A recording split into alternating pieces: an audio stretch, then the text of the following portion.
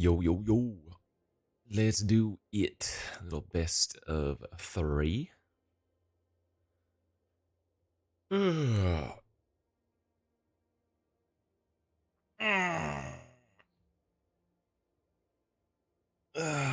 do we got here? Fortune? I don't want it. Bandit, Repulse, Lazov, Desert's Dew, Lush Oasis.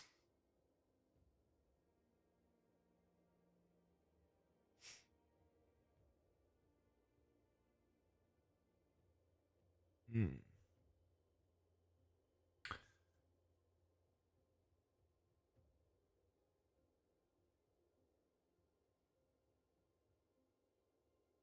Hmm. I still think I'll take the Fortune, but not what I want. Oh, hello. Okay, just gonna get past ourselves. Nice little final showdown. No big deal. What do we got here? Crew, saddle, mobile. Yeah, I take. I like. They probably took like an Oko. Imperio Imperium. Thanks for the 31.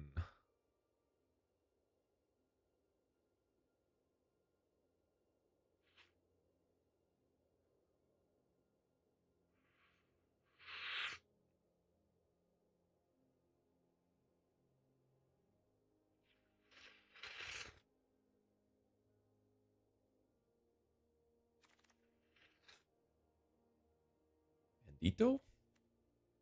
Can you wrath in between the blink? What is the wording on this? End of combat, exile it. No, because they flicker immediately.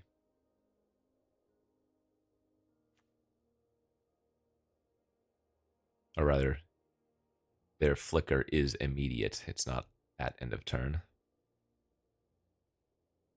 when they do flicker. Oh god, I thought that was a second freaking final showdown for a second. A doggy here and a spider. Take the doggy. Oh my gosh. Oh my gosh, all the white stuff. The heck is going on here?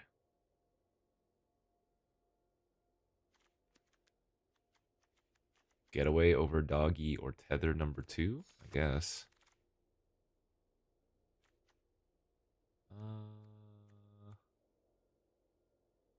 Pixie's just okay.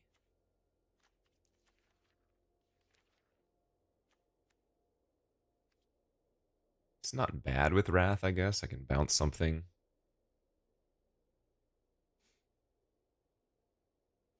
I'll take it over Shield. Probably gonna Varmint here over Griffin.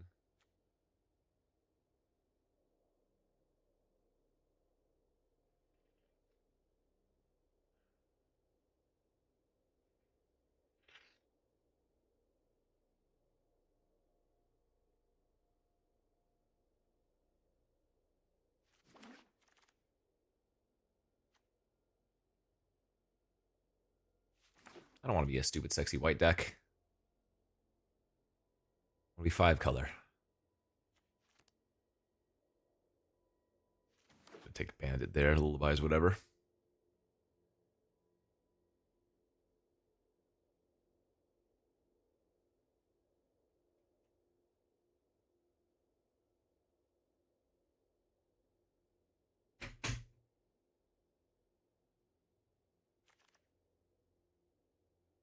Ride down.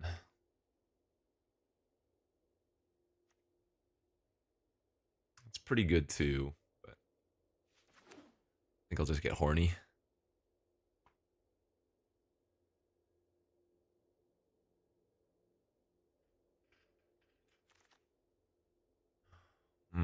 Okay.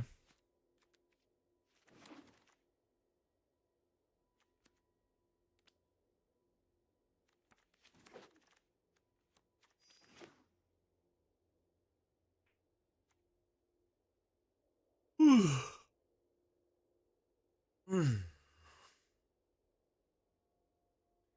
could say it was a real gem.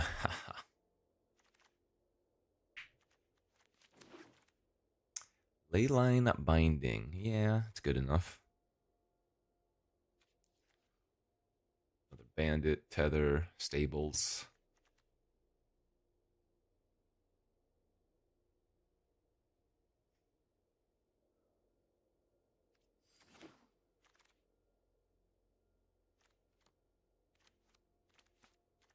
I think I'm just going to keep taking the good white cards. I don't need to take the land.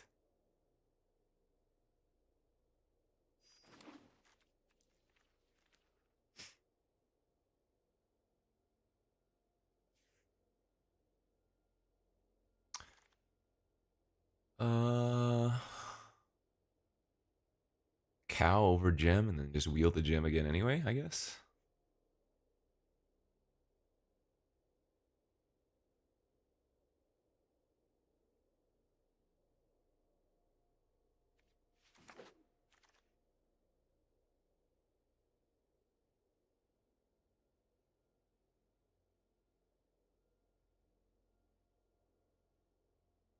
Guess I take the blast here. Hmm. Can they bait me with an intimidation campaign? No, not really.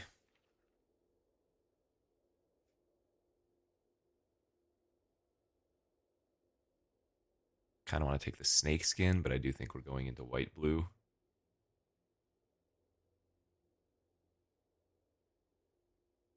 Kind of want to just take another sheep.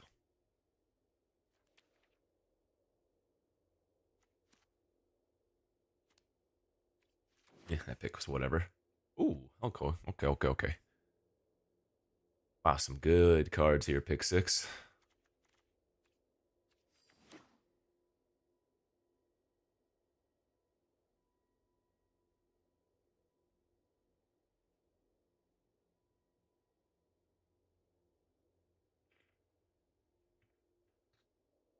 Well, white's been very open, so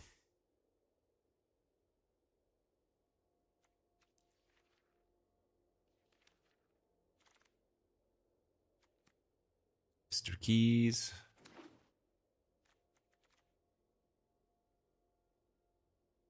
Nah, Lasso's not meh. Lasso's very good. Probably gonna play against a deck with like five varmints though. I guess the sheriff with double bighorn isn't terrible.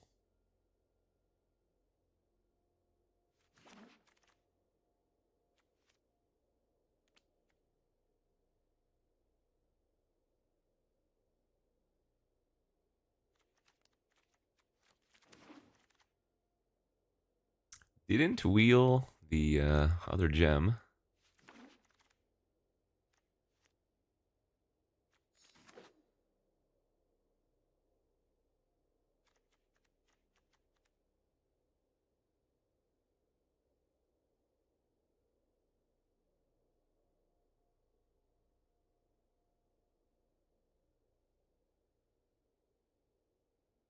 I like Thunder Lasso in some decks.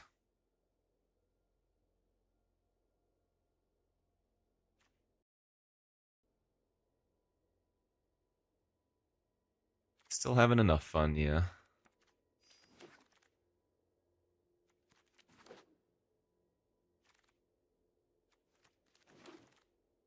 Roxanne. Blech.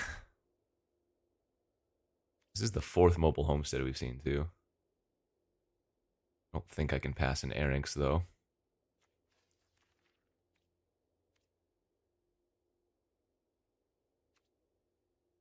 Well, maybe I take the homestead and we try to wheel the Arinx. Is that crazy?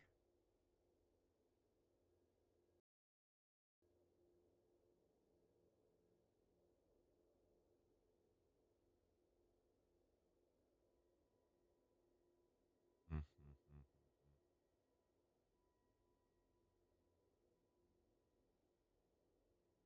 Is it though?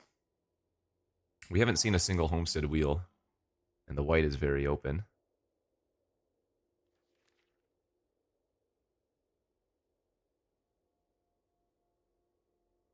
Um,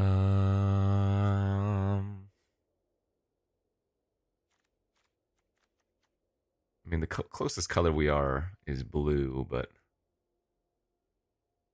man, this pack kind of sucks. Like, I'm not taking Vadmir. Best card here is like Dance of the Tumbleweeds. If I somehow end up in green still. Interesting. Actually, I'm going to take in Splash Baron and wish I had taken Vadmir.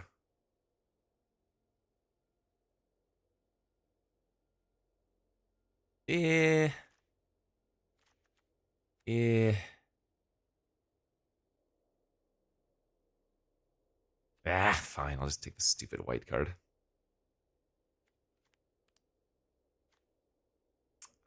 This would not be awful. I have 4 mounts. It probably ends up wheeling, though. I'm going to take the 2-drop.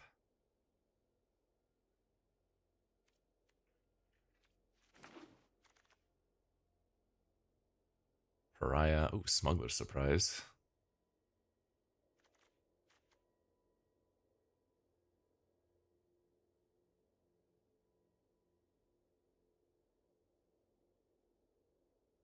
I mean, there's not really a reason to be mono.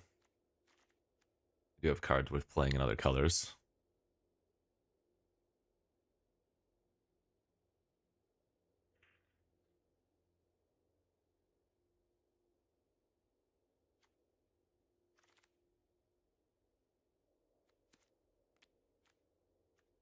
Man, Ranch is really tempting too, but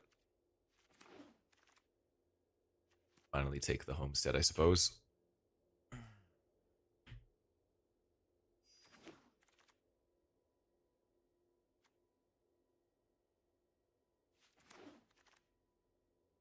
We did wheel the Homestead.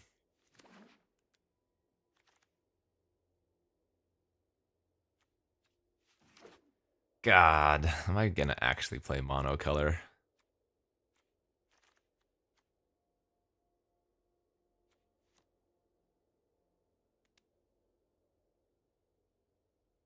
If anything, I should probably just splash the double gem.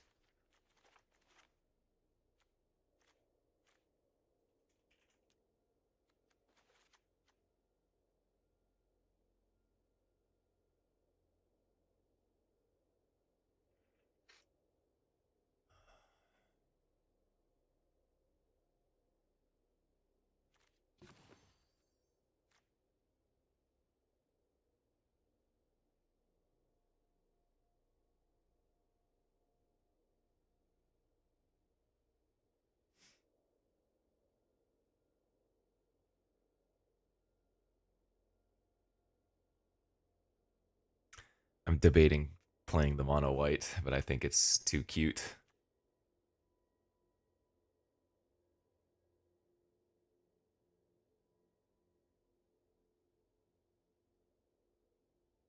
Slight debate.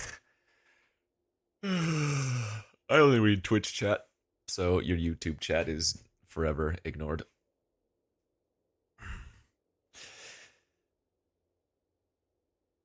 No, the mono white's not bad. It's just I definitely gained something by playing blue.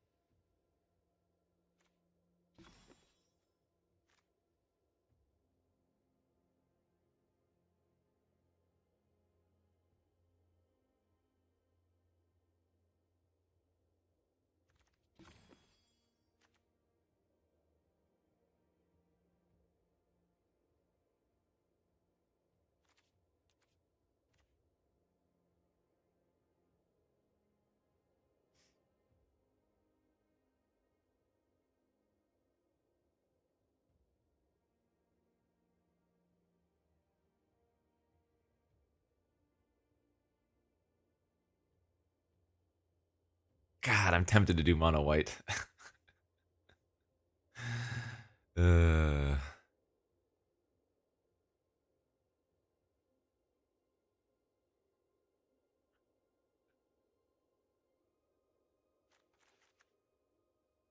yeah, I'm okay cutting the bandit.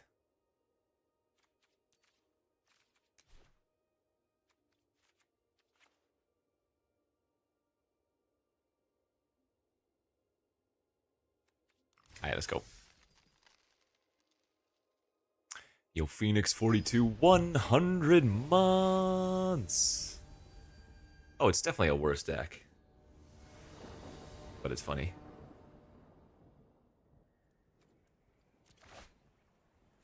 Easy.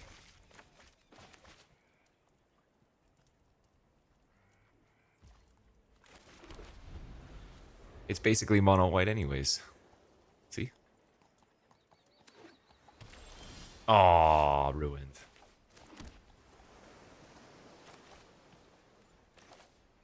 I like leading with Homestead because they can't kill it with, you know, random burn or something. Even though, yes, if I lead with Erings, it would have haste.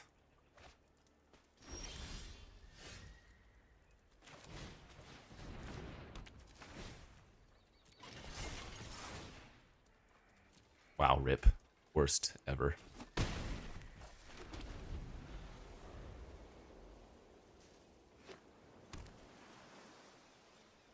Admin 404, thank you for the 6 months, subby.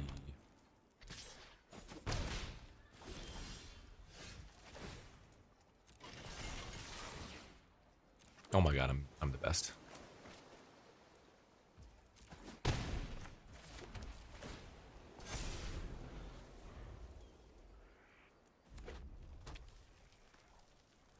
The dirty doggy.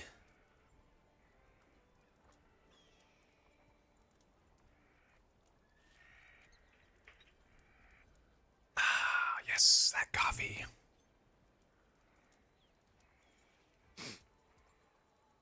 What?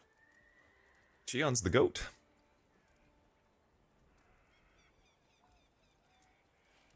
Oh man. My back, my crack, my whack, my sack. Ugh. Ugh. Ugh. Okay.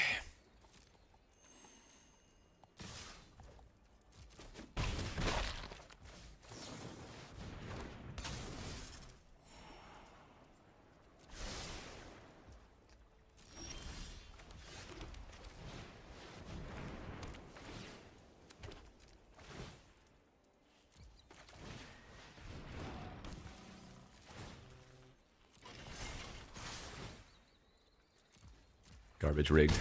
It's rigged when I brick, and it's the best game in the world when I hit. You know that?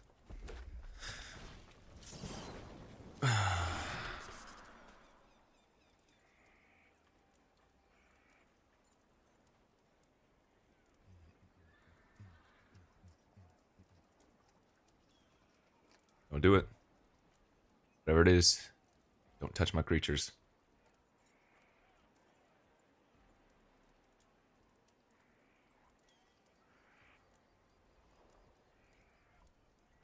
Can this draft be done with so we can go draft 5 color? Hell to pay. Okay. Touche. Everybody's got a mobile.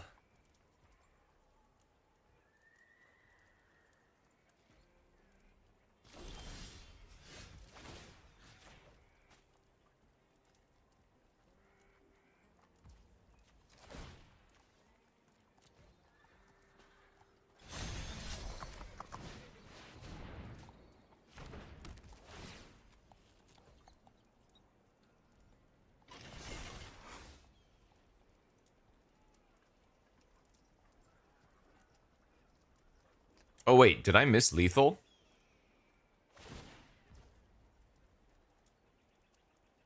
I missed lethal. I'm pretty sure I missed lethal. Oh wait, no I didn't. I needed 7 mana. JK. So how I could have done it is I crew the homestead, and with that trigger on the stack, my final showdown.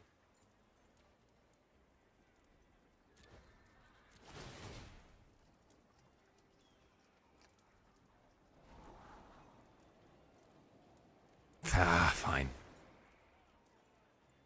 So if I had 7 mana, we had the win. Pretty clever.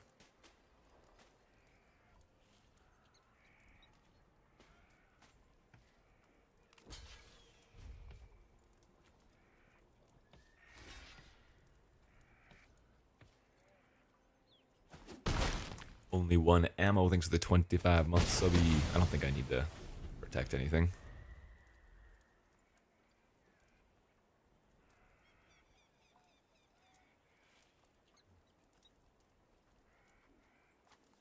Blue, don't need it. We won with mono white.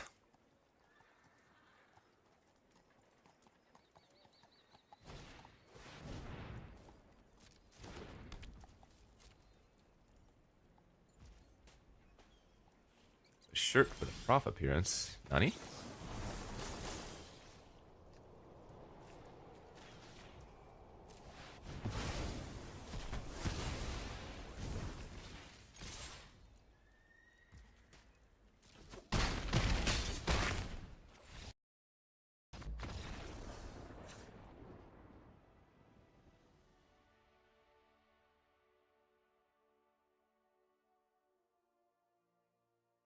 Oh.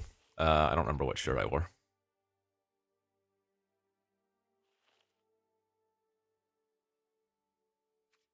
Sideboard? What the heck is this novel thing? I don't draft cards to put in.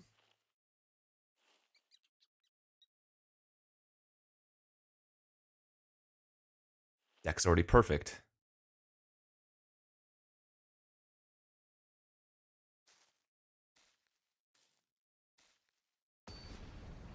Alright, Circovitz, what do you got here?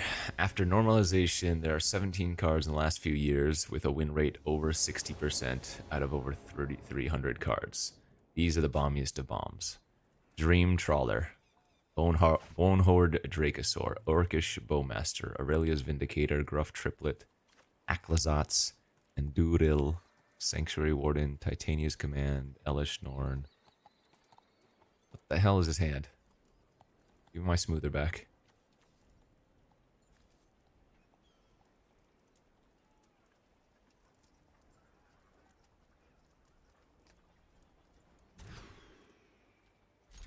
Guess how many islands are in my deck? Yeah. Not that many, gonna draw them all anyways.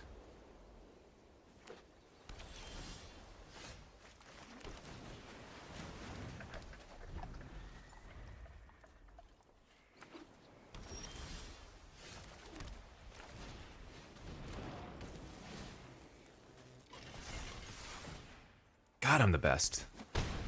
That's 4 of our 6 islands seen.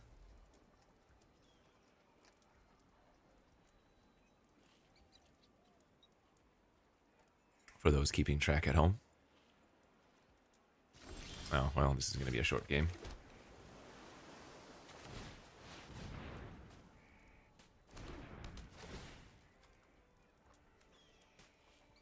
Sadly, I cannot saddle both. We're going to go for high upside of crewing the homestead, of course. Well, it's not even high upside, it's just more damage, but... Hey, don't you do anything. Yeah, well, what if I crew in response with my other creature? Ha ha ha, sucker.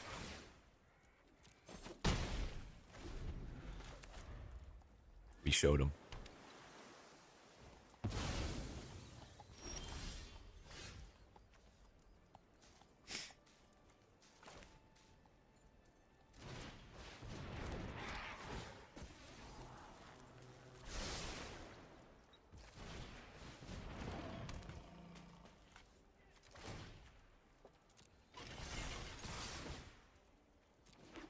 Oh my god, no way I hit.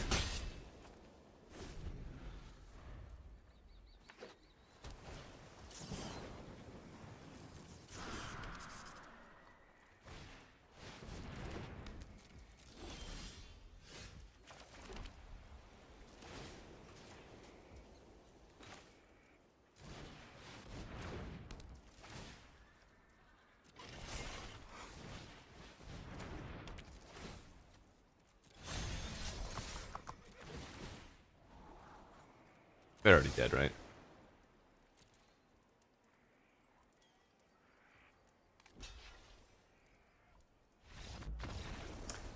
Yay, magic.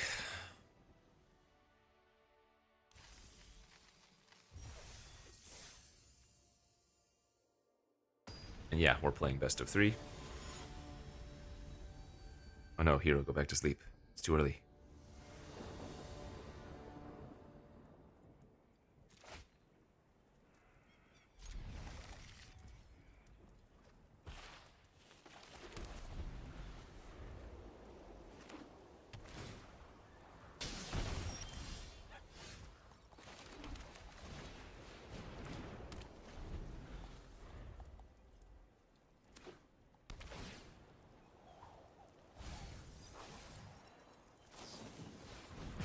Thundercats.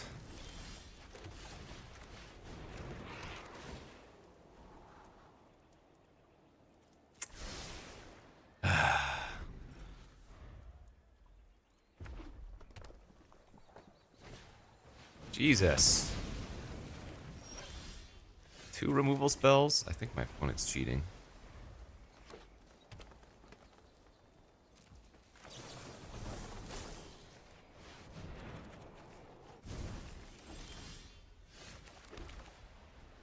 Coloring?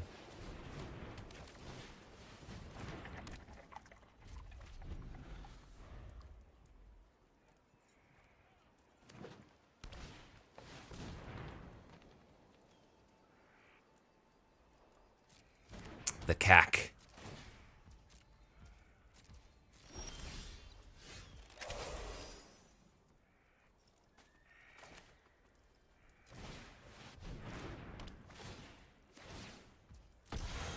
I'm going to value the potential card draw over the 1 extra point of damage. God, I'm the best in the world. So smart.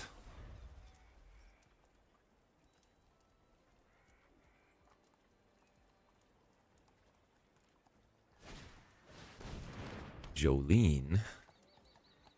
Jolene? You gonna punch my vigilante?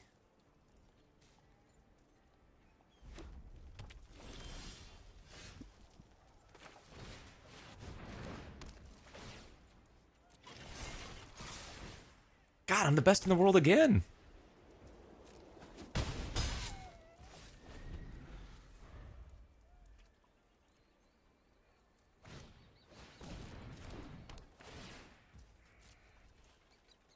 Anytime you hit with a card like Mobile Homestead, it just feels like you instantly win, even if you lose.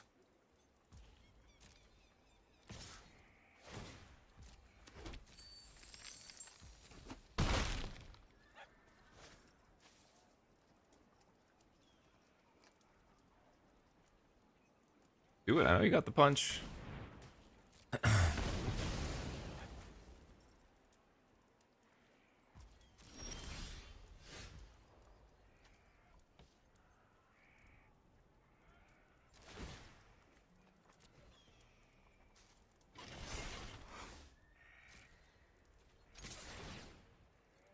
Oh my god, he's 3 for 3! Incredible display.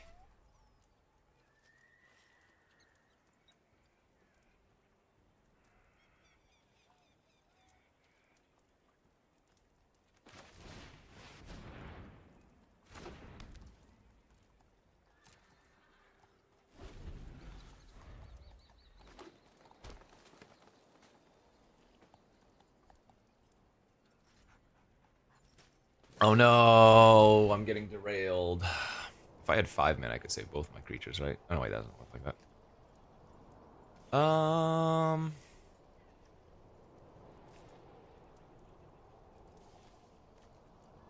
I almost want to save the homestead.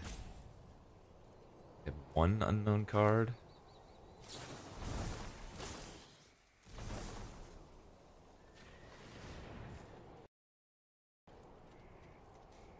Blurry. God damn you, camera. Why do you reset every day?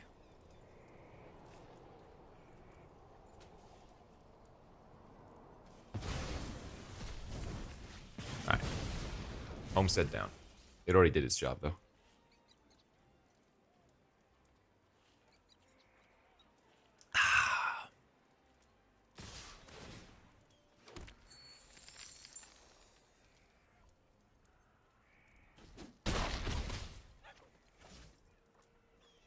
Yeah, but I could like flicker one and indestructible.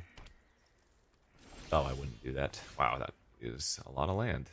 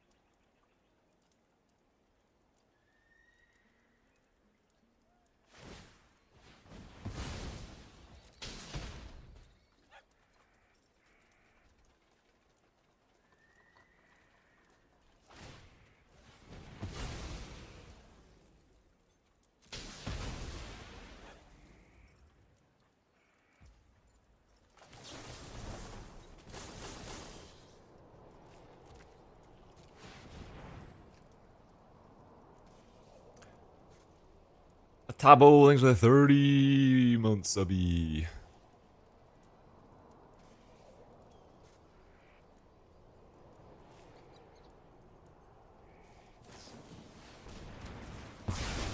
Sure. They're hellbent, so.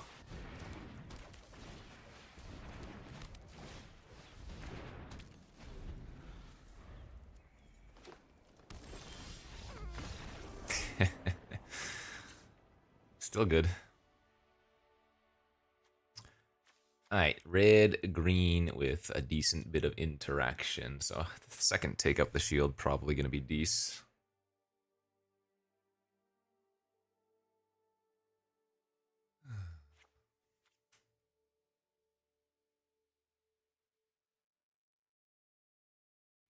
Let me go say good morning to the baby.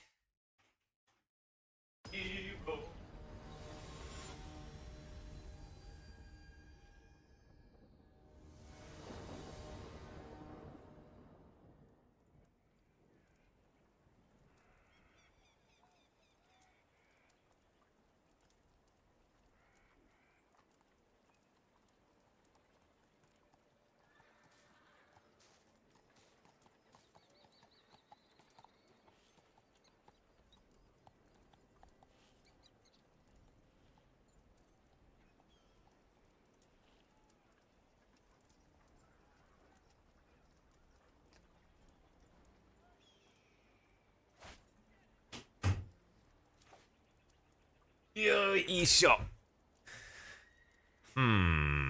This hand is quite bad. Yeah, let's pitch that away. It doesn't do anything. It's a lot better.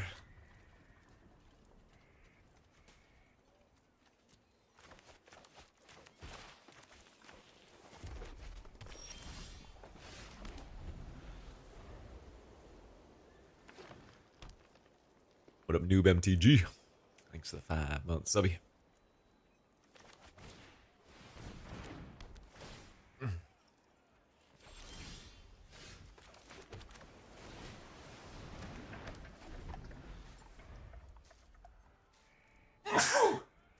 Excuse me. Yahoo!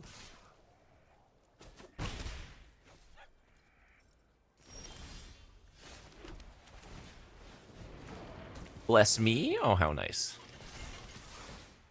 God! The mobile homestead is busted! It draws a card every turn! It can't be stopped.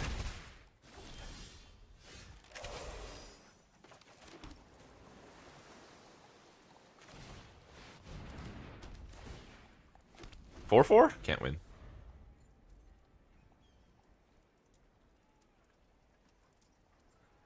Yo, bartender. Thanks for the prime subby.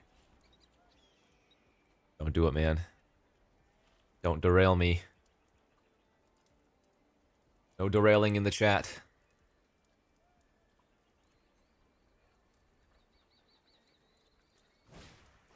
Ooh, the double cack.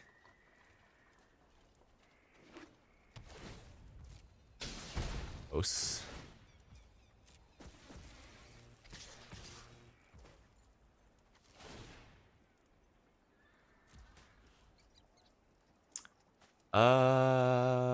Actually, okay.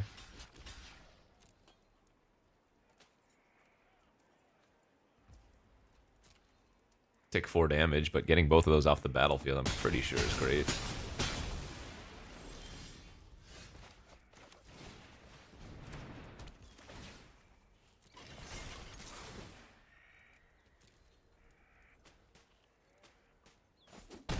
These gems are going to be super good too, with the Keykeeper and the Leyline Binding we're about to draw.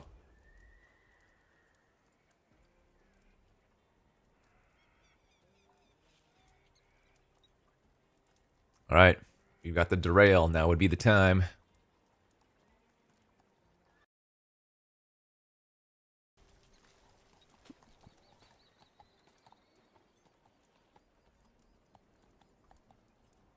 Double trample.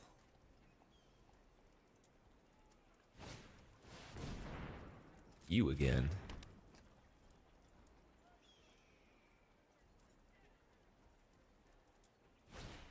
Derail? Derail's not a sideboard card.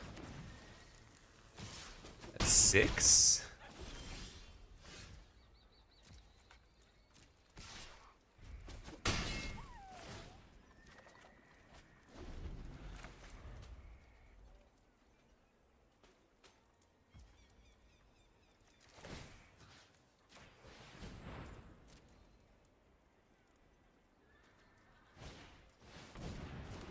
So quickly. Alright, let's just get rid of Jolene then.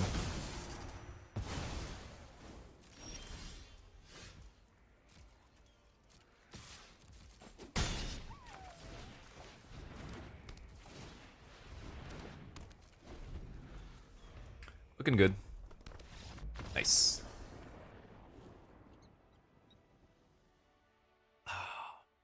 Alright, 2-0 start. 2-0 in the best of 3 queues. Let's get them big buns.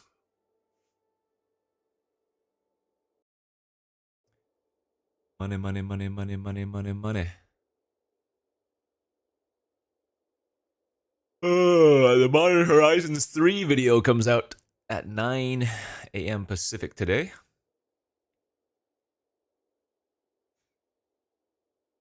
Featuring myself, Nerd Girl, Mr. Sutcliffe, Marshall, and some Watsy peeps.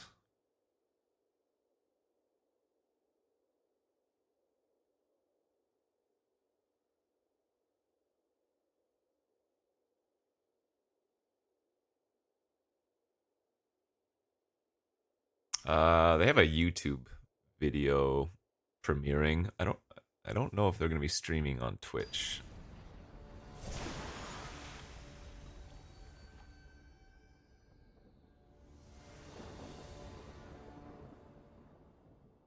Lost the die roll. Rigged! Oh! Homestead's back! Unrigged. Uh-oh. We're gonna get reverse mounted.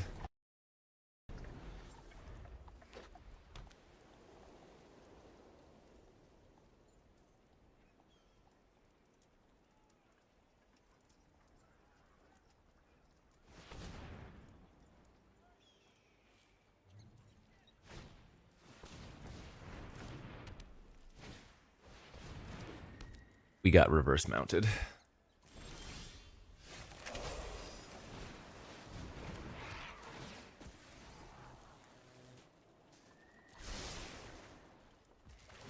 Even though that means I'm going to take a big hit, I think it's correct to ramp up when I have the showdown.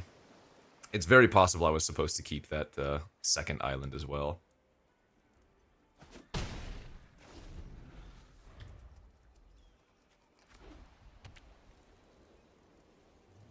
In fact, I would not be surprised if that was a mistake to have pitched my other island.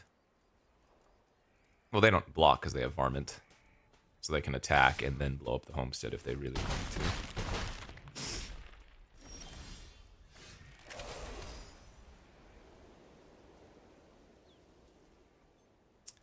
That's kind of funny.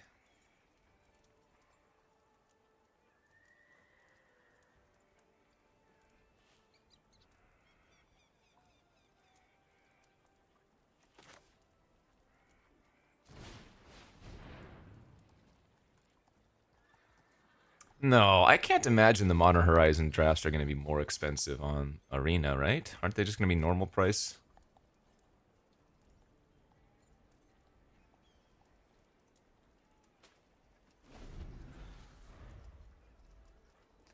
Have they done that before where there are drafts that are more expensive? I mean, maybe if they have, then sure.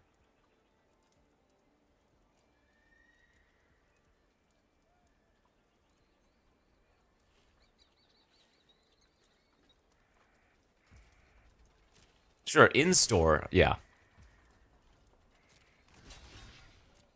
Like live paper, whatever.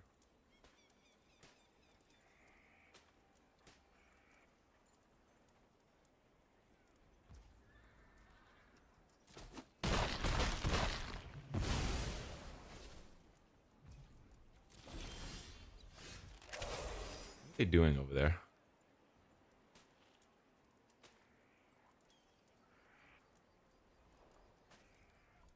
This guy, besides scaring me, just have a bunch of removal in their hand?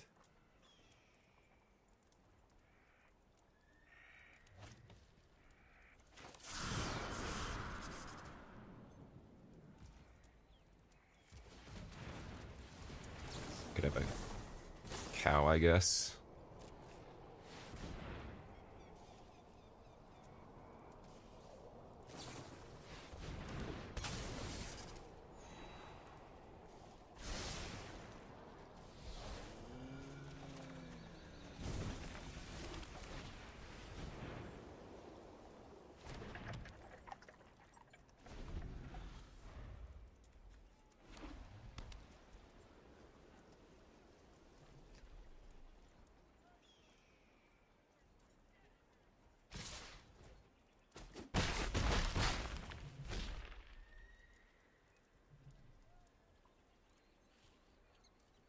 Need to draw a 7th land so I can beat a, take up the shield.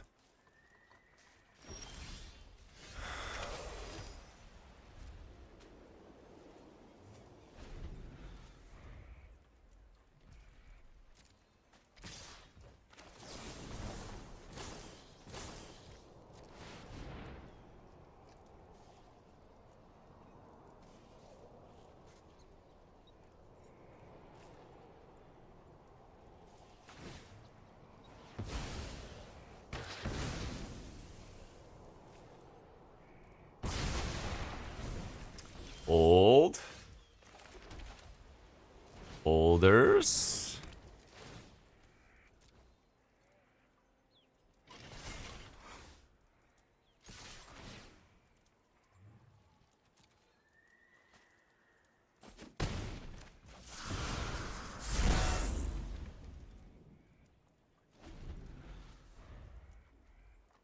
No, they probably have like throw from the saddles in their hand and stuff. Tricks that they can't or haven't been able to use.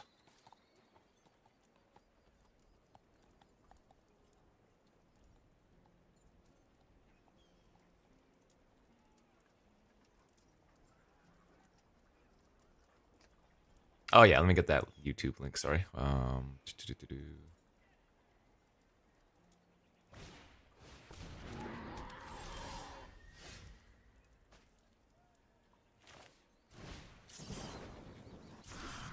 No, trigger on the stack. Did I hold priority in time? No! My homestead should have vigilance right now. And +1/+1.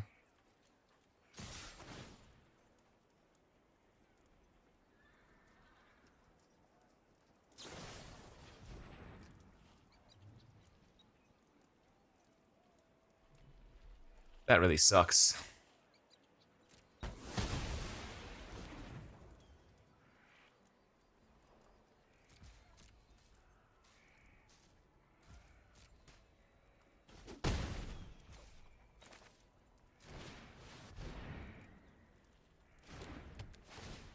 Do this while they're tapped out of green.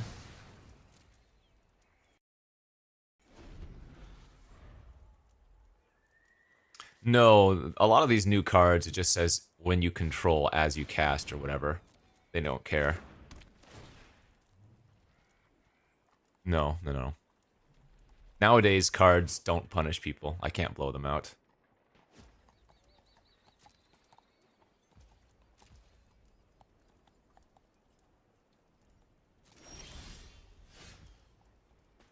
I could lasso their tether and get my fortune back.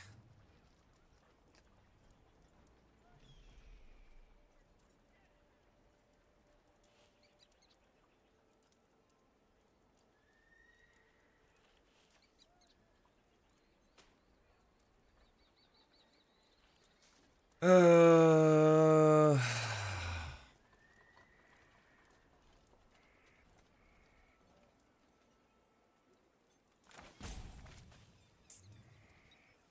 think I might actually do that. Lasso the fortune and get away the shepherd. Attack them for 7.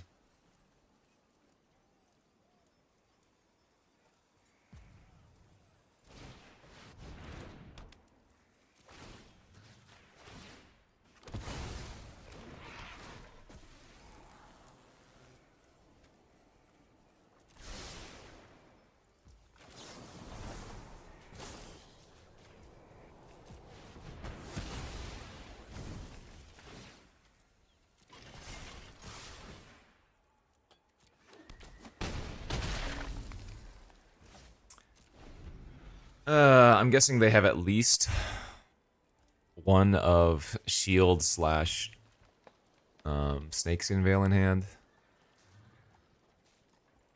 Why not blink steed again? What?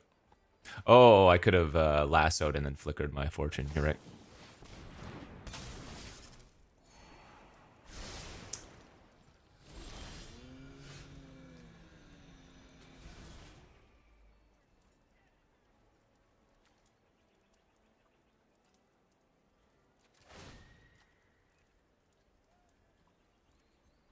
Ugh. I'm gonna die to take up a shield plus snakeskin veil. I already know it.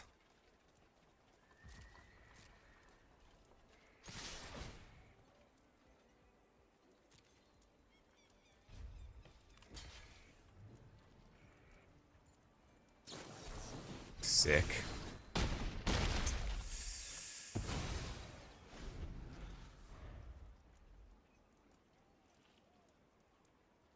Oh, they have the punch. The saddle that's been sitting in their hand, maybe? No? Ah! Well, I can't win. Ah, that sucks so bad, and I don't think there was anything I could have really done about it. I guess I didn't have to use the lasso on the tether. But if I was putting them on snakeskin veil, that's the way I should have done it. Yeah, maybe I should have just lassoed their thing and saved. Oh, no, I needed to... Wait, no, I did need to get away the 4-3, otherwise get away doesn't kill their ox. So I would have went to 1 and had lasso for their flyer, I guess?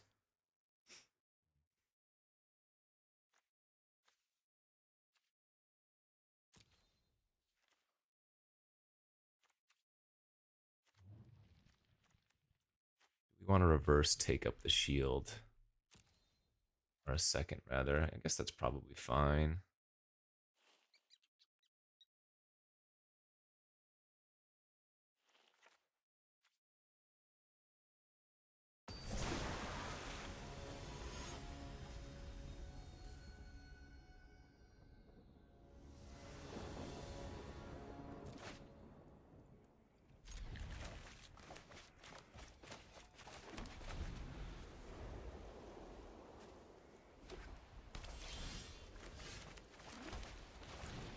Always mobile, always happy. No! They're cheating. Turn 2 Erinx.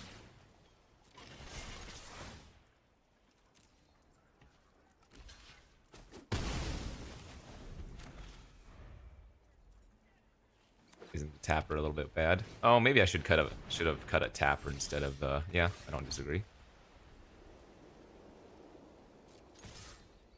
So the vigilante.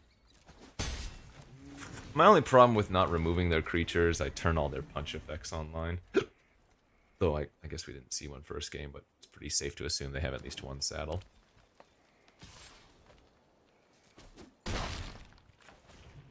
My hand's great though, look at that. The Beeve!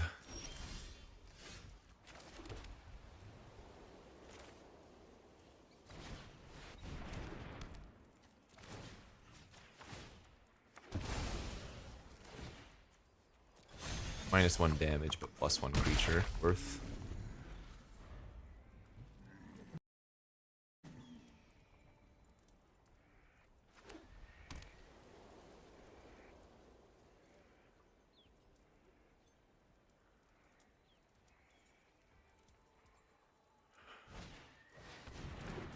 Okay, that's fine.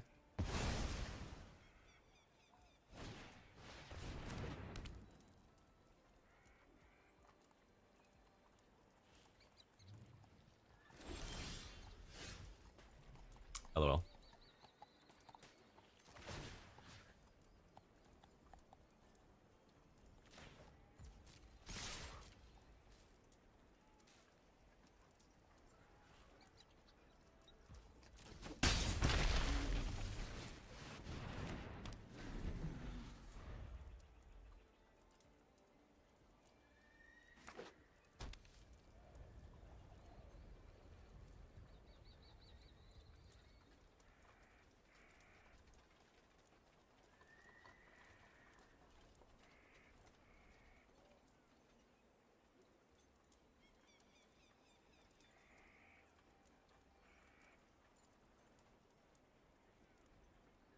What was the reason they main phased their cow last game again? What did they do?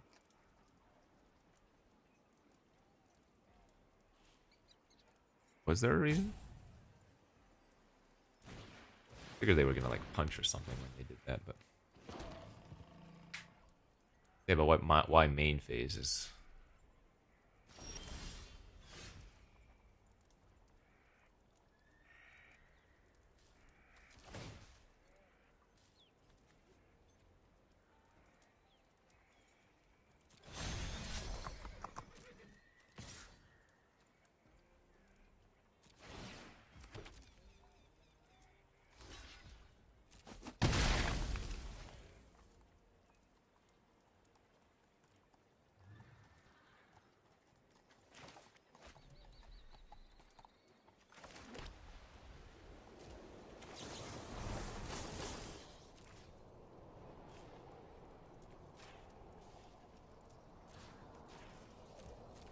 Doing at the end of their turn so that 3-1 doesn't come back until the end of their turn.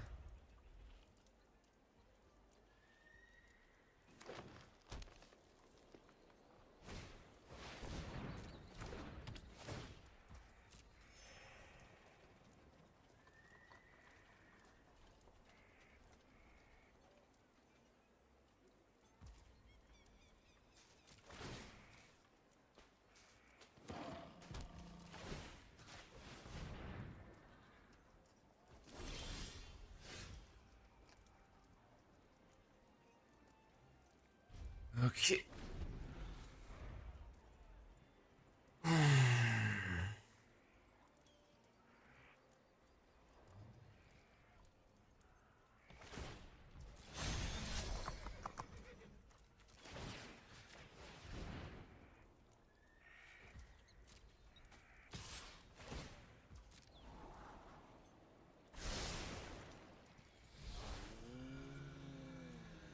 God, it's so tempting though, binding their tether and try to block, but I think I'm gonna cow this turn.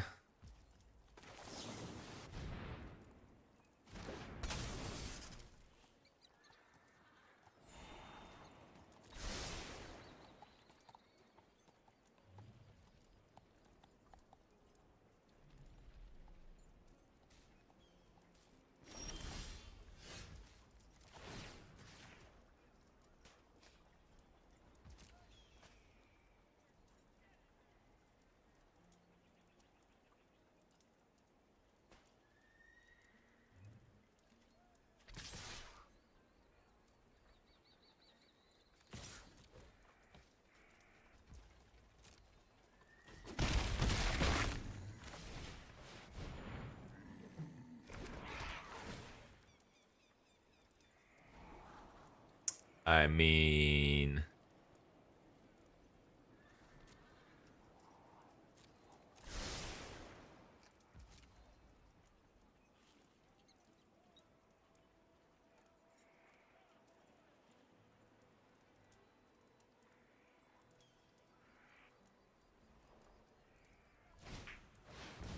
Mystical Tether. Okay.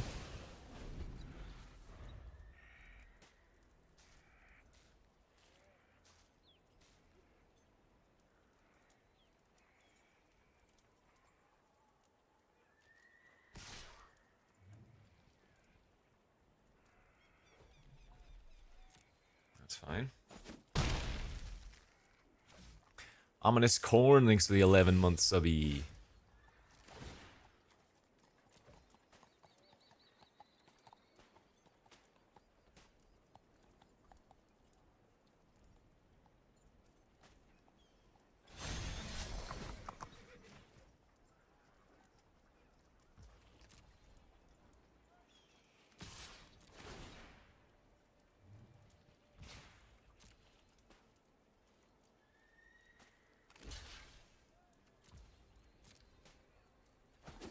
Nice. Hella good deal.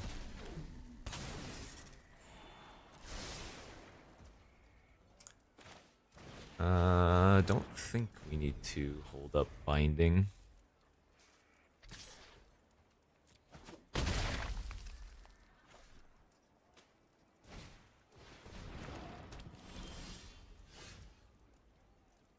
I could go for lethal. It seems needlessly aggressive.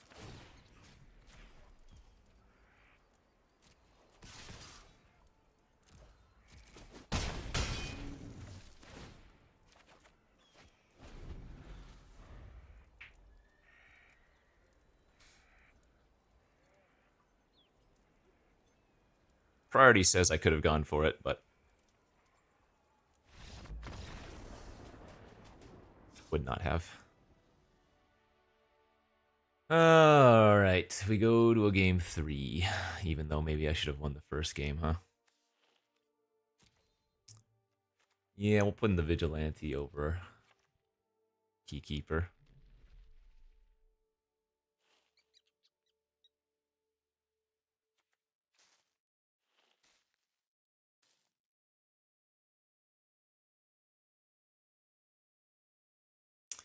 Alright, game 3 of the finals for all the marbles. Oh, here's the YouTube link, by the way. I think it goes live at 9 tomorrow, or today.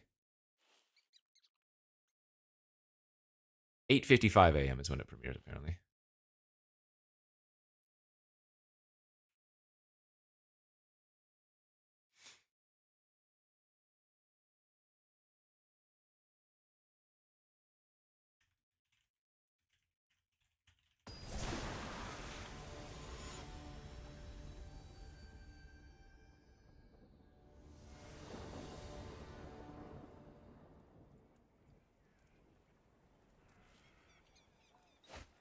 Oh no! Help!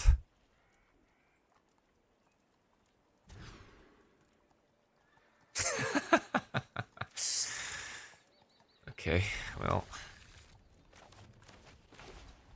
You know they have at least... Oh my lord, what is going on here? Please don't Erinx me. No!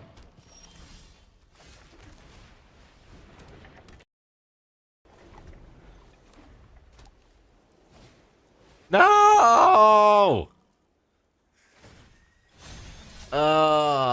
Being on the draw here with them having double Erinx is so gross.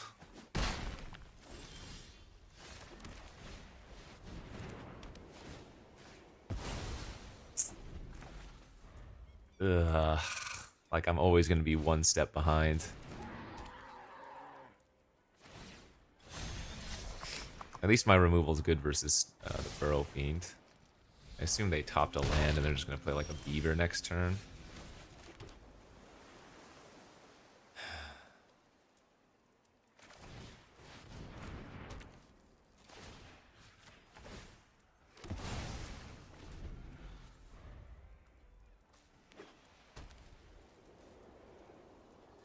Okay, just attacking for 2, so they don't have a way to saddle or mount that? Bought a paladin, sure.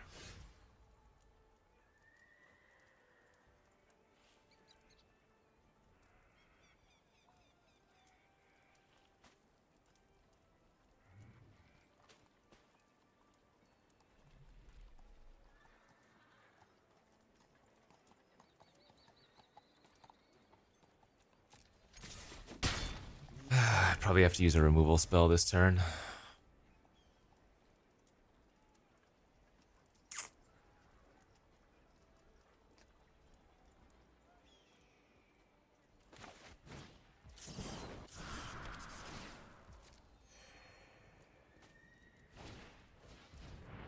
Boots?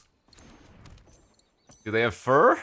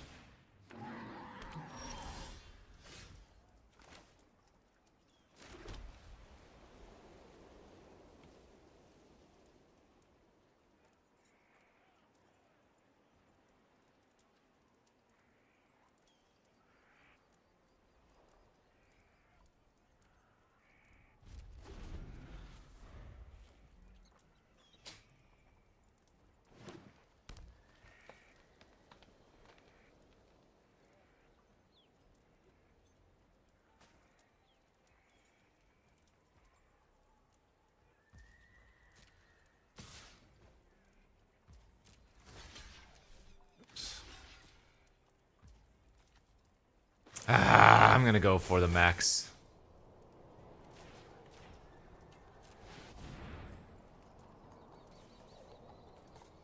If this works, we're very far ahead.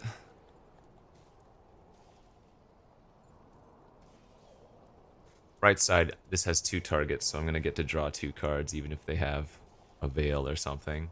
They still get to keep their creature if they have like a steer clear or a shield. Oh, baby! It's a little annoying, I guess. Good news is they couldn't give it haste there.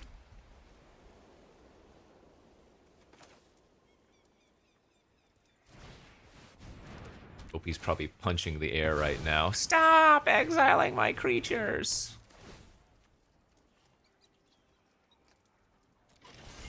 I'm supposed to let them attack me next turn. Because to play the Burrow Fiend, equip it, and saddle it up is a lot of mana. They would need to have drawn a 2-drop or a land plus a 3.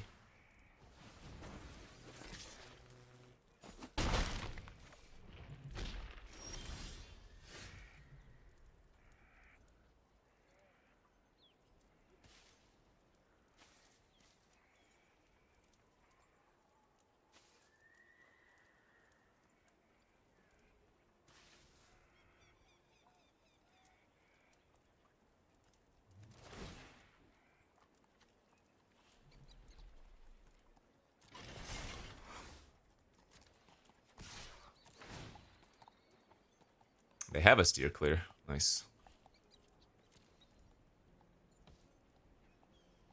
Yo, Grimmy, thanks for the 19-month subby.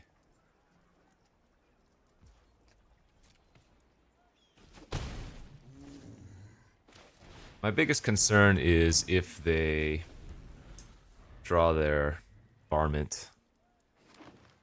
That would be very bad for us.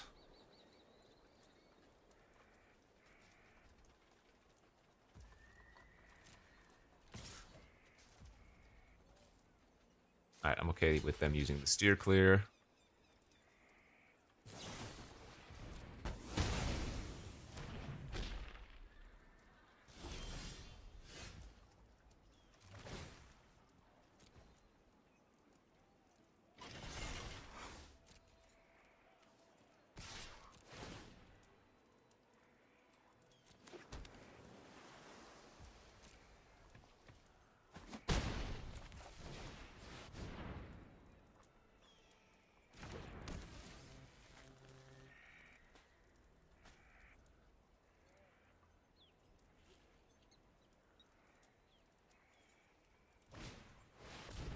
That's fine.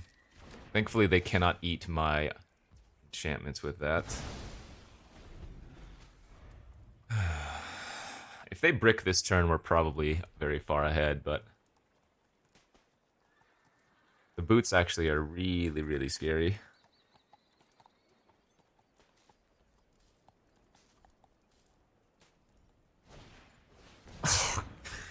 Best possible, dude. Alright. We just lost. Oh my god.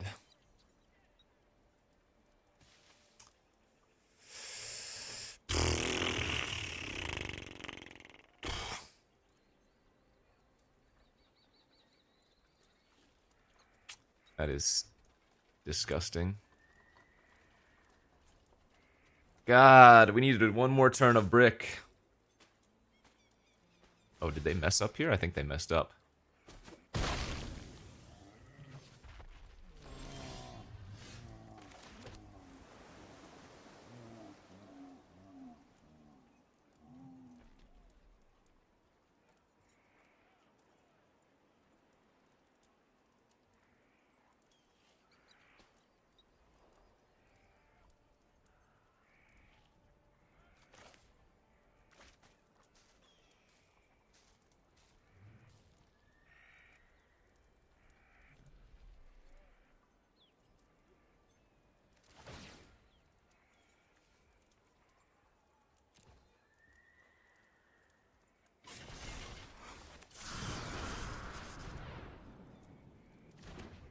No, we're still losing, but...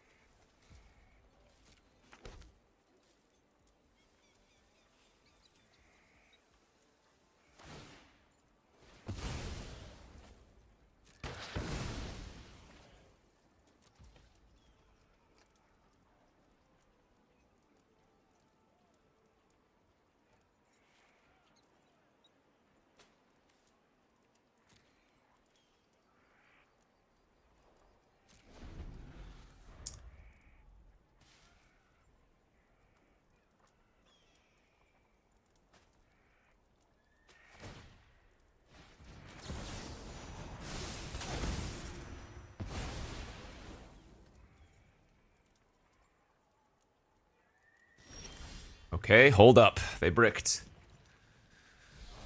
Let's see. 1, 2, 3.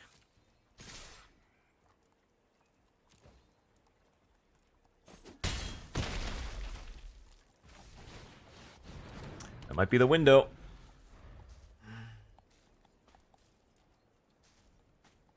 Might be the window we needed.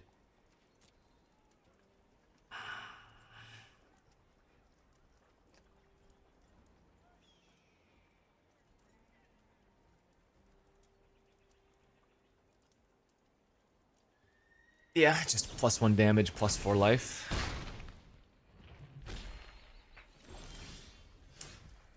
It's pretty good.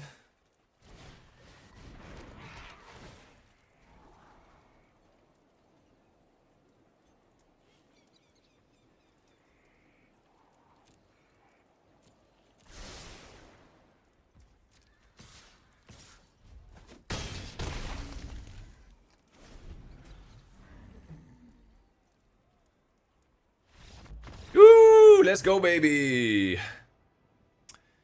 Let's go! Saved. Aight. Traditional draft is free money! Free money! What do I get? Some QPs and stuff? Yay, magic.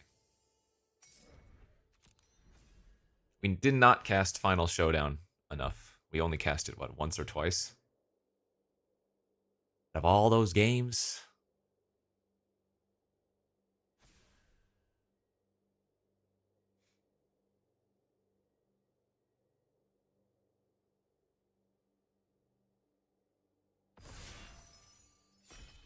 Yeah, that's so on the turn that they played the Varmint, if they sack and kill and get back their flyer and equip with the booties, I don't think we win there.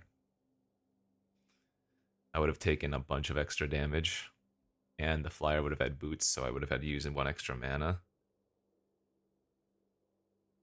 I don't think it was lethal, but yeah, might have died.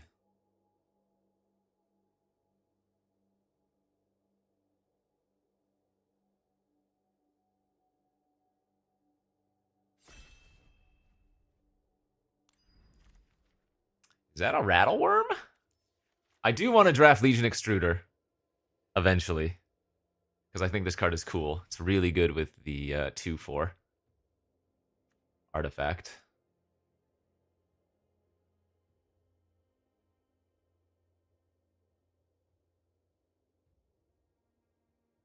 Do it, nah. This is not a bad card on its own if you really need a playable. It's sorcery speed, 2 mana, 2 damage, but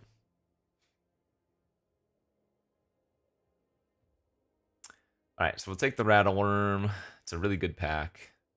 Pylon, Dance, Luck, Murder, Felidar, Extruder.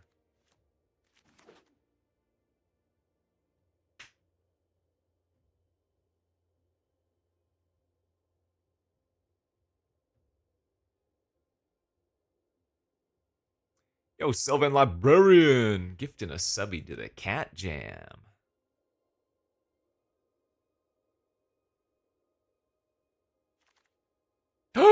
dun dun dun dun dun dun dun dun dun dun. So anyways, I trailblazed. I lose out on a Lush Oasis here, which sucks a lot. This is a very good start. Yeah, we could have went Legion Extruder into Synthesizer. Imagine. I don't want Burrow Fiend. But it's a good card.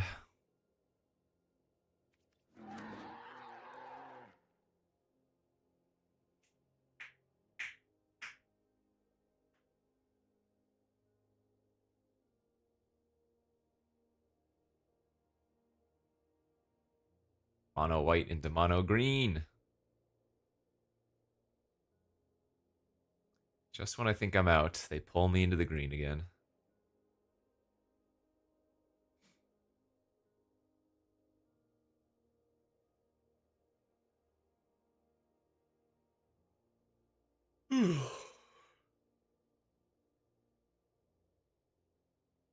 Out of coffee. Despair. Ugh. Pain. Ugh.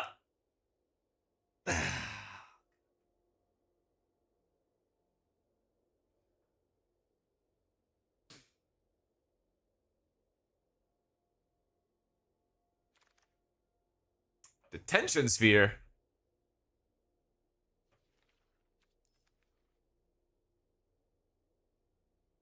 There's so many enchantment removal spells in this format. Detention Sphere, Leyline Binding at rare. Actually, Leyline's like a mythic, right? And you have Journey to Nowhere, Lasso at uncommon. You have Tether at common.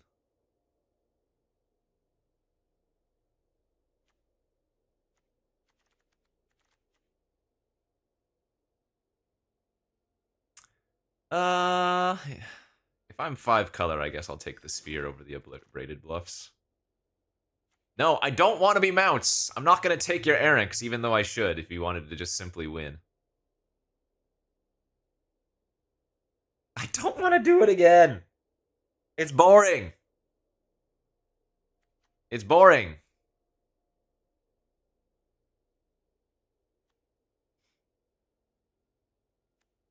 Kind of want to just take the Gardener here.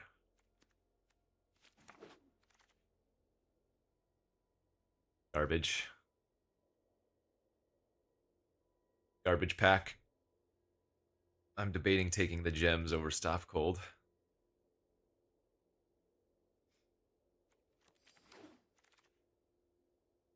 Mace is good. Crab is good. Take our first desert. Yeah, Varmint's fine if we're going to be base green. Branches, whatever. Woohoo! Make your own luck wheel. So did the pylon. I'm in. F the Erics.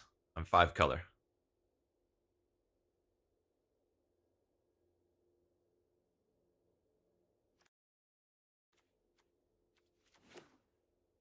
Or maybe blue-green, but also 5 color.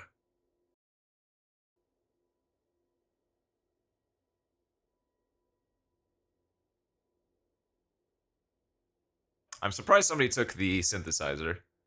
Not surprised somebody took the extruder.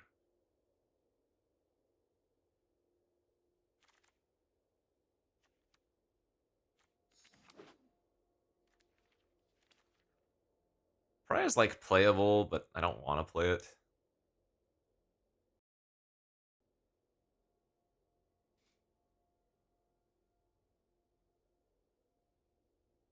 No, I don't get Bonnies. I only play against Bonnie.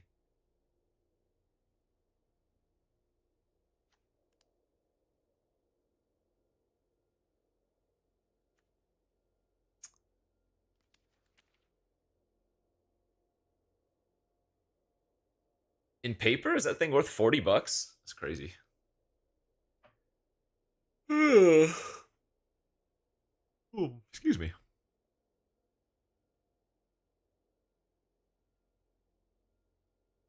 Hmm? Oh wait, we can't shame people because there are no names in best of 3. Not that I shame people anyways.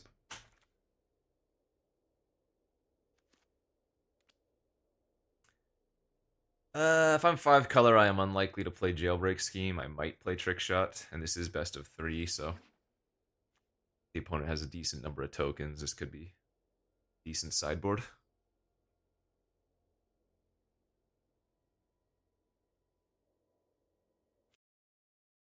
Well, fine. I'll be very ready for the tokens. The Muskull!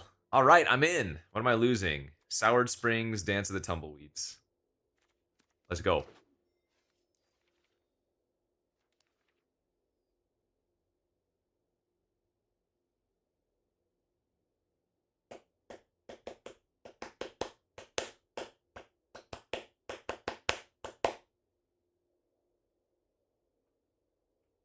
We just need a 5-drop that's white.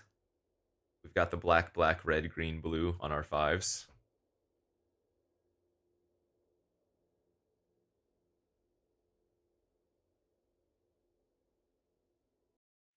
He's back! The Pos Boss?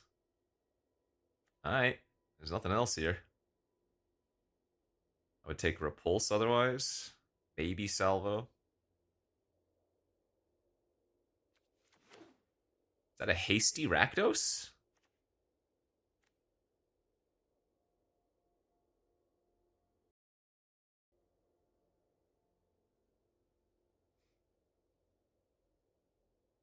Yeah, we're at, what, 100 plus gems already? Is this mythic? Yeah, so 40, 80, 100, 120, 140. We're at 140 gems acquired already. You know, that Botanical Sanctum, though, looking pretty decent. So is that Conduit Pylon. The Conduit Pylon wheeled in pack 1. Is there a chance? No, because somebody took Lush Oasis out of it. I have enough enchantment removal. I don't even know. We might just be splashing a teeny bit of blue. Pylon I guess Pylon's better for Rattleworm, too. Spider, easy.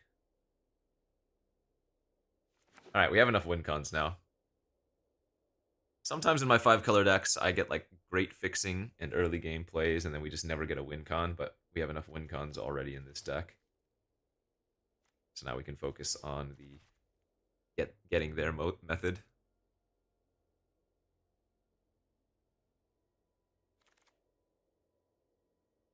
Derailment versus an early game play.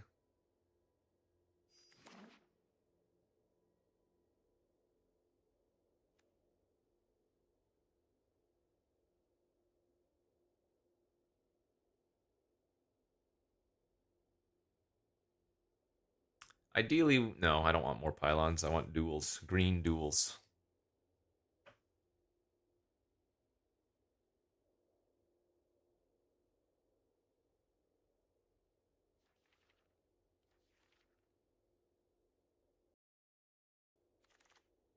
Uh,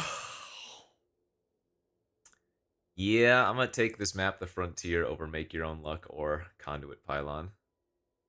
Although I guess Make Your Own Luck is kind of fixing. If I draw Rakdos with Make Your Own Luck, plot it, you know?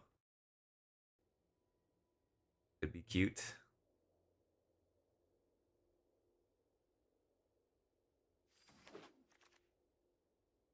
Another Make Your... Man, so many Make Your Own Lucks. Alright, I'll take this one over the Forlorn.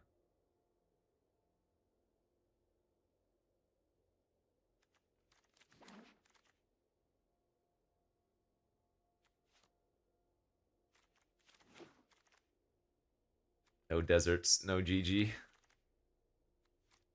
Get in, Tomb Trawler, get in. Red, green, splashing, black, blue, white, I guess?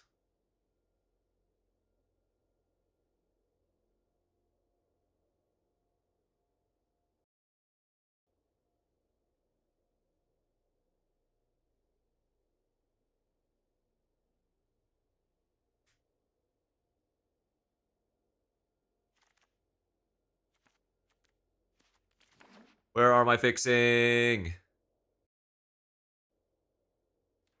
With double Make Your Own Luck, having a card like a Brainstorm effect in our deck would be so good. Brainstorm the Rakdos back on top and then Make Your Own Luck it.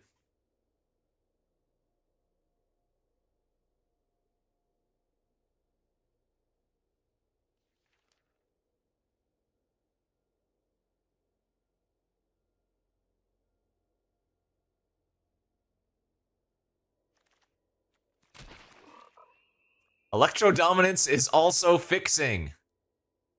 Ah, but there's a bandit here. Ugh.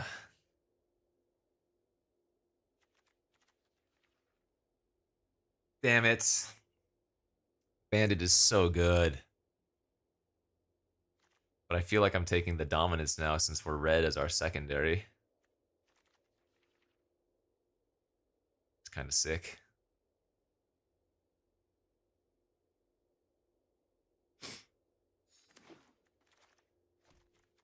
Oh, red green land! Oh, and another bandit! No! No! Why? God damn it. Ah! That physically pained me. It truly did.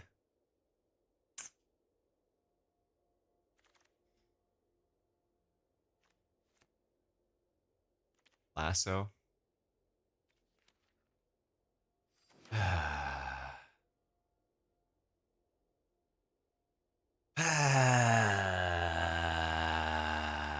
Never getting another piece of fixing ever.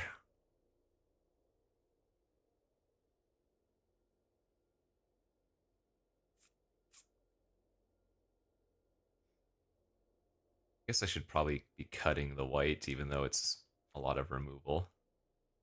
Man, are we just stupid 4-color instead of 5? I guess Lasso is probably still splashable. Maybe not the Detention Sphere anymore. Just take a stupid Beaver. I guess I'd rather have Prickly Pear for the 2 blockers on turn 3. Shot over Beaver again. Boo! Boo this draft. The correct play, of course, is to cut the Rakdos.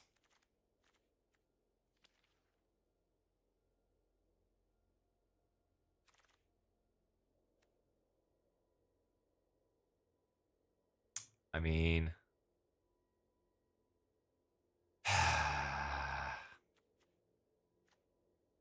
why did it have to be the white one? Could just take Gardener here, I guess.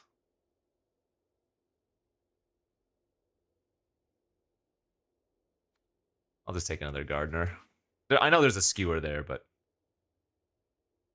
I'd rather be able to cast Rakdos if I can.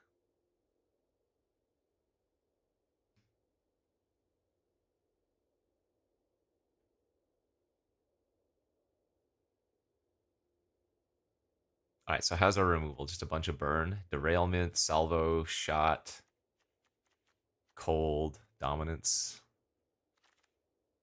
Hey! Hey! Look at that card! Rakdos fixing confirmed. Oh, yeah. It's a pretty late outcaster. Pick 8. Damn. Okay.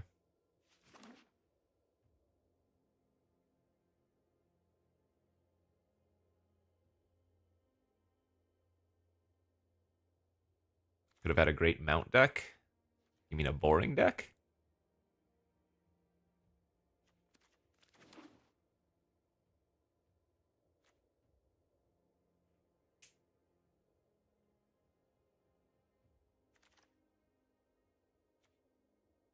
Play robbery for sure. All right, that's probably what the deck is going to look like. Unless I wheel something really sick. Seems doubtful, though. 20 gems, sure.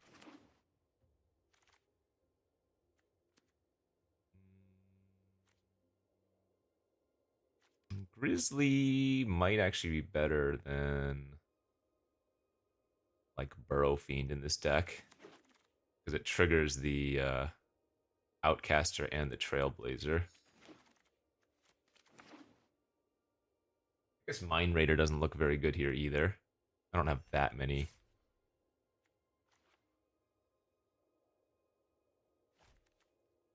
It's a Druid. Oh, that is a mercenary. It's a Druid. 1, 2, 3. No, Mind Raider looks pretty bad. Well, I don't think the Detention Sphere is splashable. I could splash the Lasso.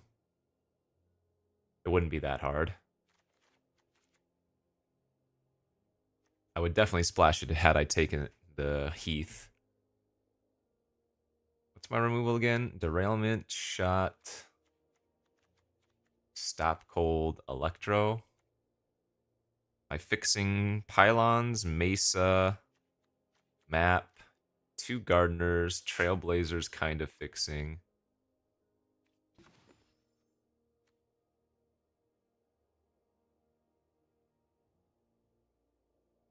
Yeah, so we can have 5 colors. You know what? I'll just cut the Burrow Fiend. I'll cut a good card for a splashy yellow card. Shouldn't need any planes. 4, 5, 6. 5, 6. 1, 2, 3, 4. 1 island should suffice. Just go up on red and green, probably.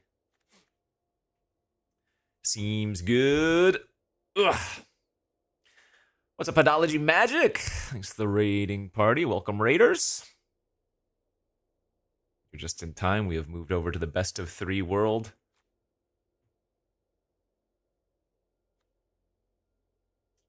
We did a 3-0 with effectively mono white previously.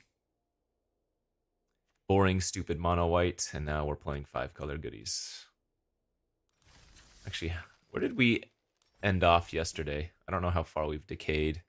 Because we still have like 11 or 9 days left in the season. Well, how much? 10 days in the season. Is that going to hold for 10 days? I don't know.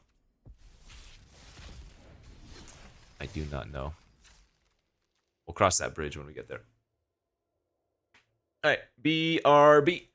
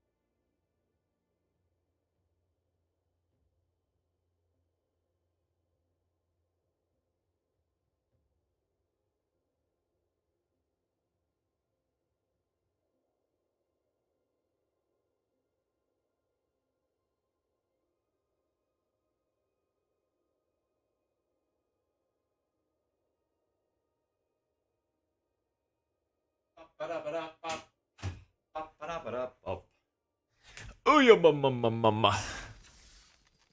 1 and 2. You get out of here. With your 2s next to your name.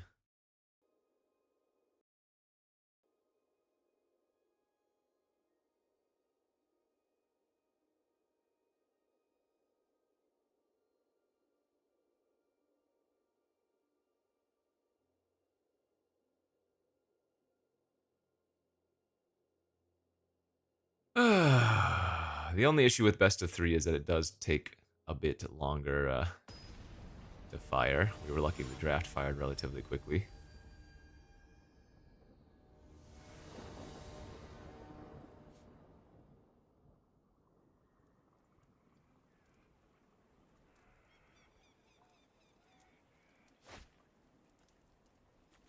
Alright, easy keep.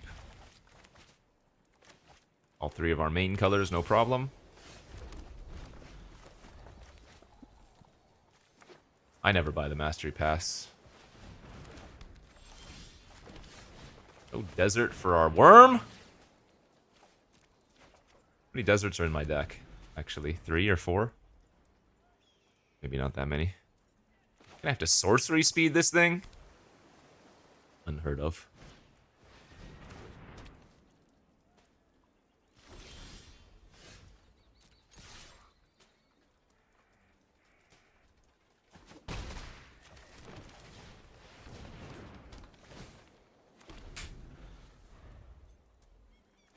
OP got that Raz.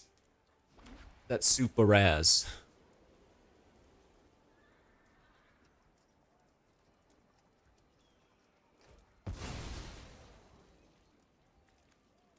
Oh, they planning.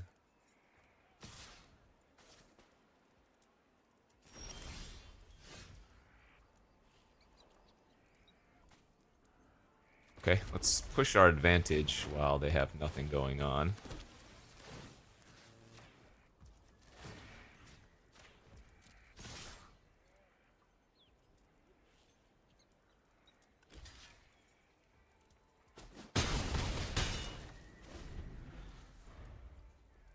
Valued the razzle dazzle.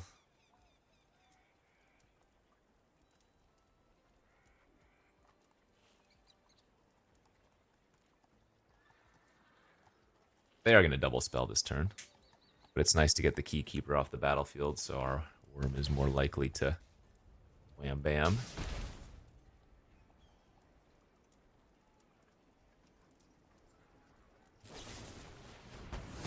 I've got an Ox. They're main phasing for double spell, probably.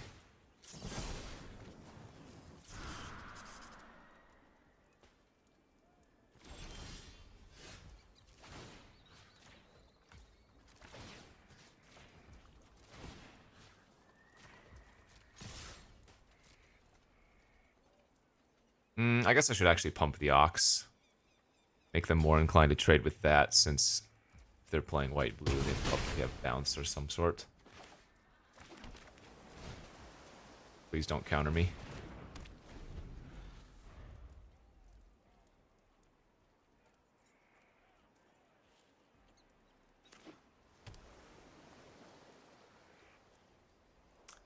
The worm.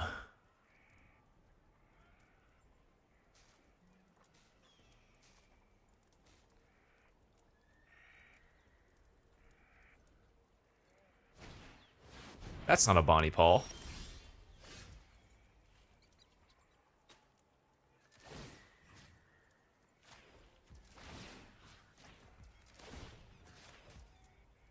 Actually, is there a card here I can draw that wins off of robbery? Scorching Shot plus a mountain works? Alright. Let's draw Scorching Shot plus a mountain, shall we?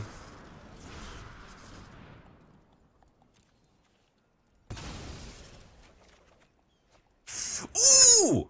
Why you do this? You so close!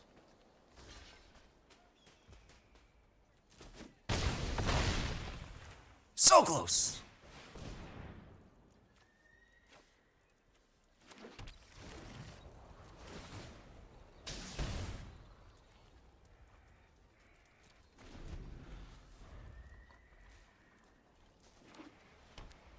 Not even Bonnie Paul can save you anymore.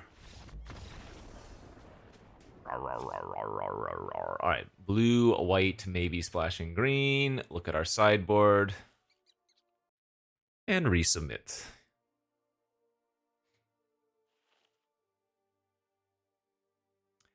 It's just that easy.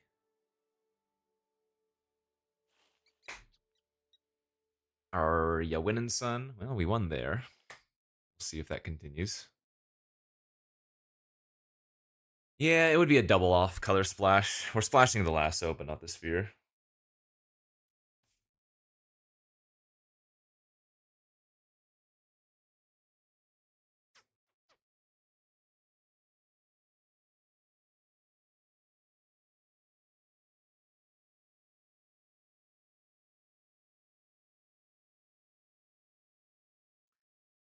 Arena open this weekend. Cube coming up soon. Modern Horizons 3 after that. Lots of goodies on their way.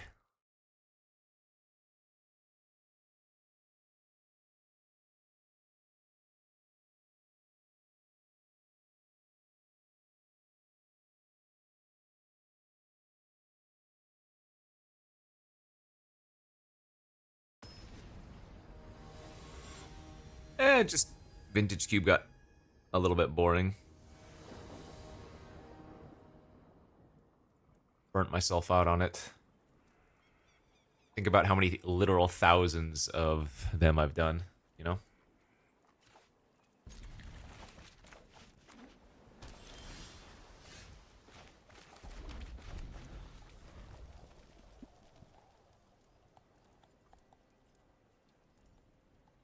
It's a pretty nice plot hand. That is a lot of mountains. In fact, how many more mountains are left in my deck? I have 5 of them. There's 1 mountain left in my deck. Nice.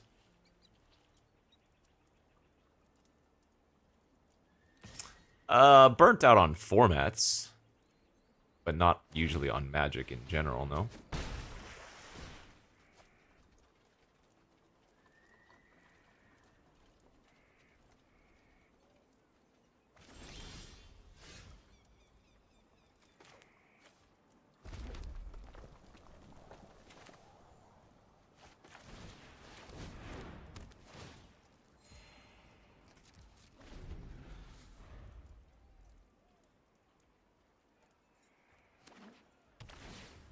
Can I stream the open? Probably not going to.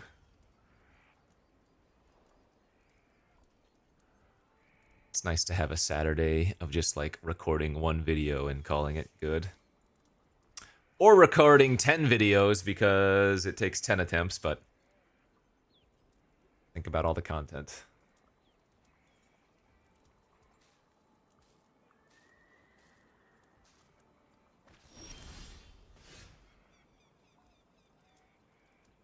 Can bounce my garden boy? You are rude.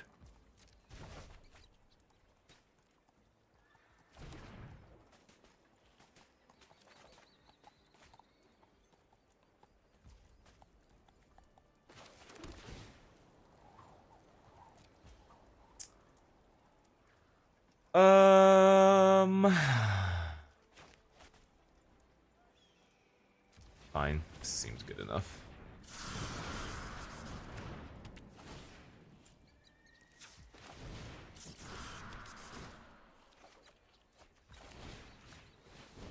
What a turn! Just adding dead air to the end of YouTube videos. I don't like doing that.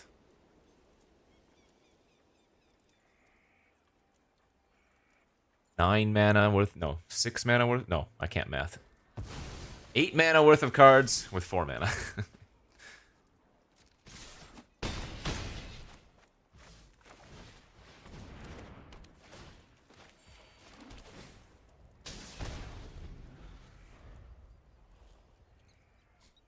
There have been short videos where it is like a quick 7-0. Like a 40-minute video. Usually that doesn't occur, but it has occurred.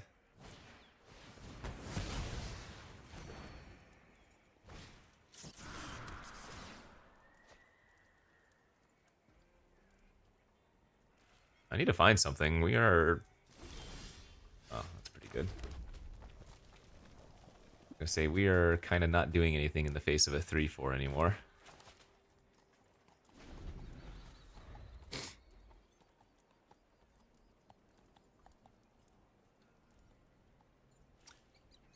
Remember, though, they have majority spells in hand. Oh god, please attack. Do it! Do it now! The worm is hungry! No, come back! Yeah!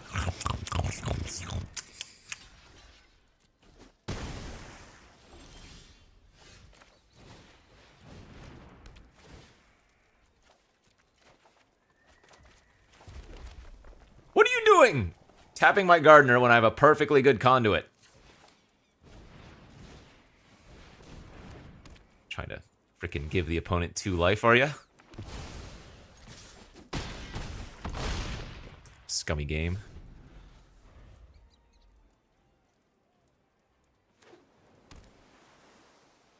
Yo, nachos and beer. It's the 92-month subby. Oh, they could have the Wrath here.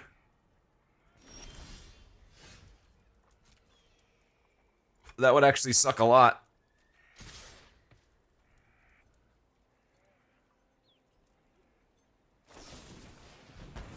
Now hold up, that ain't a Wrath. Cow?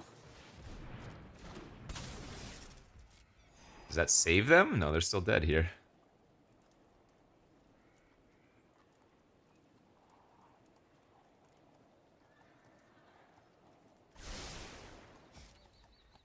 I can even rattle worm for 1 point of extra damage.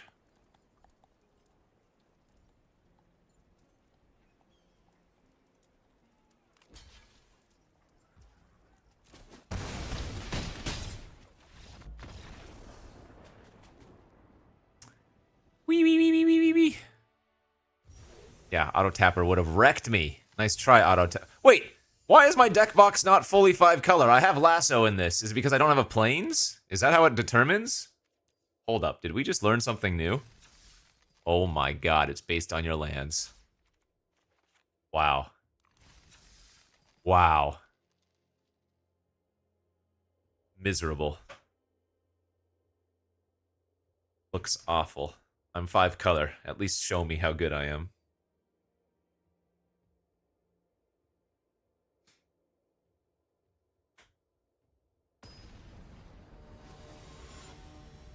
I'm 5 color, I swear.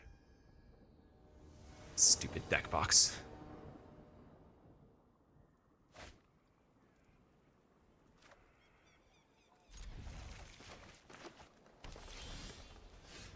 The Rattler.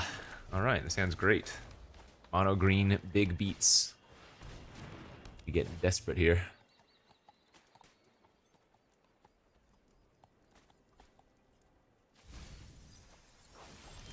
Why are you milling me, opponent? Really like milling their opponents. You're green-black. You should be milling yourself. Ha, unless you've got some blue mill.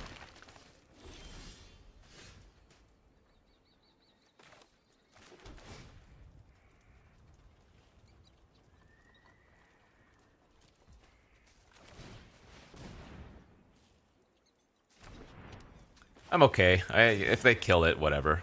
3/3 still blocks the Bloodseeker. I don't mind losing the card. It's fine. That just means they don't have the Sheriff for the Worm.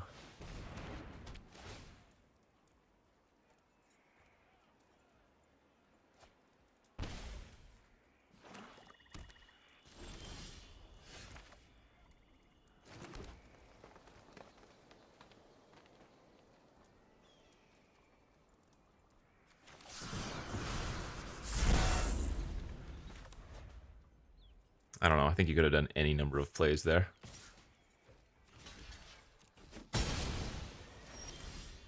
Pass?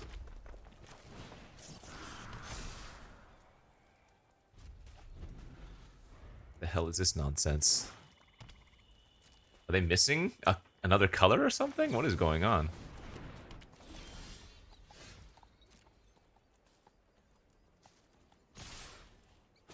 just gonna go 5/5 into flash 6/5 trampler into 6/5 reach, draw extra cards. GG. A nice game.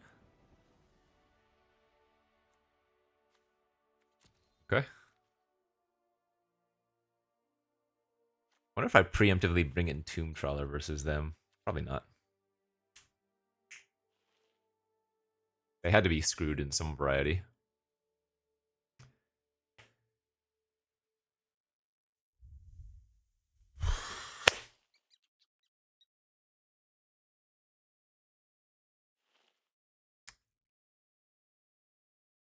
Oh. Omen Path Journey is great. You just need to take deserts high now.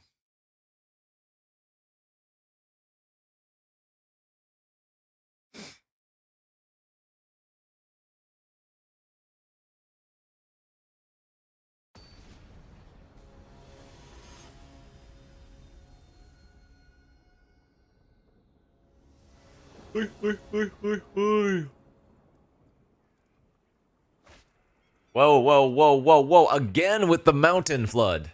Why?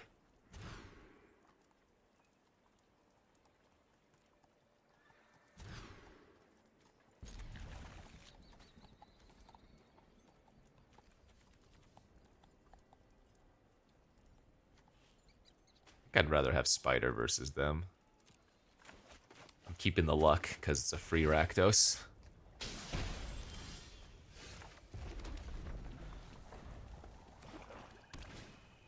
Oh god! It's gonna hurt so bad. And they have the 3-drop 3 power creature. Alright, well, we're gonna have a reverse non-game. OP does nothing game 1. I'm gonna do nothing game 2.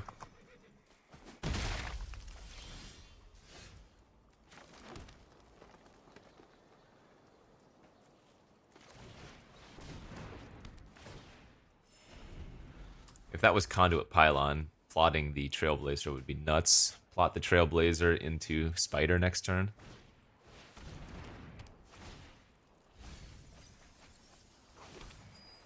God, these stupid forests look like islands to me.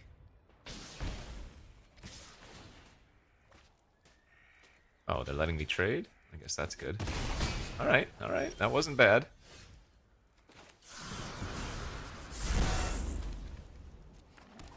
I'm gonna name blue here for the make your own luck over the dominance. Because dominance I would need to get to like 7 mana, 8 mana anyways. Oh, they are just full 5 color, I guess.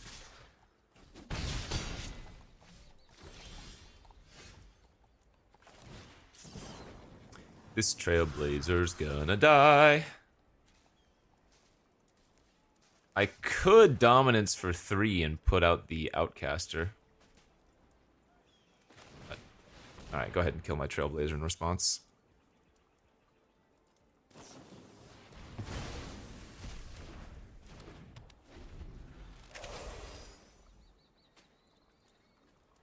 They have all the colors. They have 7 cards in hand. I am not going to live here. You damn spider, why are you a sheriff?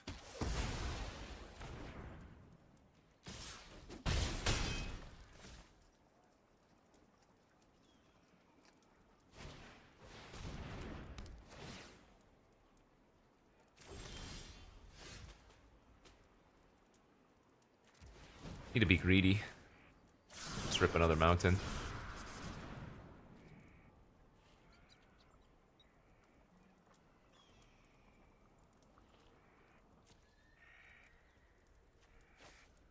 Actually, it's probably better to sack a land here.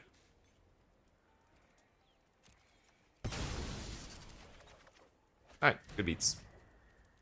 I could just run out the prickly pear, and I would be alive, but I wouldn't be alive, you know?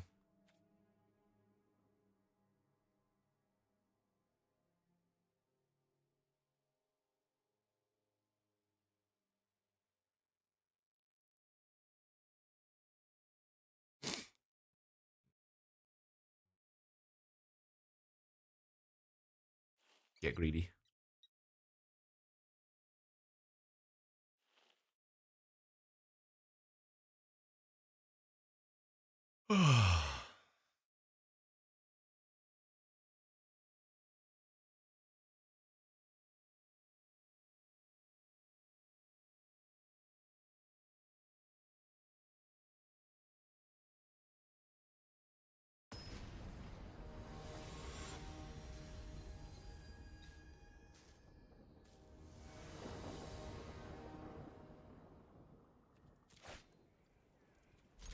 Fine.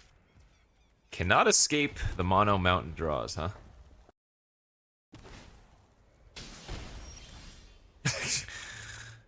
Hello?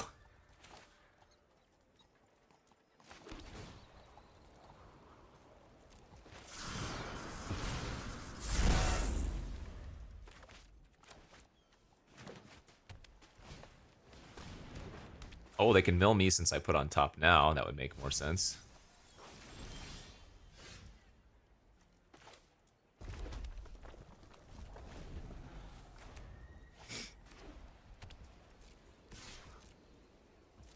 Look how easy for it is. Black, red, green, white already? How nice must it be? Must it be so nice? Streamer over here on Mono Mountains.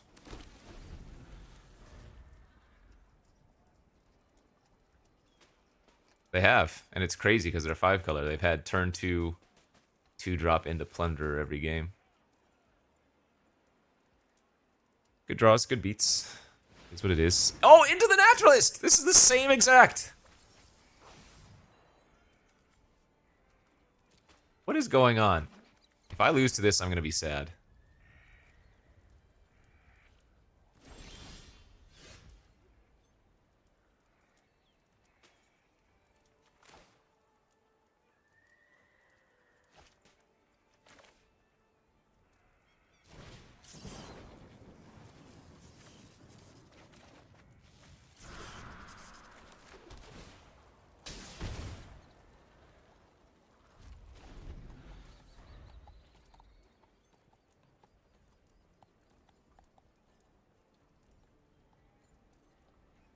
We need another land so badly.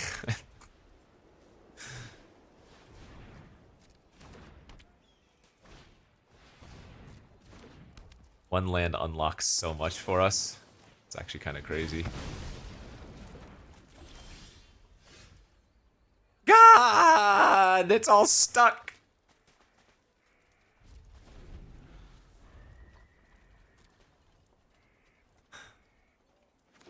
One mana off of Luck and Spider. One black source away from Rakdos. What a world we live in.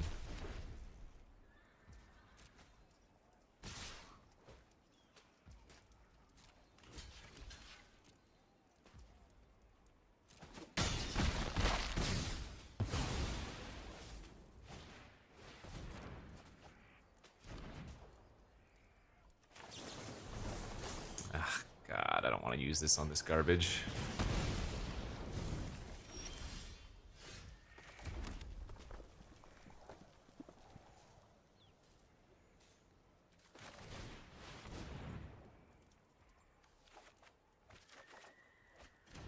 I mean, that's good. But that's too many lands. What was that? Oh, surprised they plotted that when I have out Trailblazer. They just have more removal, I guess.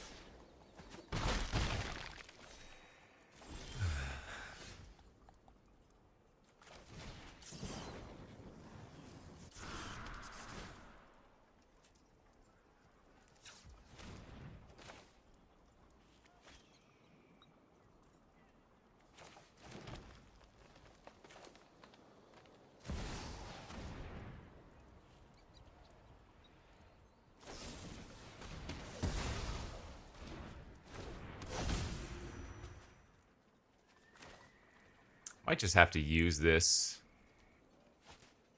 God, that feels so wrong, but...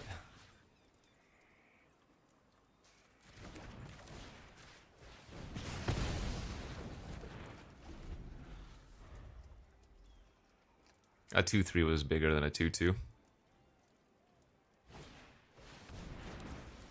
I mean,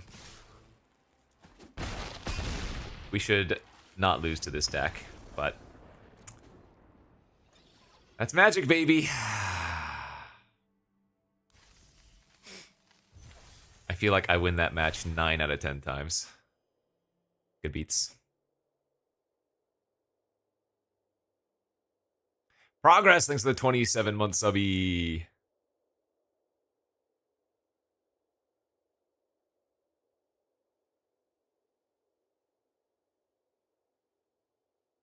That's, yeah. We shouldn't have not have lost to that. Because 5 color can be good. And nothing on the opponent, like, not to... I'm not down talking them, but their deck was... kind of, yeah. You can lose 2 out of 3 to variance. That means absolutely nothing.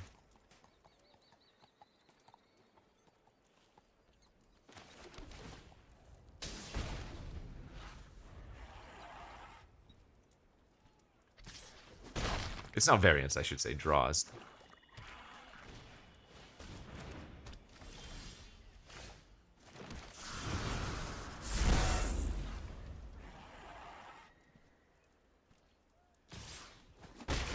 Our hand's pretty spicy.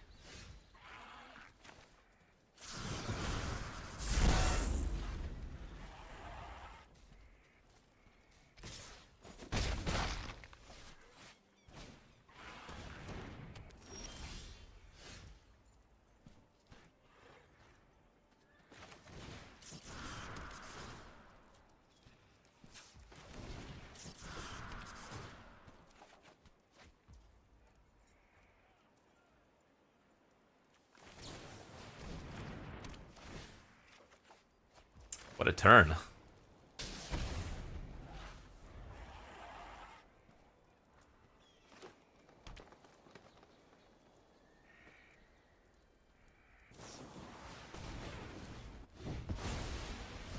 You're gonna wish you had that for Rack Daddy.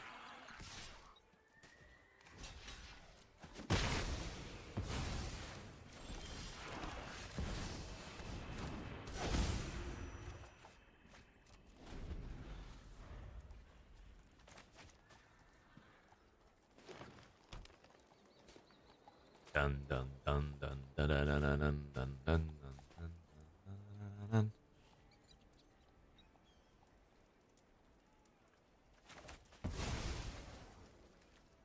Dust enemies.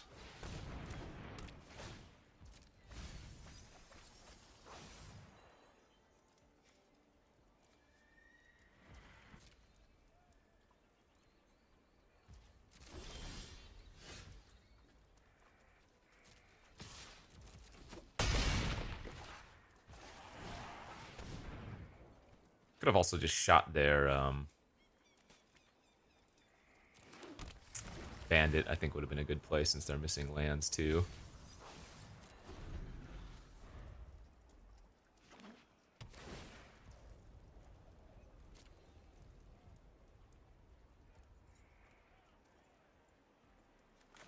Look at my hand.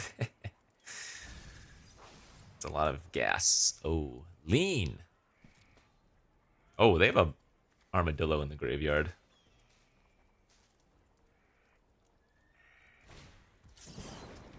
Back from war could be scary.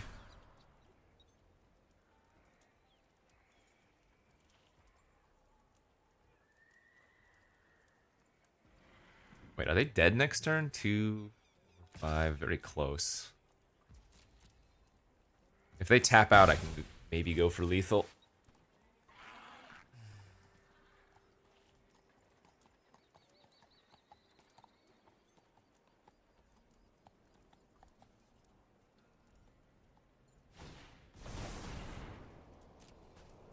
Okay, now we do it, right? Whenever you sacrifice another creature, exile cards equal to its mana value from the top target player's library until your next end step.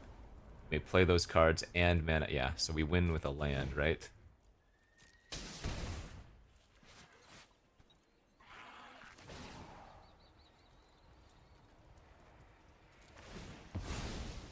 I've taken all the tapped lands out of my deck, so we want to target ourselves. What? What? Ah! I bricked?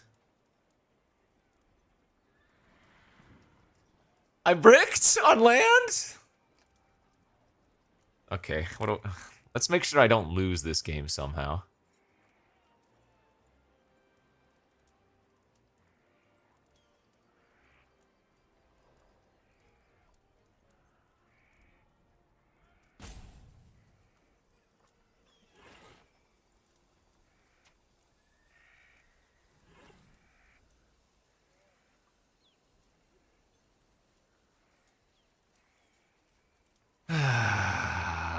Misery.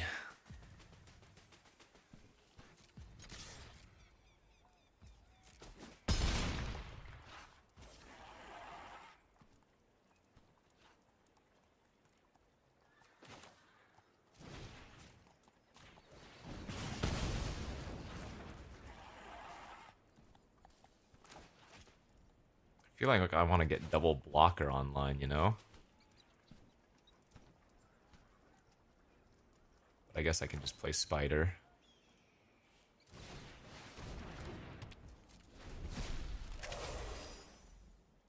In before we lose to another take for a ride.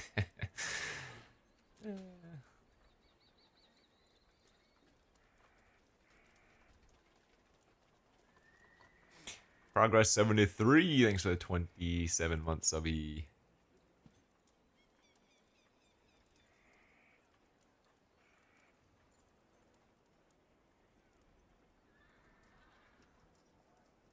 Does full steam ahead kill us? I guess it does. Just a little bit over enough, right?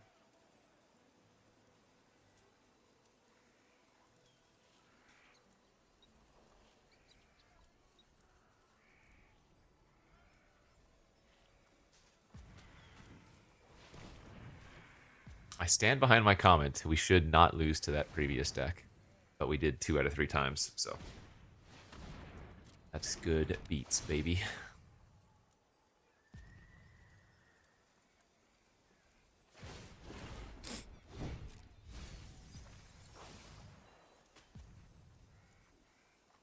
In before Archive Trap and nearly mill me out.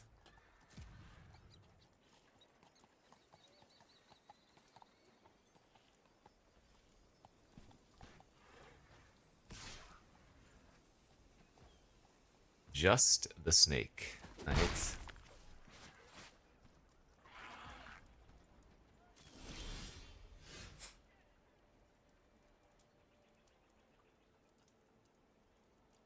Trail at the vault. Pretty good.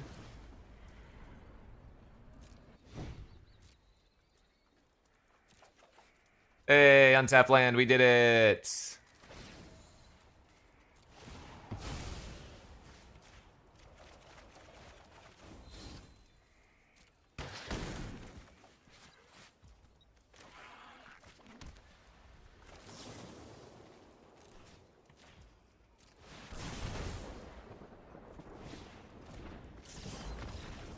And I get a 5/5.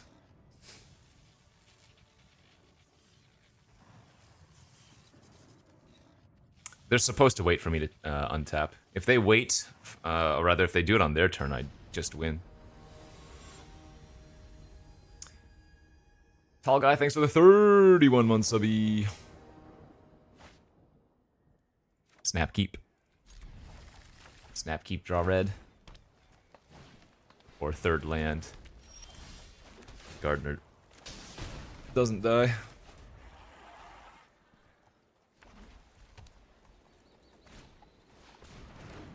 Turn 2, 2/3 flyer is solid. Alright, any land. Doesn't have to be red, just a land, please. Ugh.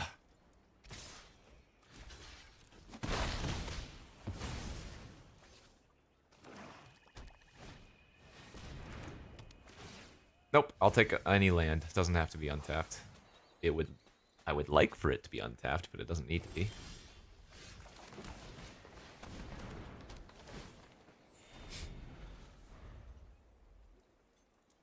Why would they not plot that? I think there are times where you want to run out the Animus on turn 2.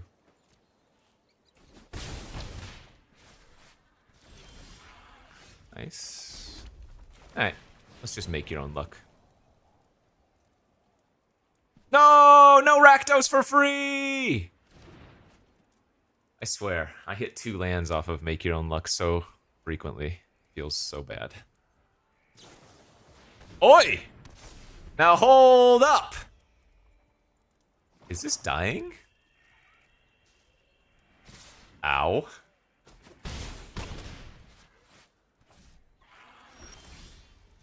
Alright, back up to 10. I have 6 mana. Oh god, why is that flickering? Oh god, turn it off! Turn it off! Is that because of the reach animation? Ah! Flying reach! It's so bad! It is so bad. My god, it hurts.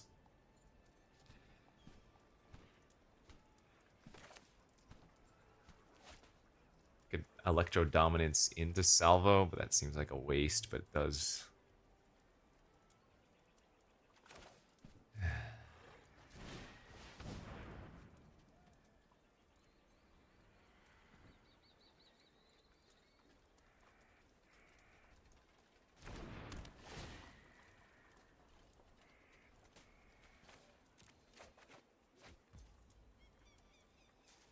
Oh, why couldn't you have been a 2-mana spell?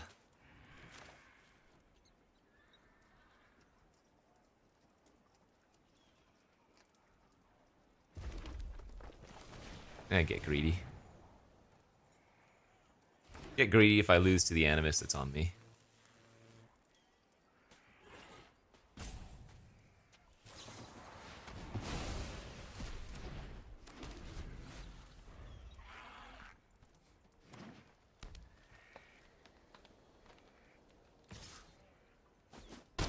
Bonk.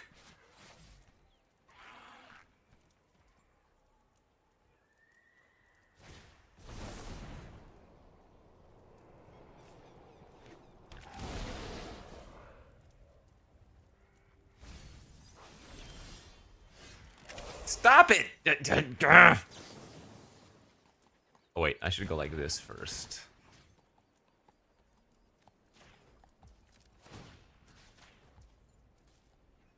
Wow, I'm 1 mana short of free spider here. That sucks.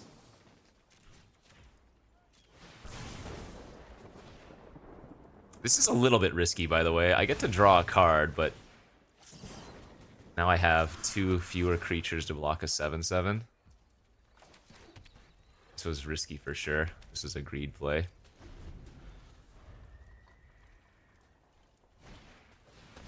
Okay, that's fine. That's fine. Alright. We're looking good. Alright, GG.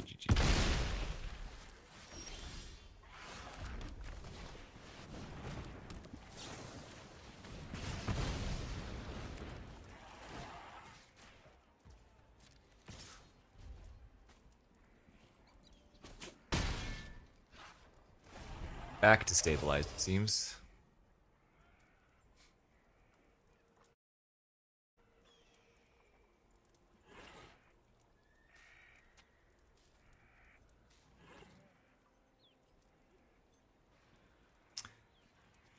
Nothing like starting the day with some nummy. That's right. Best part of waking up is nummy in your cup. Red Eyed Dreams, thanks for the 25 months of Prime.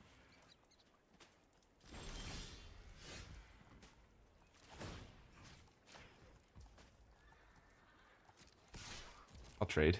They would like.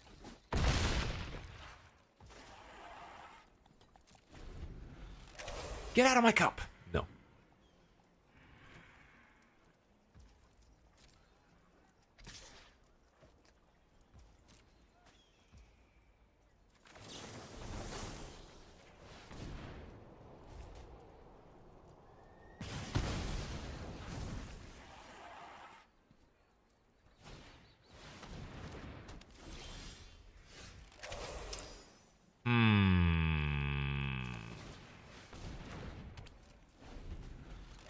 Armadillo, huh?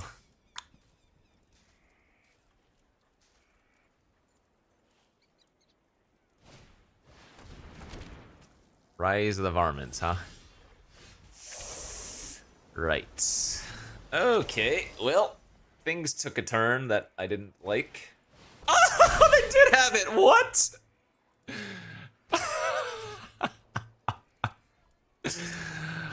Oh, God.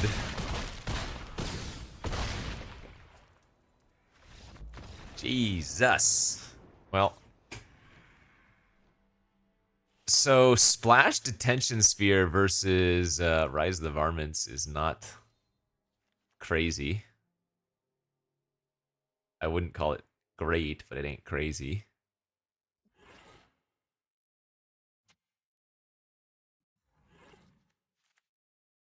We can add a little YOLO for funsies. I don't need Varmint. If I go 1 and 2, I'm gonna be very, very sad.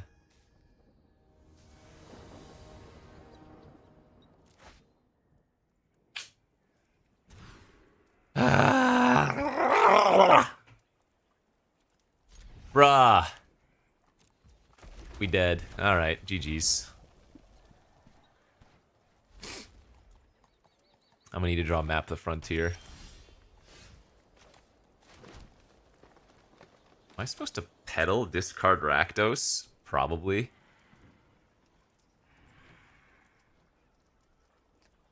No, I refuse. I'm gonna discard Mountain. And then never draw another Mountain. Alright, alright. Hold up! Hold up! The Gulch was beautiful here.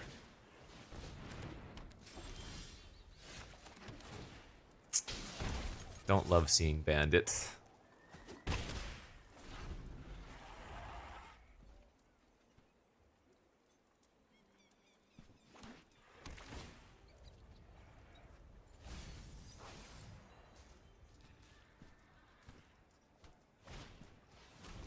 I do like seeing Link Breaker.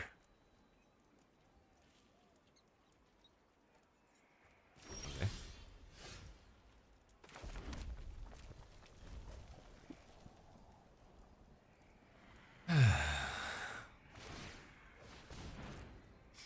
That's either a good thing or a bad thing that they're cycling that. Oh, wait, wait! No, no, hold full control! No! I should have killed their bandit. I should have killed their bandit with this. This was a mistake.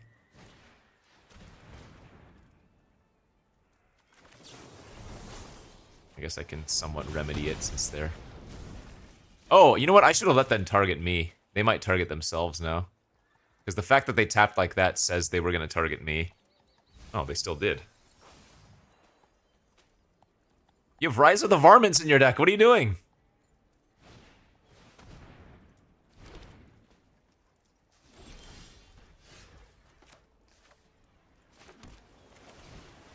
If I garden, I can Rakdos next turn.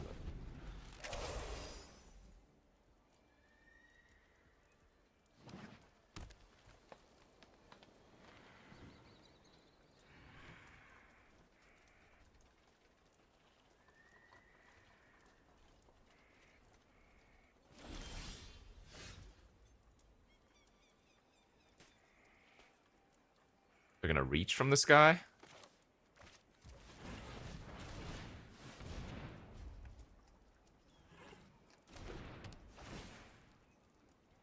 Gonna make a big lifelinker.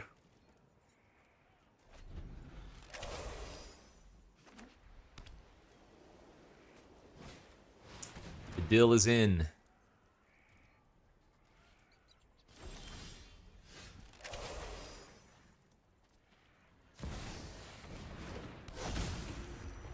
Alright, we know they have a Consuming Ashes in their deck.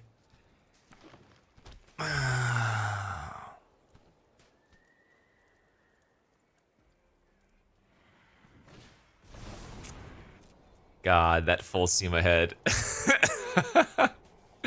Knowing that they have full steam ahead in their deck. God, we're dead. We're losing. Just dead, right?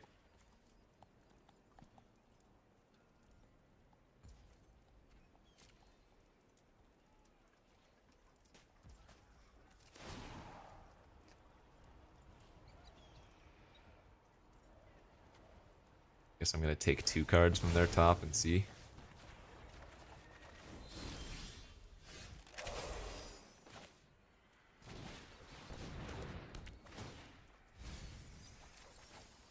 Build some Rattleworm value, nice.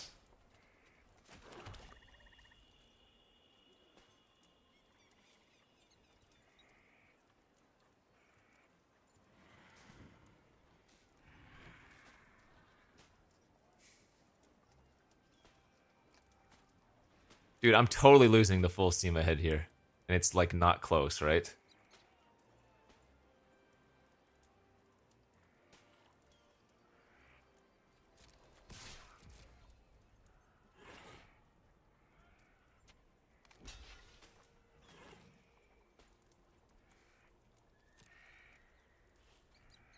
Should I give him the oops?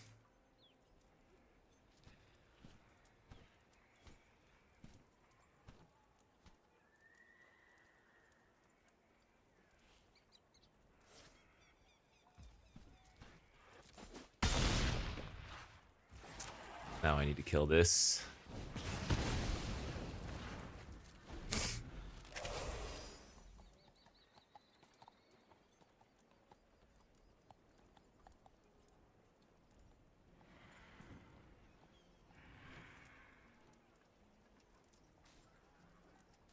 I'm so dead. I just know it. We're gonna get steamed. What? Maintenance?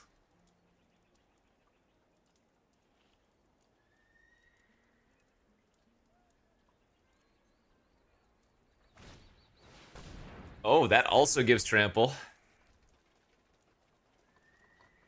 That's bad next turn.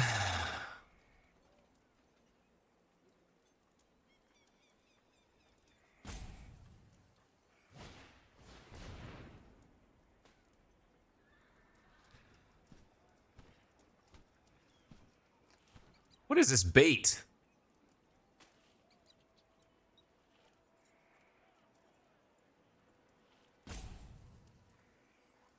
I think I still sacrifice it, but that's total bait.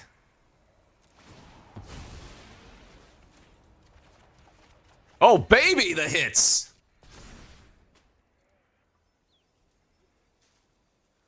We could have like a clear shot in response, you know?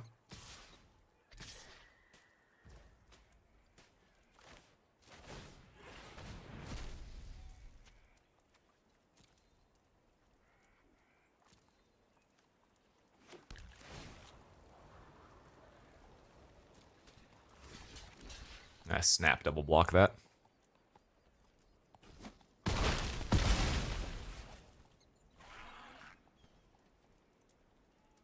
We're crushing now. Absolutely dominating.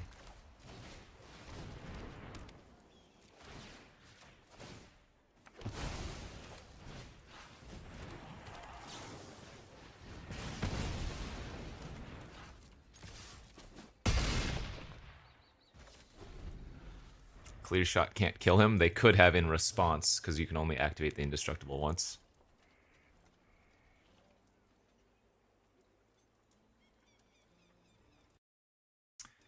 Alright. These 2-1, but I feel like we should have 3-0'd. But oh well. GG. At least that deck was more fun than the stupid mono white. Mono white, easy 3-0.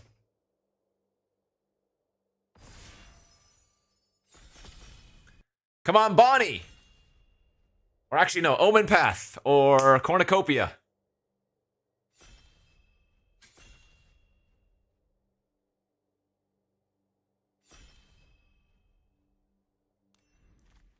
Transmutation font.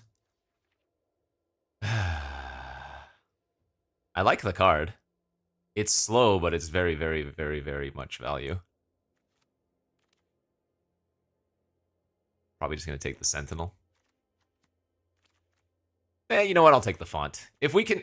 The font is also insane if we can find the extruder. Because this gives you free artifacts. Let's do it.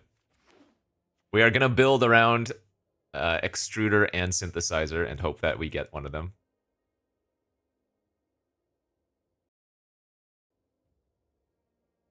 Recommended? Absolutely not.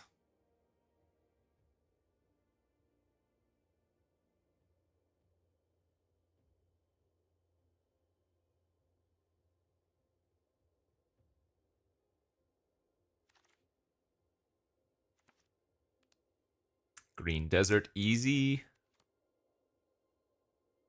Easy. I'm a man who knows what he wants. And that's another Green Desert. Good cards here? Sure. But they're not Green Deserts.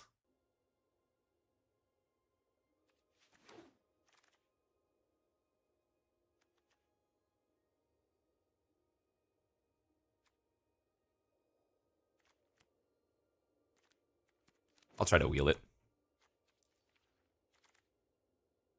More Green Deserts! Sorry, Stitcher. No, that pack was really bad. So somebody might just take it because it's a rare. Ooh. That is extremely good. Like 6-pick Dance of the Tumbleweeds. Great.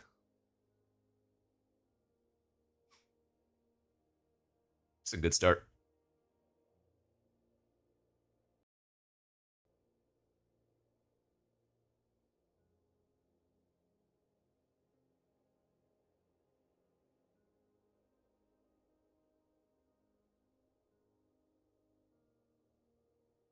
Good start is good. Half an hour until the Modern Horizons 3 debut. They will be streaming on Twitch.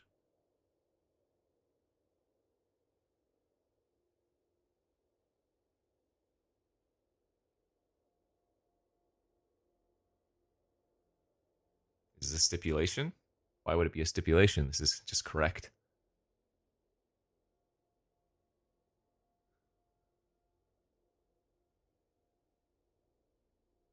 Correct. Modern Horizons 3 will be on Arena.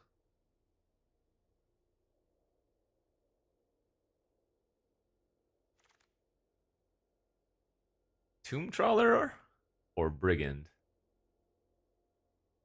Tomb Trawler's pretty great. I'm already going to thin out my deck with Font and Dance. 04 wall that, well, it's not even a wall. I can attack with it if I wanted to. What up, Chewy69? It's the Prime Subby.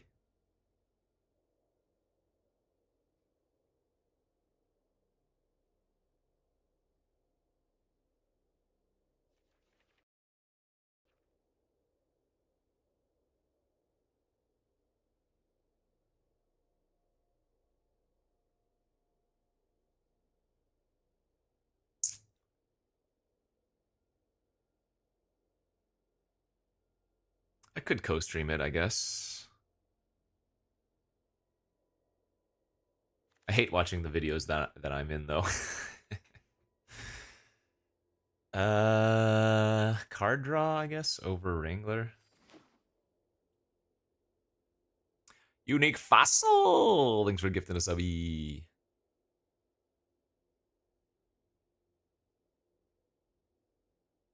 How long is the shadow? Yeah, it's super annoying. It's been a little while now.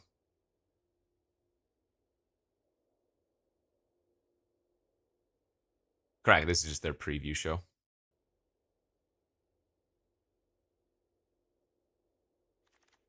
Oh, baby, we wield the Sentinel. Game on. We really want to get Extruder. This is the perfect Extruder start. Please, I just have to get a random mythic from the format. It's gonna happen.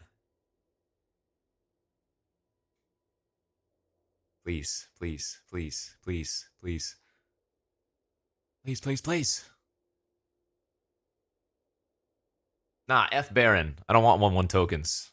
I want 3/3 golems. Locomotive, you know what that does? Makes more artifacts. It's an artifact that makes artifacts. Holy smokes.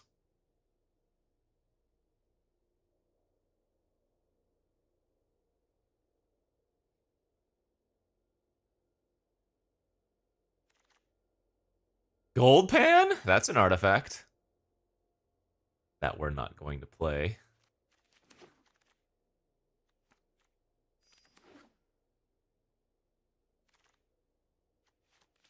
I did not get anything last couple picks there. What are you doing? This is not what you're supposed to give me. 2 blue-green duels. Yeah, I'm gonna take Dr. Rut.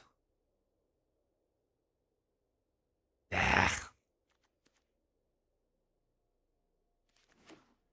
Good card, but not a great pack to open.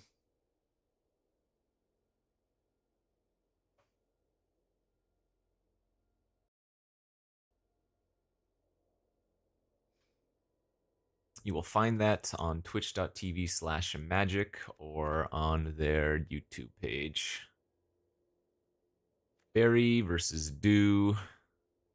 Awesome, stable, Gardner.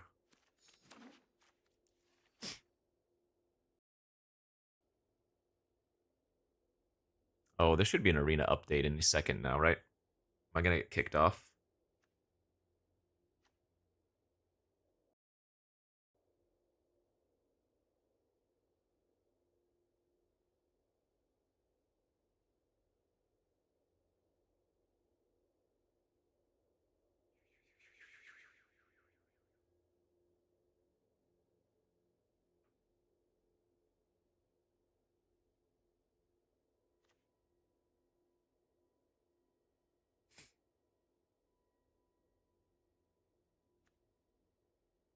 $25 minutes. Should be at 9 a.m. Pacific.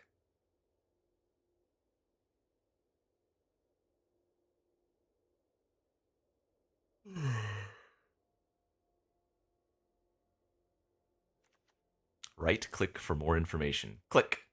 Clue. Food. Nice. Thanks for the info.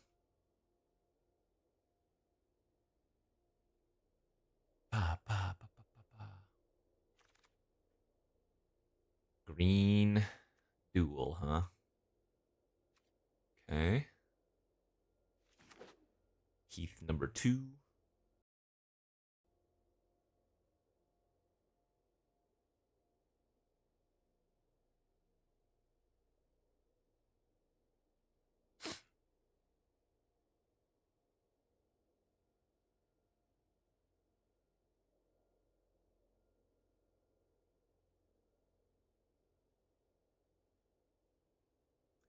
Duke Nade, thanks to the 21 months.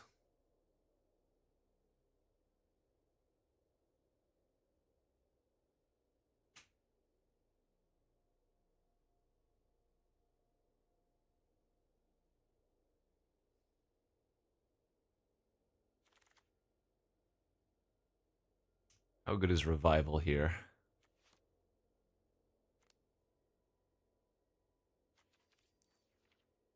Probably wanted over double blue Fibbles. Okay, and some luck over Pylon. Yeah. We souping real good right now.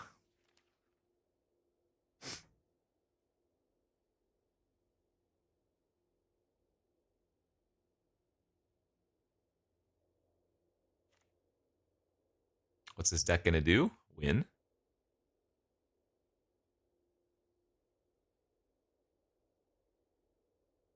Things I need to open in pack 3. A big bomb, a mass board wipe, an extruder, 4 deserts due, more fixing. Yeah, we'll be fine.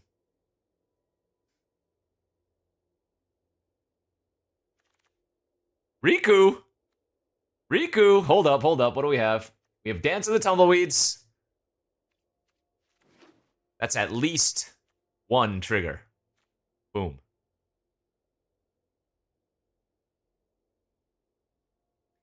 Bada bing, bada boom, baby. And if we run the Shifting Grift, oh my gosh, more ways.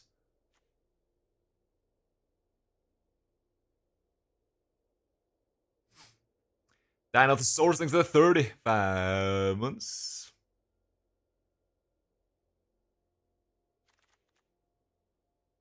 Commandeer? Well, if we're planning on getting synthesizer slash extruder, I should take the hound here, right?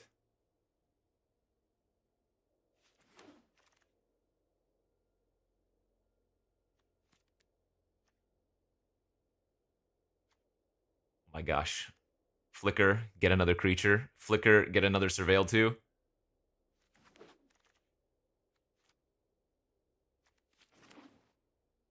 I might only have 12 actual playable non-land cards, but that's not a problem. It never has been.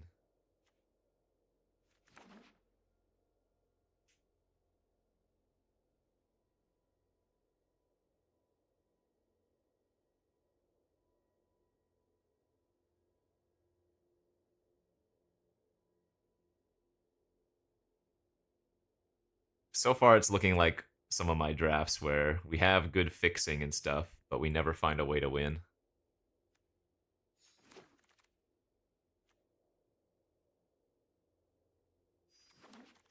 Classic strategy.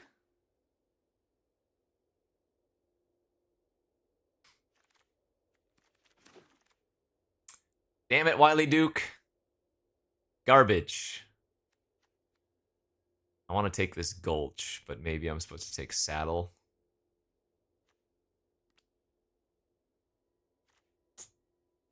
Ah, that's not a bomb that we're looking for.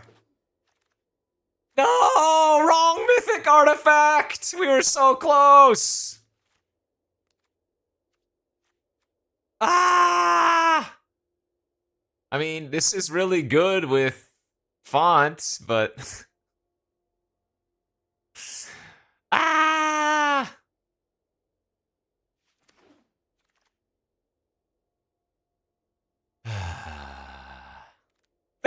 More ways to make artifacts.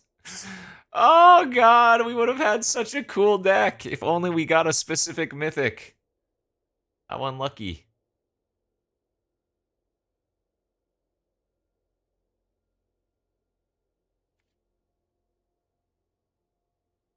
Am I even supposed to take this? Come on, give me the extruder, give me the synthesizer, please. Actually, we don't want synthesizer as much, but the extruder would be great.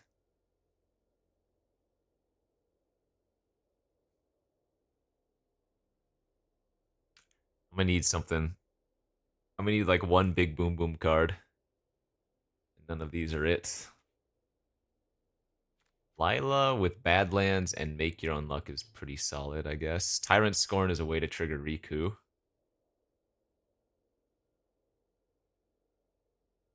Oh, I actually have Hypothesis for it too. I'll take Lila. Yes! Yes! Yes! Yes! Okay. I'm in. Triple black. Triple black. Triple black, you say. This is fine. Lila Cruel Ultimatum is the thing, though.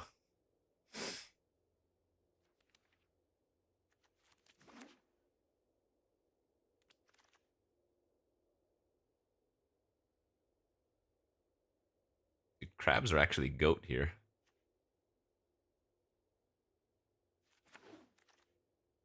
Slick sequence now with Lila. Alright, alright, alright, alright.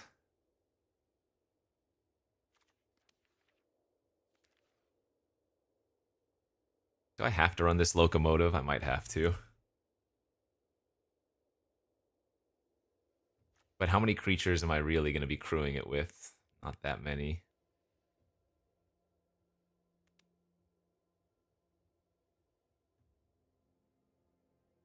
Alright. Riku's an easy cut. The Decisive Denial works with Riku. Hold up. Maybe we put him back in now. But that would only... No, that's still only 2 ways to trigger Riku. Dance and Denial. Is that it? I think so.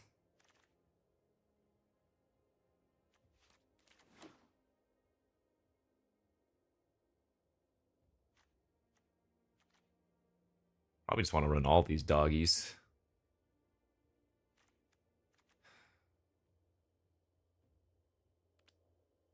Dogs are also good with Badlands Revival. Put some stuff in the graveyard. Be able to actually, man, Badlands Revival is not even good in my deck. We didn't get enough ramp.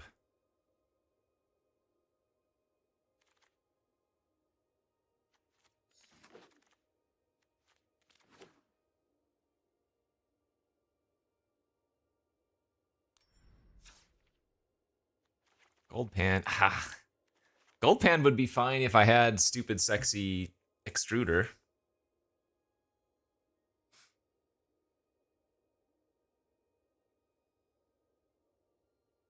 I really do want to run the locomotive. And remember, the treasures that enter off of it are untapped as well. I'm going to try to get the choo-choo in.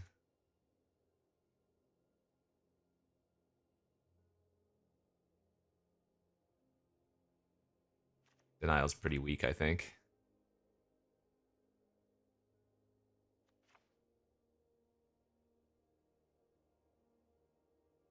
The perfect deck. The perfect deck. Now let's figure out this mana base.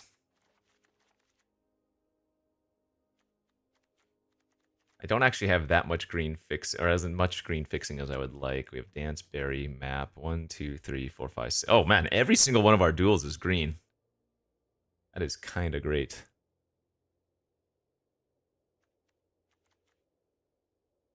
Do I need a basic plains in this deck? 1, 2, 3 white sources there. The only white card I'm running is Berry, so I probably don't. And that way, the majority of our basic lands can tap for Heath. So there will be 3 lands that do not tap for Heath.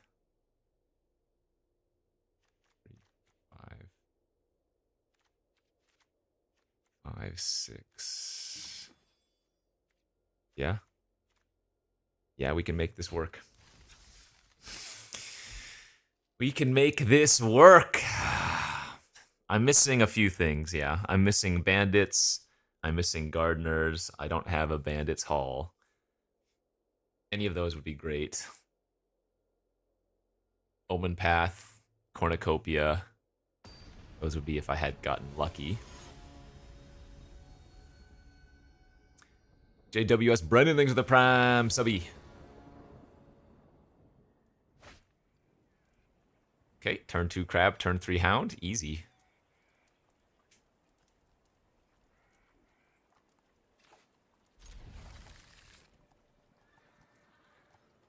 $15 or so.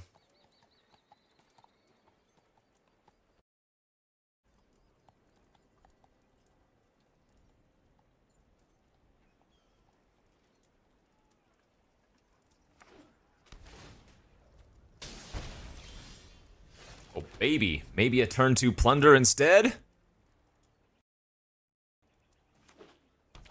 Hound is better in our deck, yes.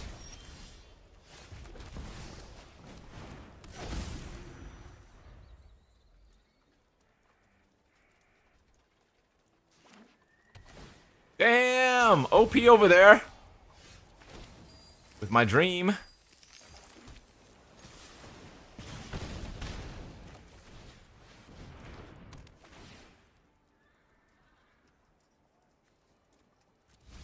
We can get back the Sentinel with Revival.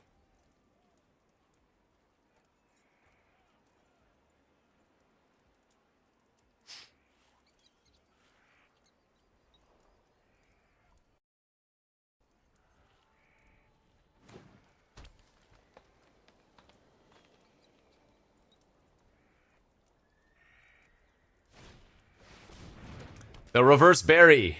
I am going to probably bury their berry.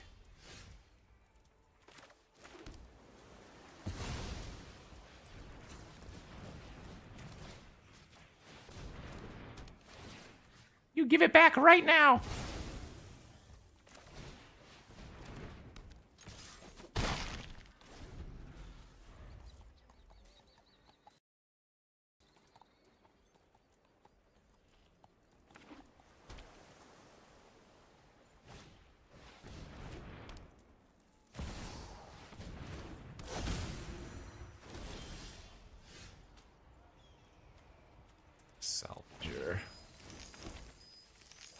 The choo-choo train.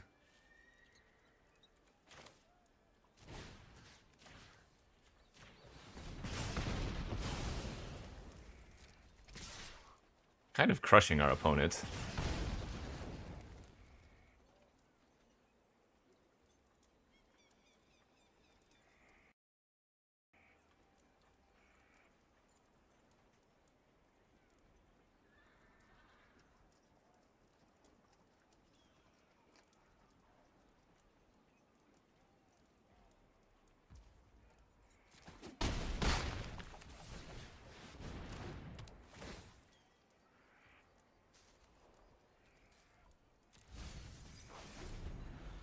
Dun dun dun dun dun dun dun dun dun dun dun dun dun dun dun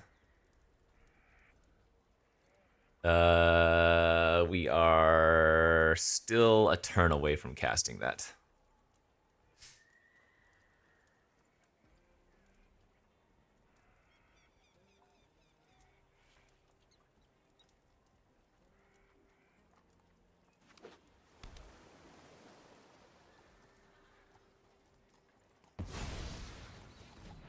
What, you don't want those treasures? Plot the plan, flip the haunt. Okay. Combat.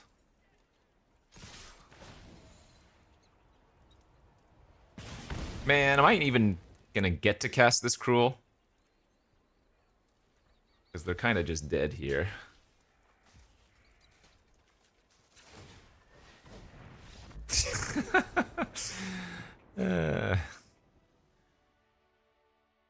How unfortunate.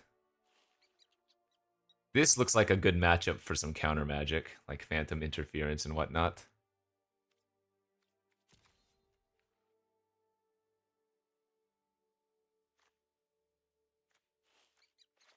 Interference and maybe the denial back in.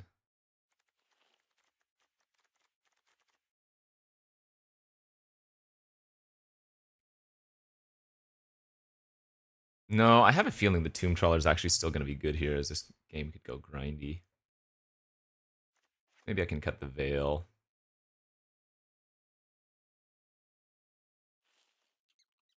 I guess I don't need the Crab as much versus them.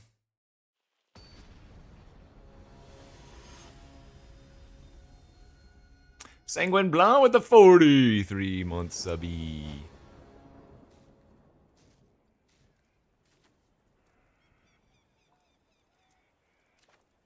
Not quite a turn 4 Sphinx or turn 3 Lila.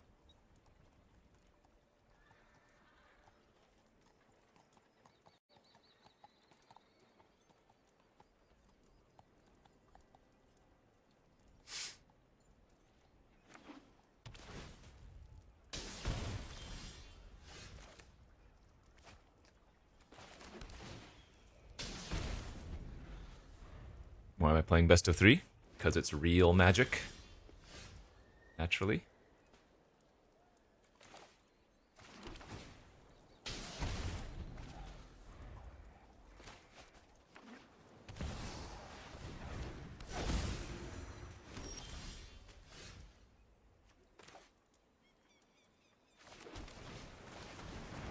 I might have sequenced my lands wrong.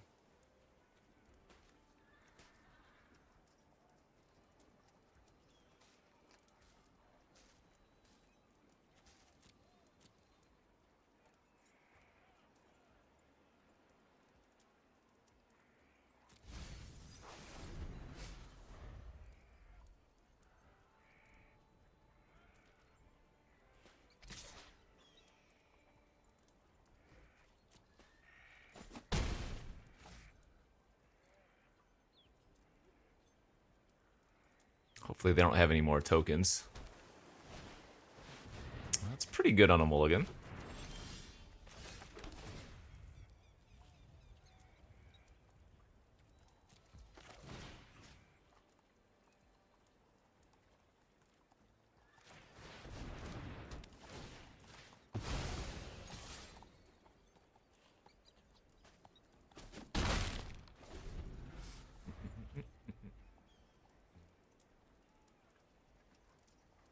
Yeah, we don't have much reason to play best of one right now.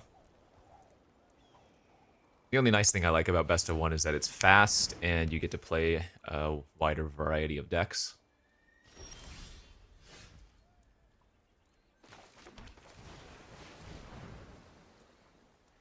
Choo-choo!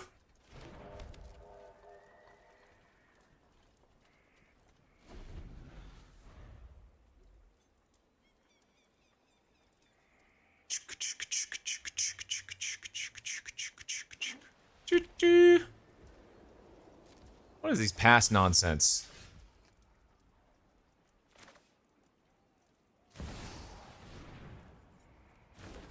Sussy plays, bro.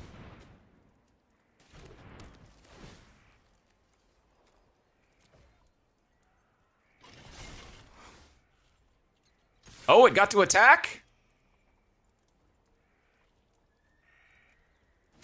Boom! Treasure!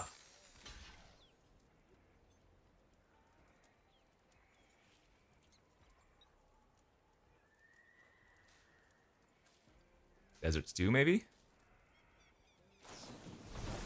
Metamorphic Blast! Alright, you got me.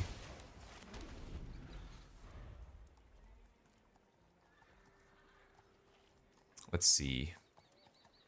1, 2, 3, 4, 5. Yeah, we can cruel. We got that cruel mana. What's up, Just Bobs? Thanks for the 22 months. God, cruel off the top with our Lila, please? Please?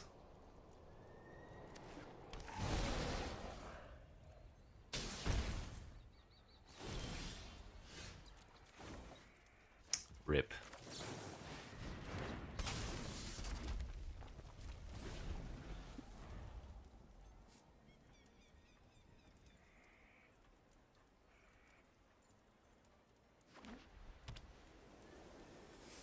Yeah, they did their, or undid their mulligan pretty well with a bunch of 2-for-1s. 2+for-1s.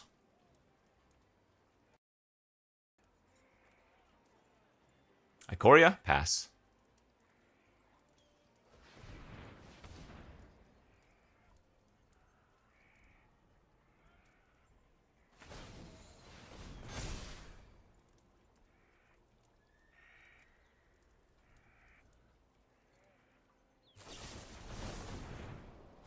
Oh, final showdown!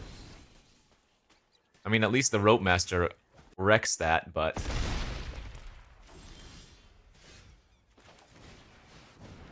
Jeez. Alright, reveal Cruel, let's go. Let's go! Come on, baby. Yo, Caveman Tom, thanks for the 49 months.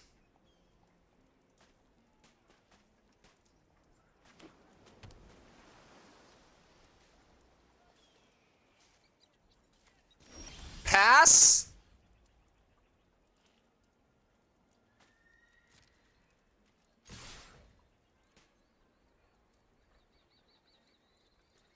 Hella sus. Hella sus.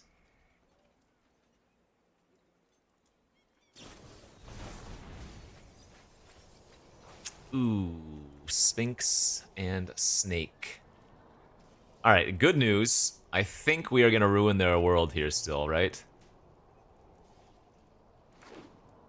Because they're gonna go eat plus trade. And then we make, yeah, so we still win here. They're hellbent, and I'm resolving a cruel. Easy. Easy!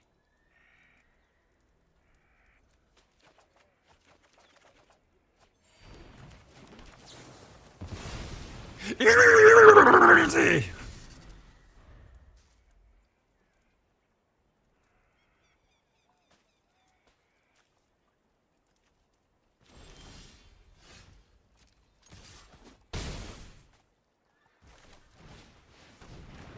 I'ma run it out.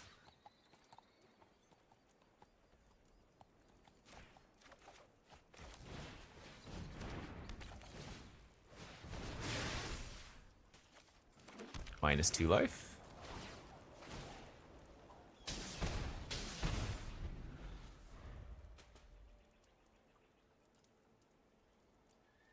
Good timing. The Modern Horizons is just about to start. All right. Yeah, what does this deck do? Did you not just see what happened there? We had the perfect train choo-choo, make some treasure into Cruel Ultimatum. If you didn't like that, you just don't like Magic, period.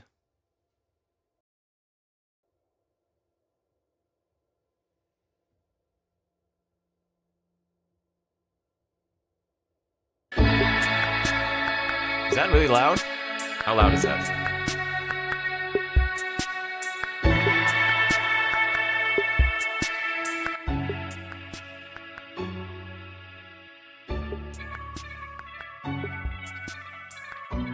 Is that better?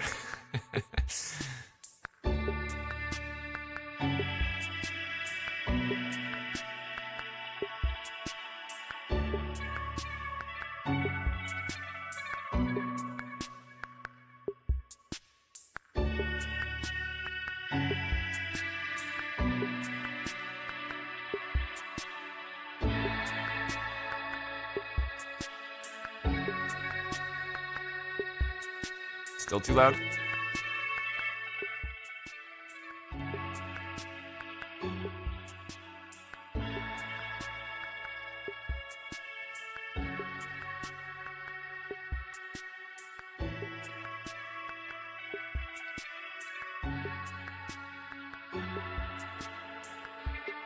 Oh God, those numbers!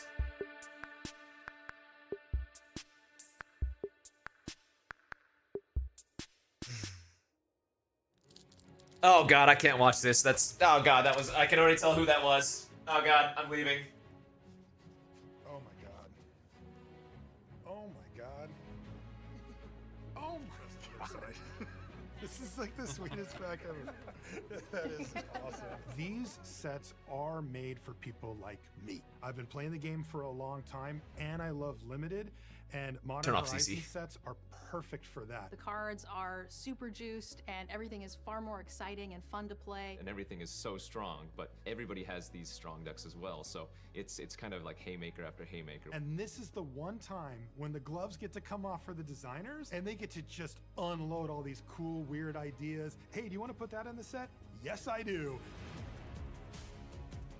For Modern Horizons 3, we knew that we were going to be doing Eldrazi, we knew we were going to be doing Energy, and we were going to be doing these sort of build-around, transform planeswalkers. Everything started from there and then just rippled outward as we developed the set. So for 30 years, like basically 2/3 of my life, I've been playing Magic. I've seen the Modern Horizons grow and develop, and it's my thing. You know, it's exactly what I'm about. The one thing that kind of unites everyone who works at Wizards of the Coast is we love Magic. The people that worked on the set, the people that even work on any part of Magic are Magic players. Oh, it is a little bit quiet.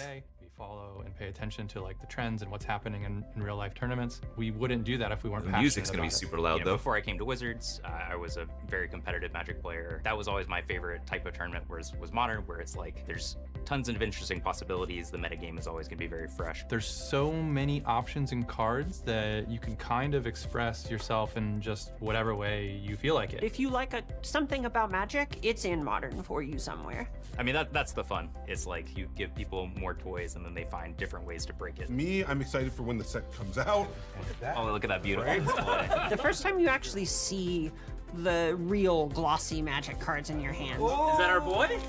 What is that? I think it is. I think that's now it's in a real Magic card, official, crisp. The first one of these I've opened. I'm trying to hold it all in right now. You've worked with it for years and you still get this sense of awe when you get to open those packs. Yeah. No, this is a real Magic set because we gave players a way to elk stuff.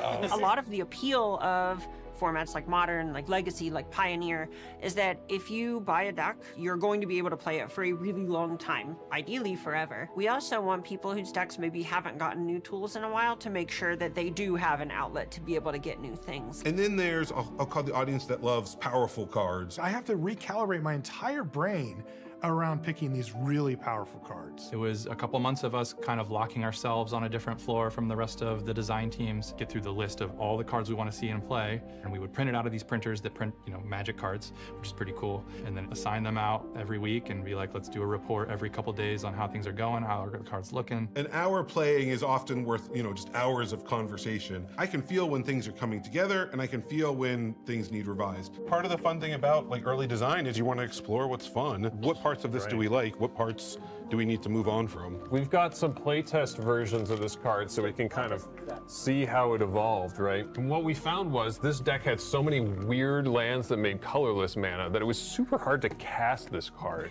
before and after.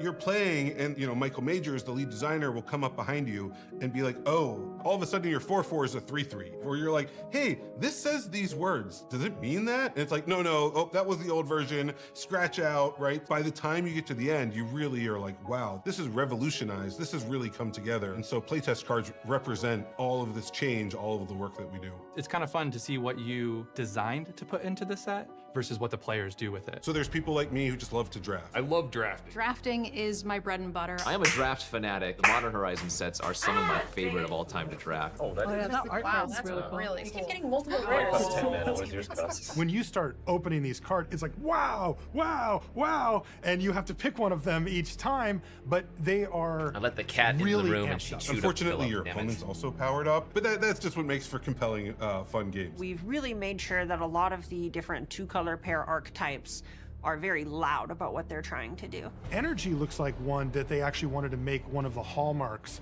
of the set, and it's a really cool additional resource that you can manage that isn't life total or mana. Early on, the team sits down and says, all right, we have 10 color pairs. We're gonna have Eldrazi, we're gonna have energy, but also we have to figure out how are they going to mix? With Modern Horizons, the power level is clearly a bit higher. The 3 Eldrazi Titans are here, they're returning. If you thought Emrakul was exciting, we have both Ulamog and Kozilek that I hope will also blow your socks off. For me, Emrakul the World Anew, it's this amazing, 12/12. That will represent the enormity of Emrakul. And this has madness, if you have 6 colorless and you discard it, you can play it for basically half its cost. I'm super stoked for Eldrazi. These cards go huge. They're really strong, but you have to work for these cards, and that's the type of card that I really like. It makes my brain start to spin about how can I put these together to get this huge payoff. So whenever you look at the new Kozilek, manifesting is not something that you normally get to do in a Magic set. With Kozilek, you get to find whatever your high impact cast trigger is going to be throughout all of Magic's history, and then how do we make that powerful enough to hang in Modern? When it comes to a Horizon set, we generally know that there's sort of an expectation that there's going to be some sort of free spell cycle. We did the Evoke Elementals in MH2, the Forces in MH1. For MH3, we have the Flares. So we definitely needed an exciting new twist card. So instead of pitching a card from your hand, you actually need to sacrifice a non-token creature on the battlefield of the corresponding color. So it's an interesting new dynamic. Flare of Cultivation was one that we spent a ton of development cycles on, and some versions of Eldrazi that were trying to go further up the curve and cast bigger spells. We wanted to make sure that they're fun and not oppressive. Flare of Duplication, all you have to do, you find a goblin who's lying around, you find a red creature, and you're like, I'm sorry, friend, you have to go. It's just I need 2 of the spell I'm casting. Just being able to throw back your opponent's spell in their face, that's amazing. And now, assuming you have at least 1 red creature out, that's something that's gonna have to be in the back of your opponent's minds. Oh, do you have Frogmere Enforcer? No, I do. That's one of the funnest cards. Oh, yeah. It's literally a reference inside a reference. You have Big Mirror Enforcer, Little Frogmite as the prototype. And then the creature is the 2 of them combined. The name was a little different at one point, but I think they figured it out. I mean, Frogmere Enforcer, you see it, you get it.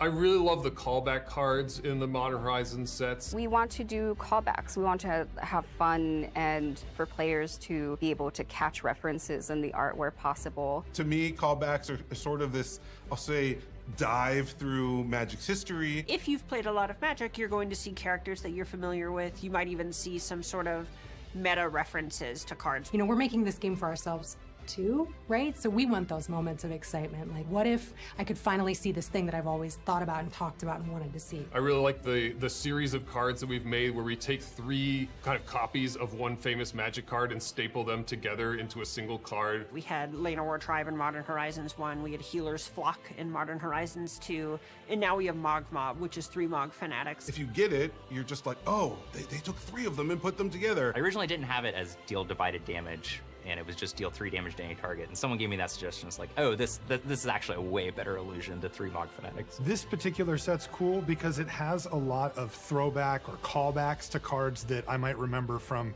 the past. So it's this interesting mix of brand new, never before seen, but also with things that are a little more familiar, a little more comfortable. We have Snow-Covered Wastes, which is kind of a reference to the first time Eldrazi was a big deck, was called Eldrazi Winter. I mean, the completionist in me loves the fulfillment of, we have 5 basics, we have a wastes. Okay, we have 5 snow-covered basics, we didn't have snow-covered wastes. Like, of course this is something that should exist. We need to have snow-covered wastes. And now we do. Favorite part of the process is getting all the little in-jokes in, all the little Easter eggs. Wumpus Aberration is one of the ones that is extremely on the nose. Carmen made a joke in a meeting and it made Michael laugh hard enough that it now is just a real card.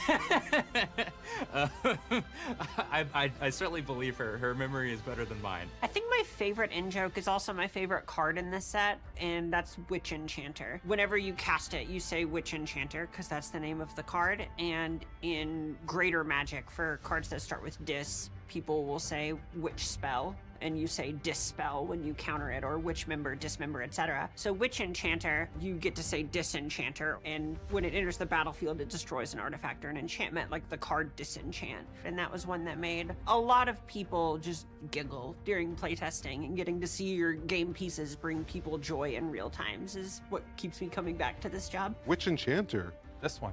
This one. This one? This one? And there's a whole backside to the card, too. Yeah, So it's right, like that's it. There's more card there.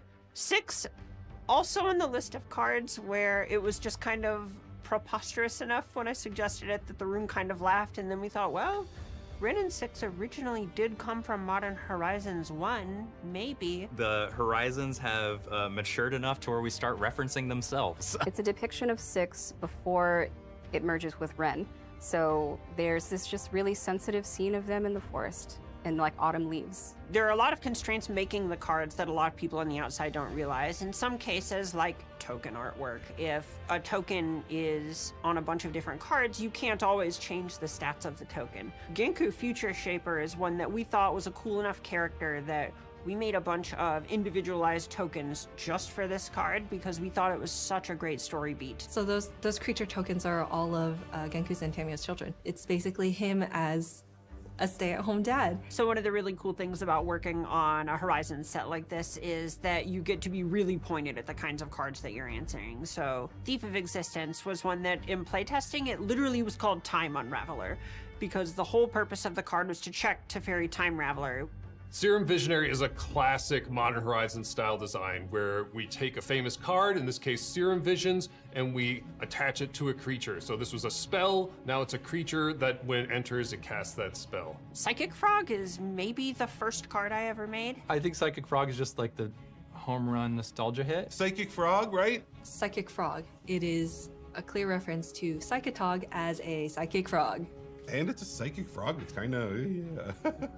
Going back to the nostalgic feeling of it, like seeing cards that were a little bit twisted from their old designs, but basically the same thing, kind of just let me feel, you know, what it's like to open a booster back when I was 10 years old. Oh, I'm a huge fan of the retro frame cards. I think retro frame cards just kind of go back to that sense of, you know, what does nostalgia mean for certain people? Holding a card in your hand that looks like the, you know, the first Magic card you ever opened up from a pack is, you know, just a really meaningful moment. So I open up a retro frame Flooded Strand.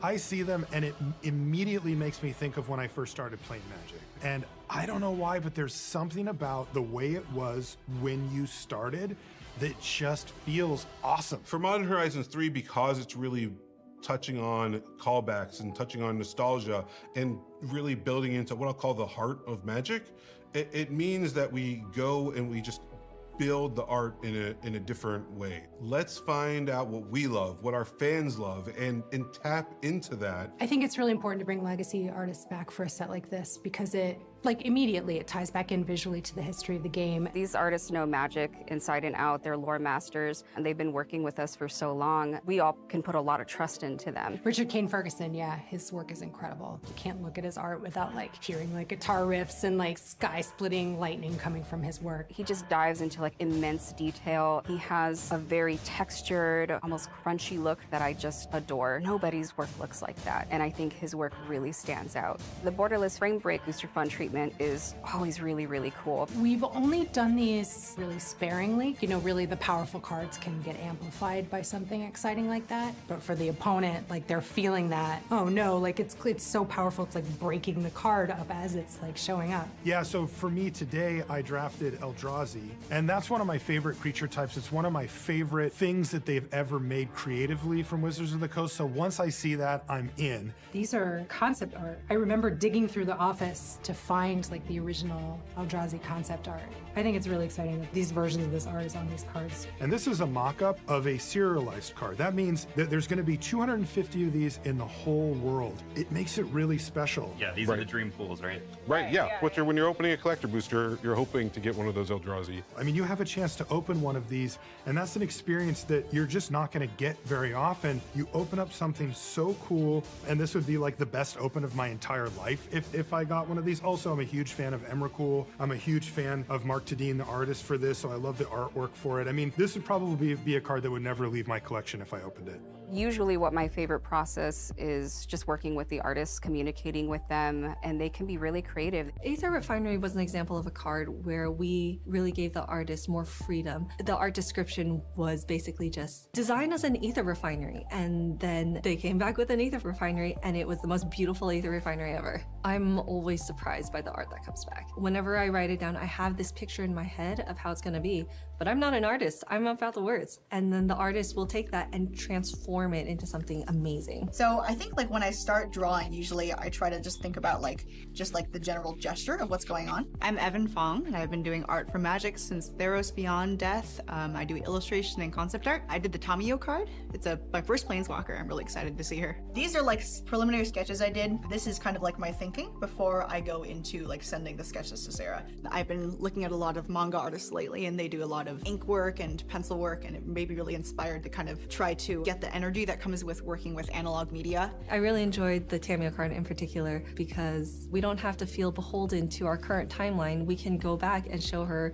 as she was in the past. And that's something that is really unique to the Modern Horizon sets. Getting to see them before they were these powerful, overall, like, best cards in Magic characters, and seeing them be like just people, you know? Being vulnerable. Yeah. Being kind of real, yeah. Being human. I think that was one of the coolest parts about this project, was like that showing both things, right? Getting a chance to do both. So for the B side of my transformation card, where she's kind of exploding into her Planeswalker, I was really inspired by a lot of anime I saw growing up, like magical girl transformations and things like that, because there's a lot of like graphic design elements and like things where the special effects are used, like as ribbons or things like that. So I have a little surprise to show you. Okay. Look at it. Oh my gosh. Look at it. Oh, it looks so good. It's the textured foil version. Wow. Oh, she looks awesome. Isn't that Oh my amazing? gosh, yeah. You did so good with this. Like, Oh, I thank know you. it was a challenge to Yeah. like break the frame. Yeah, And still like show her in the middle of it. Oh, that's cool. See the texture on it? Yeah. The first time I looked at a card that I had commissioned, I cried. Watching someone create art, like getting a sketch back from someone, like I send them a description and it's very rational. I read through it and it makes perfect sense. And then when I see the sketches, no matter how rough they are, the ability of a human to show feeling and to create out of nothing, just like every time it blows my mind, it doesn't get old. So whenever I open a card and see it like cut and printed by a giant printing machine and like it's polished and it's beautiful, knowing how many people had to make that card look good, it's very moving. What's your favorite art card you got in front of you, Sarah? I mean, duh, it's young Soren. The front side of Soren's Sleepwalker card is him as a human teenager when he's just this lordly little princeling on Innistrad. And young Soren is one of my favorite moments in the whole set that really like gives you that he's like looking off to the side. I wanted him to be this pouty, brooding, angsty teenager, and then the art came back and he was exactly that. It's like, oh my gosh, that is perfect. It's fun to do that many Planeswalkers and to depict many of them when they're young. before they sparked, like Raw was my favorite because what does he look like as a young man? And so it's really exciting to see them in a more vibrant and explosive pose to where they're actually coming forward. It's amazing to see these planeswalkers come to life. I mean, this is literally showing their spark moment. There's a borderless Ajani, and you can see Ajani and the impact that the death of his brother had on him. It's one of the original planeswalkers, right? Lauren debuted Ajani, and he's still with us today, and we get to bring him back over and over again, so. You know, from my perspective as an art director, one of the most fun things about it is getting to look back in the catalog of the art, kind of bring back some artists. Like we work with Ron Spencer for one of the double-sided Planeswalker cards, and he's been making art for Magic since like Alpha. And Grist is kind of disgusting. She's like this giant monster made out of bugs. The other side, which we've never seen in Magic before, is Grist as like a little caterpillar, and it's like got dripping fangs and all these like purplish, reddish, like viscera colors, and it's so beautiful you could like print it on silk, but it's like a gross little like monstrous caterpillar. Amazing. Of course, I have a lot of love for tons of different cards, and Ophelia is definitely my #1 pick. She is in likeness of my personal pet, Ophelia. This is Ophelia. She a good girl? She is a good girl. Yeah, Yeah, so here she is. Here's my pupper. It's Ophelia, the exuberant shepherd. So the borderless profile cards give us this chance to show the fans like a really much more intimate, singular look at these powerful creatures and characters. You know, when we draw planeswalkers or important characters on a Magic card, the reality is their faces end up being, you know, like half a centimeter tall because we want to also show part of their body and we want to show weapons and magical effects. So the borderless profile cards are, I think, a really special and fun treatment that we do. You think of like an old school battle of like being on horseback and the commander riding past, and if you're lucky, you get like the glint of their eye, right? And that like motivates you to run out and throw yourselves on the spears of the enemies. Just like a gorgeous piece of work.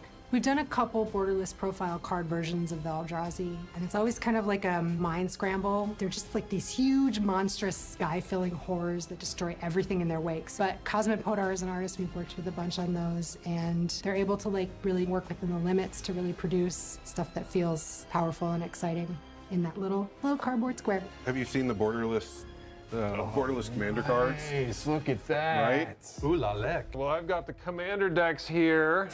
Sweet. We're gonna Why play a don't we game of pass Commander? them around? A Merit Lage token with a Sand Warrior on the back. I think that gives us an idea of some of the wackiness that is possible. Are you serious? Yeah.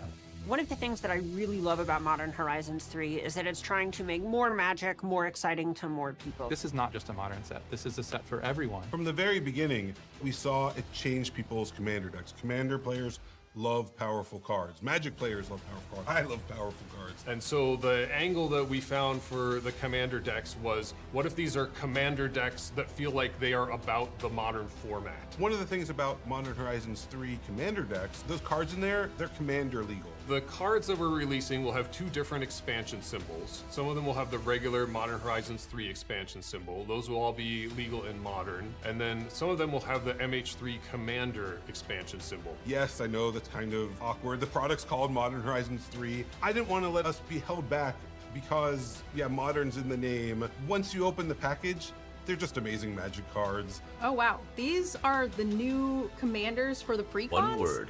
Power. Wow, that is awesome. The Eldrazi Incursion deck, commanded by Ulalek, Fused Atrocity.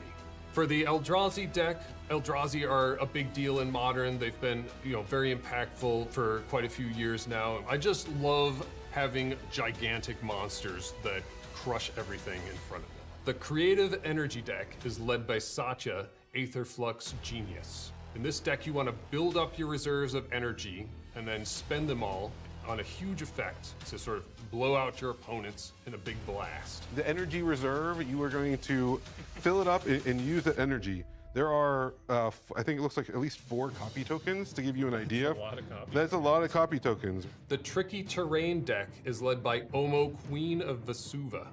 This is definitely the weirdest of the decks. She can not only give creatures all creature types, but she can give lands all land types. I love combining weird cards together that aren't normally played in Commander. I love winning with things that nobody expects. The Graveyard Overdrive deck is led by Disa the Restless. Now this is an old character. She appeared in a whole lot of flavor text from Ice Age. Serious long-range callback there. But then mechanically, she calls back to something a little less ancient, which is Tarmogoyf, which is, was a huge player in Modern for most of the format's history. This Jund deck has a lot of Goyfs in it.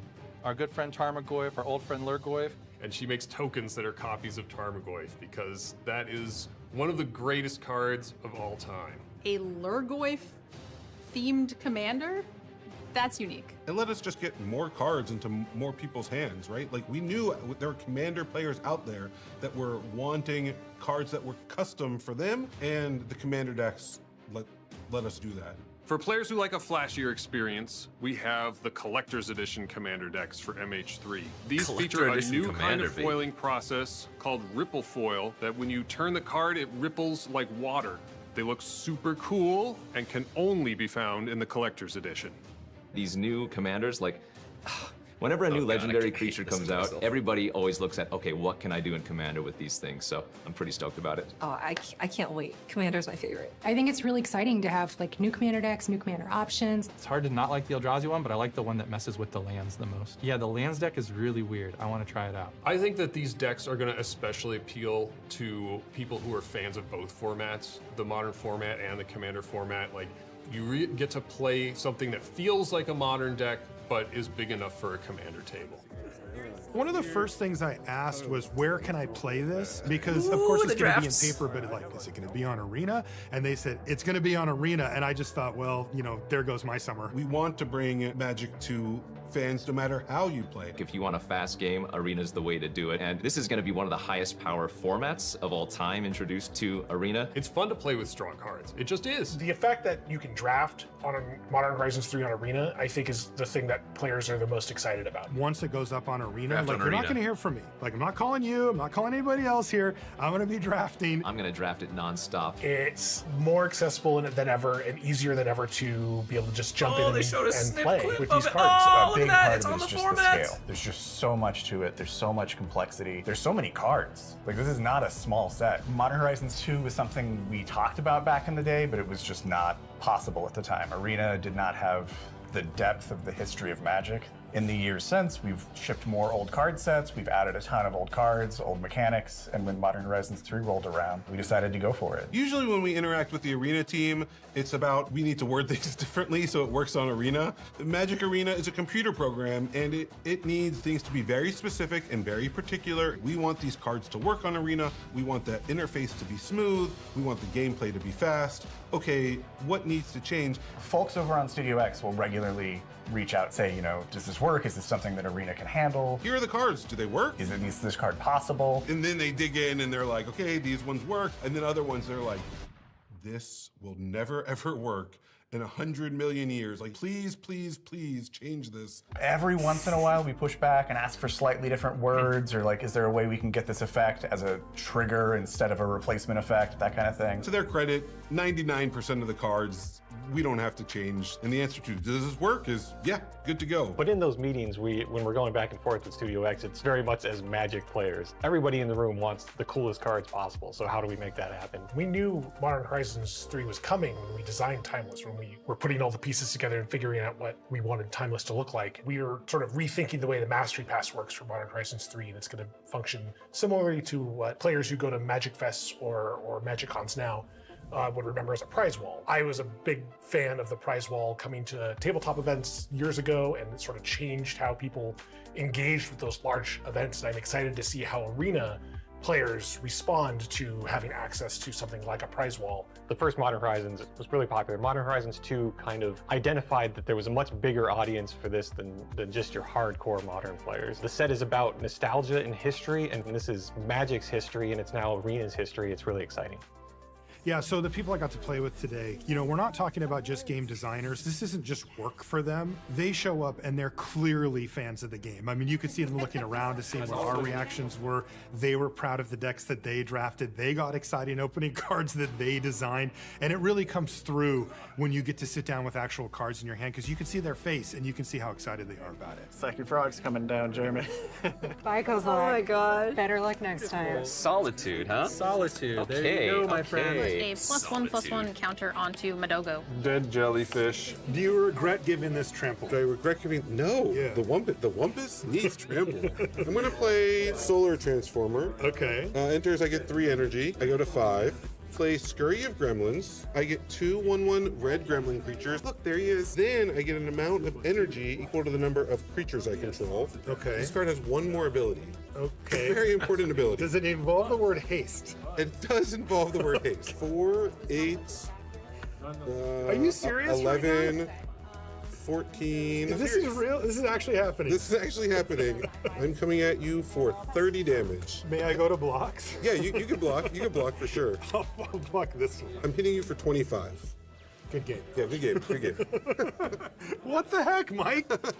You had nothing. The bigger Magic fan you are, the more you're going to enjoy this set. This has almost been 3-4 years in the making. So just being a fan of like, yep, I'm gonna rip this open and give me some mythics, right? Give me some broken rares. I could still like remember the smell of opening the booster pack. Isn't that weird? I love Magic. I play Magic almost every lunch hour. Almost lunch. I know. I'm really just hoping that the people around me feel the passion that went into the product and giggle about the references. The best moments ever are when fans like open a pack and they gasp or they think like, what? I never imagined they would do something like this. Playing Magic cards in real life is second to none. Marshall, I'm unstoppable. You've never been stoppable. Okay.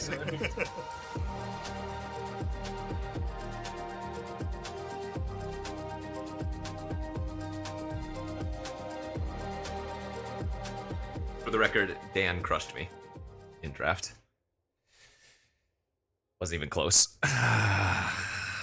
He just spat all over me.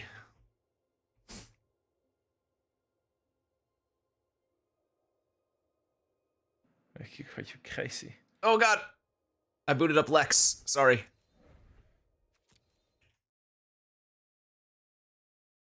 Alright, Arena has an update.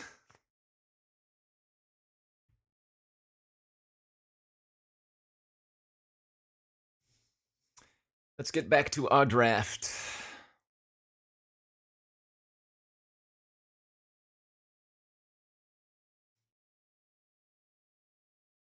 What did I draft? Shoot, what has actually been officially previewed? I don't want to spill something I shouldn't say, you know?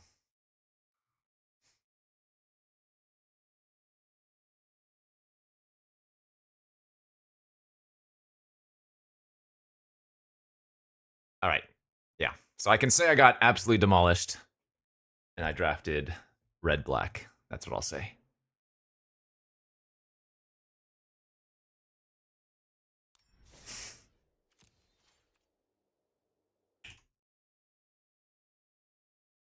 And my opponent played a Solitude.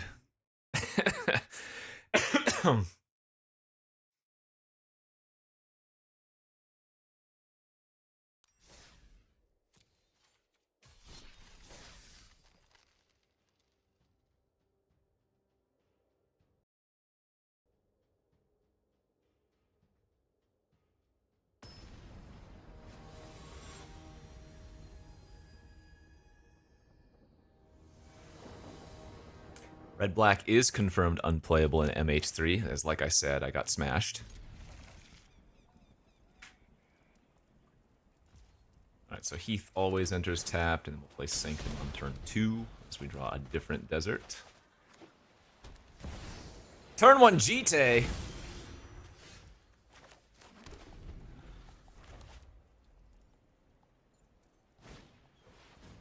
Pixie Bounce Jite! Oh my god. My opponent is doing it.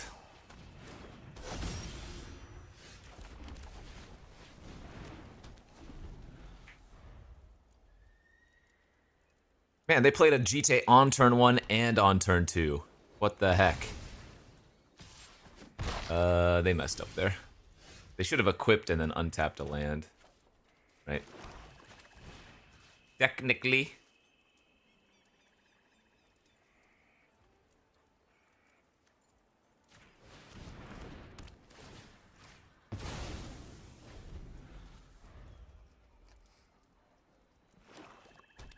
Every single Modern Horizons format so far has been a banger of a draft format.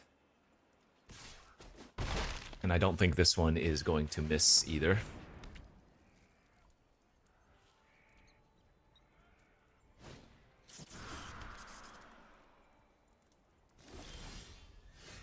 Am I dying here? I'm dying. I might have to kill the 4/3 instead of the flyer. Let's grab pylons for a little bit of surveil, and we have all of our colors. So let's see, blue, blue, black, black, red. So I need red, black. So backwoods is fine.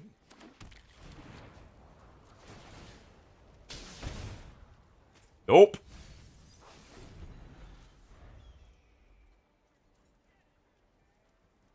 Excuse me. The Iceman, thanks to the 4-month subby. Usually the Modern Horizons formats reward synergies a lot more. That's really bad. That Sentinel was going to get us in the game. Oh no, Tiny Bones is also terrible for me here too.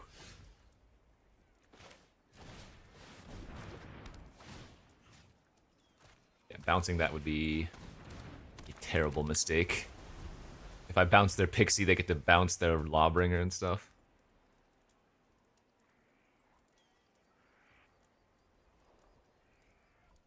I think this format's above average. Maybe 7-ish. I can with the Trawler, yeah, but I mean, you don't want them to bounce their Lawbringer anyways.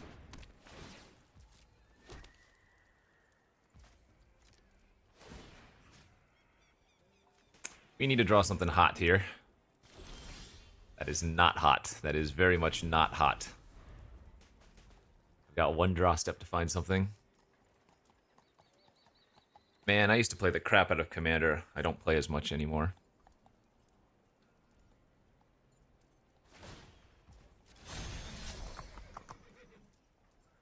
Yeah, OP on casual 4-land stop. No big deal.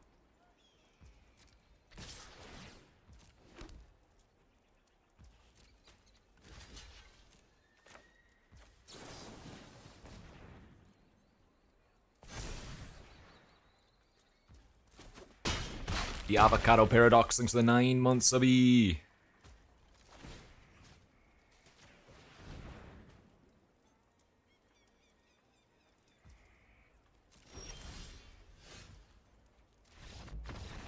Good.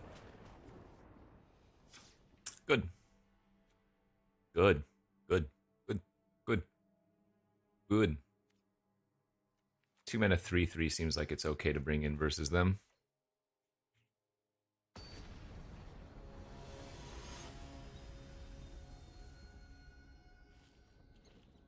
Good. Good. Sounds good. Good. Good.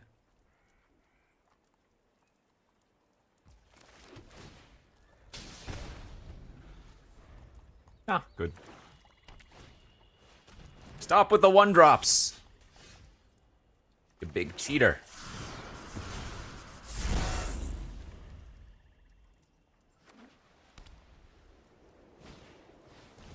Ha! Joke's on you.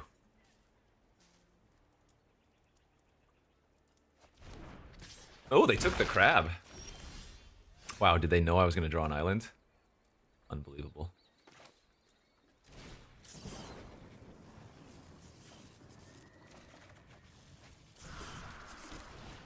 Good boys in town.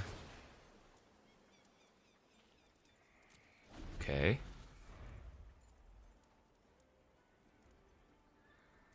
So, the question is, do I want to shuffle away the Hypothesizzle? I guess that's probably fine.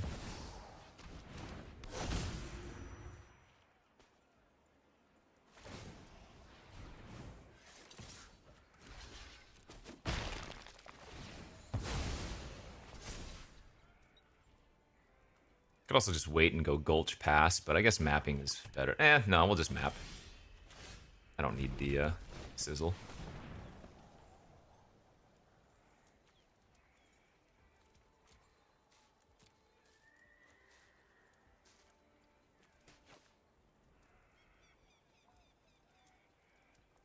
I guess it's okay to grab Heath here since it filters into the pylon anyways.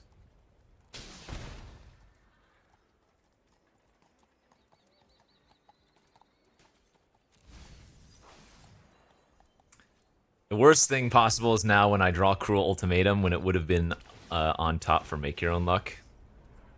That's gonna feel bad.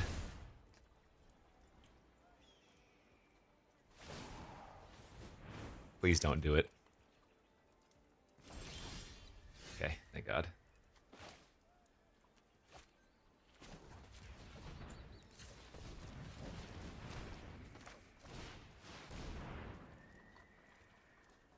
Yes, let's go, baby! It's happening! Yeah, baby, let's go.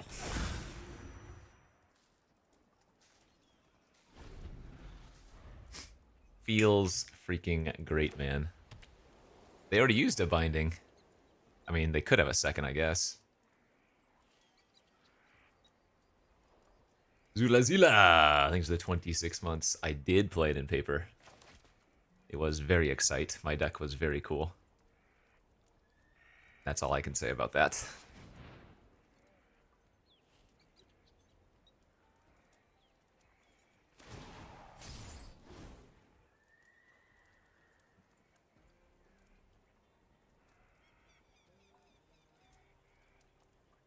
You could have played more if you had the time. I played Dan in like a best of 5 or 7 or something.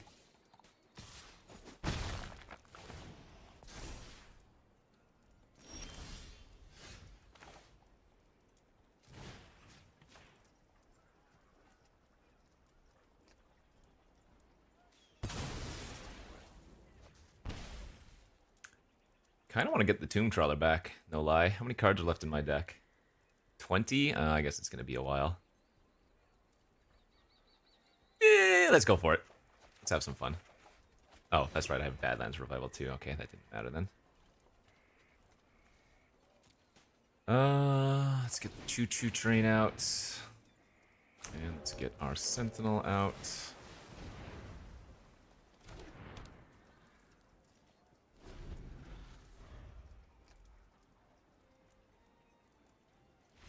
Yeah, baby. Aight. Make your own luck. Plot Cruel Ultimatum. Opponent concedes. Easy. Easy, easy. Check that off the bucket list of things to do in this format. And we already have...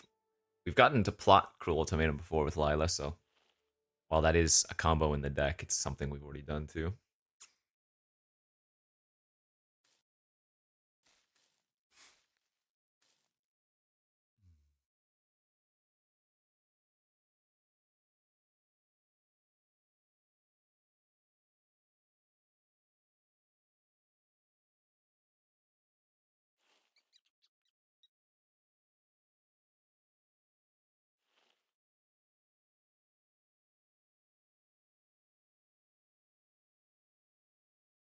It's the little things in life, indeed.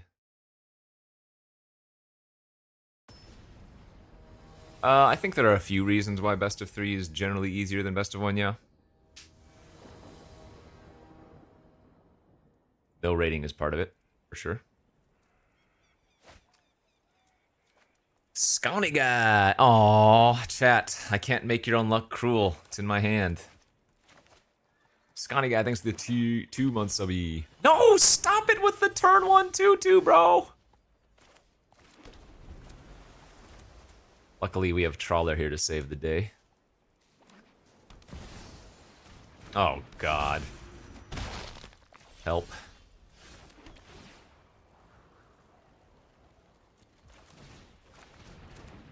Help.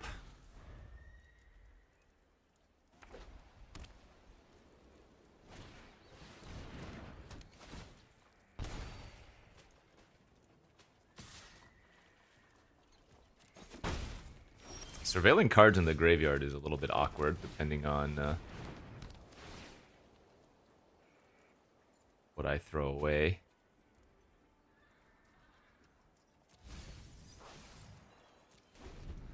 Though the thing is, if they kill the Sterling Hound, unless it's a cheap removal spell, they're not going to have too much mana left over, but putting a 2-drop in my graveyard is a little bit awkward. Like, this is not too bad. And fortunately, they don't have another black source to return the miner immediately. Oh, and they're killing the trawler. Wow, interesting. Would not have expected that. Okay.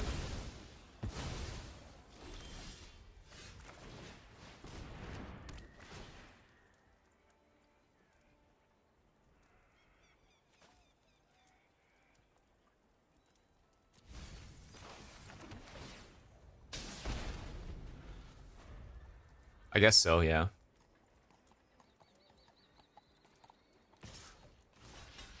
I mean, they're gonna have some recursion, of course, but... Oh, it all makes sense, chat. A second Tiny Bones. Yeah, I think we're gonna have to let them get some value here. Nice, nice, nice, nice, nice. Good hits. Would like to draw some land still.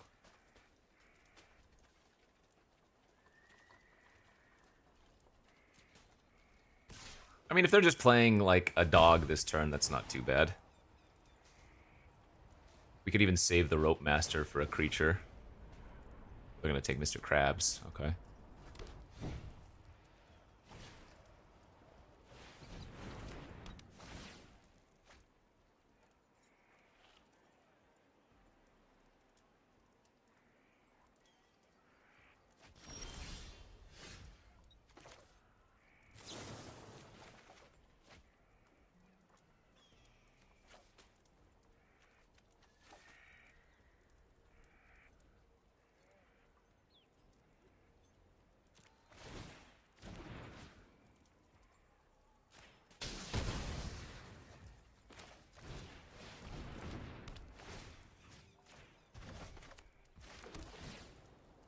Maybe I should have discarded a map since I have Dance, but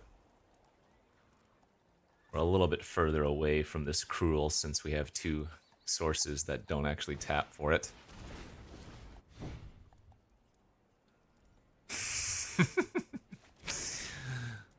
You got me.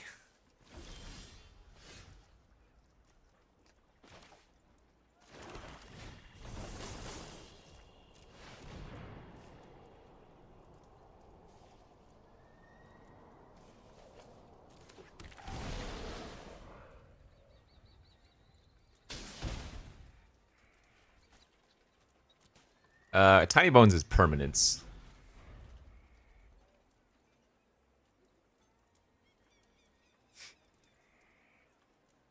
If they don't have a removal spell, they kind of just have to run out Tiny Bones to block the 8/8.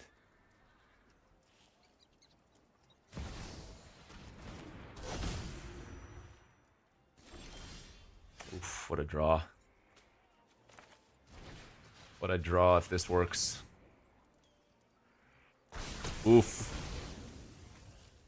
And that, my friends, is brutality.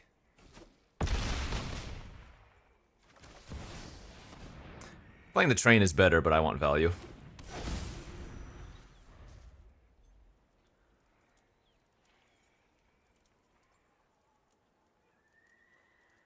I missed a card? I did?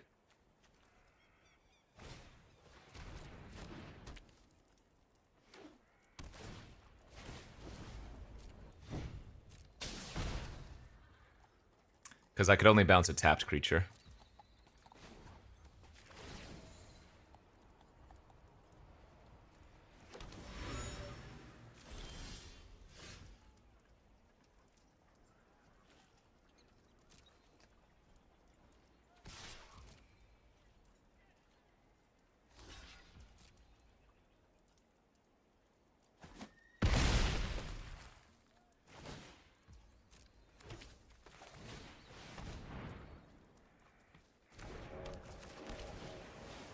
Sadly, no more deserts, right?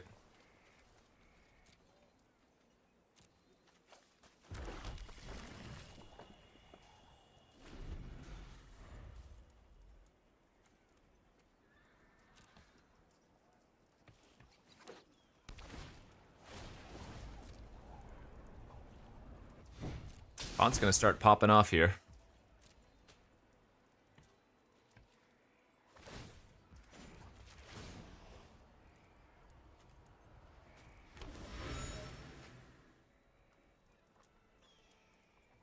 They're looting instead of playing anything, so what kind of interaction are we gonna see? Sure, it's fine.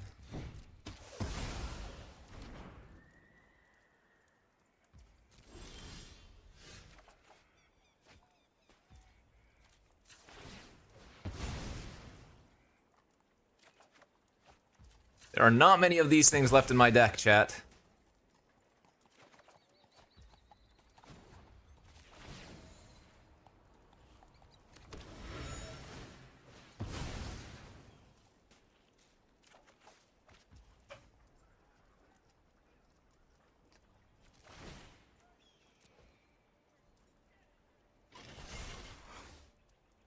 It's insane. Actually insane. 4 in a row. Incredible.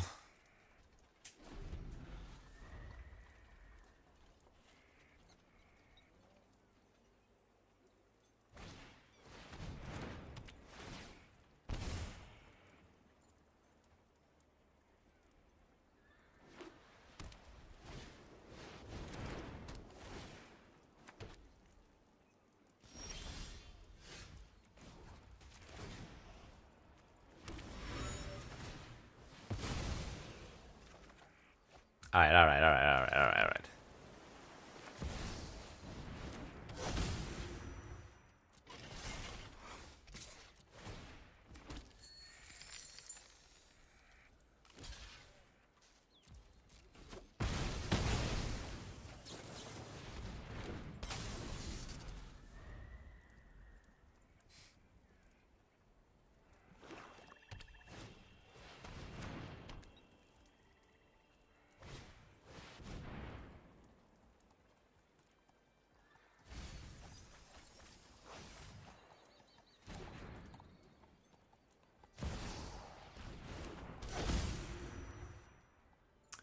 Well, they just left themselves dead on board by playing out the GT.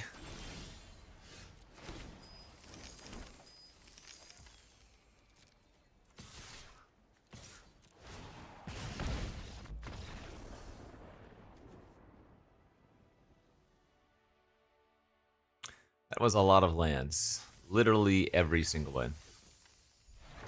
No, because they could sack the treasure. Alright, we are playing for a trophy with this deck. Yes, it feels good, if you were wondering. Oh, you're right. And it just tapped. You're right. Then they were dead on board anyways.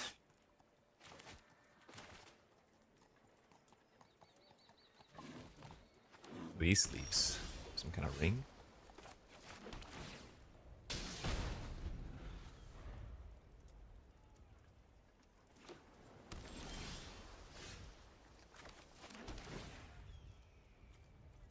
Leaving that on top every single time. You're more than welcome to counter my Tomb Trawler. Oh, they got me, chat.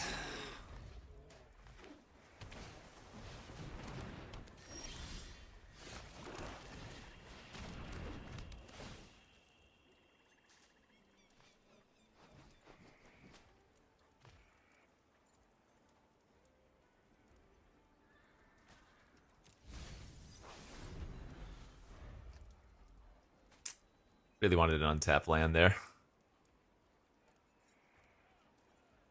Really wanted an untapped land there.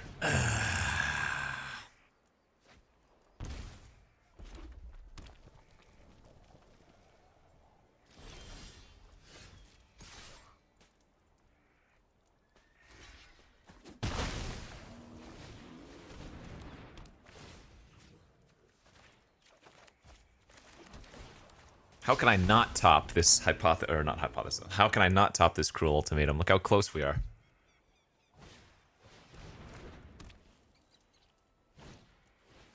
Oh! The Harrier Strix Crime. Got him. Oh, into the draw too. Got him.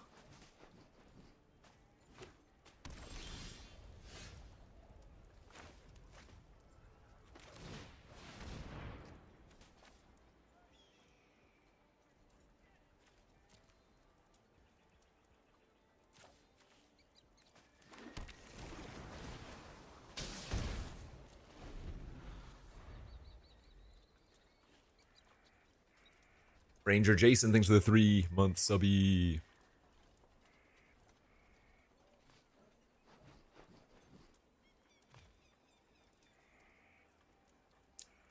We're close. We're at 5 of 7 right now. It's coming. Ooh, that's really bad. We can kill them both with an untapped land. Nice.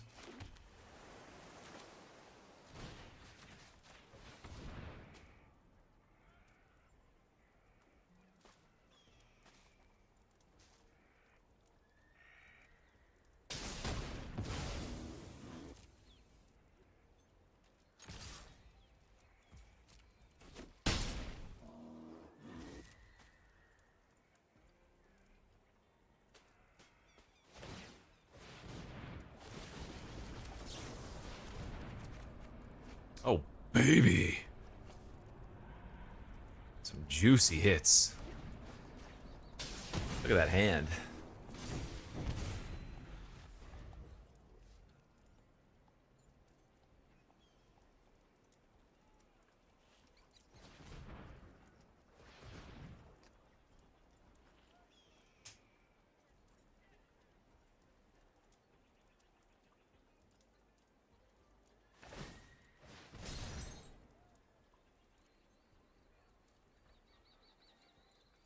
Blue, blue, black, black, red.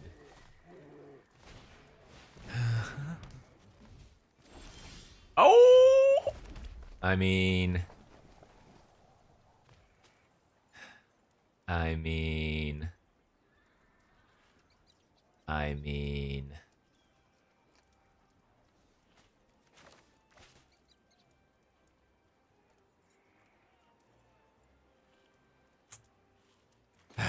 Fine. It's not even that good here.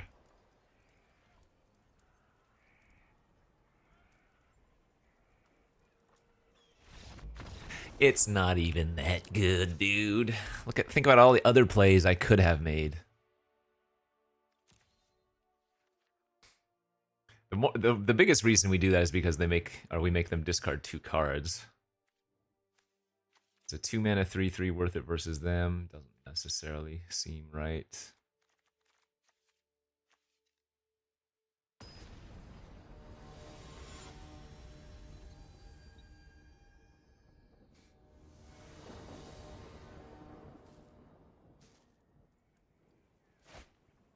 Uh-oh.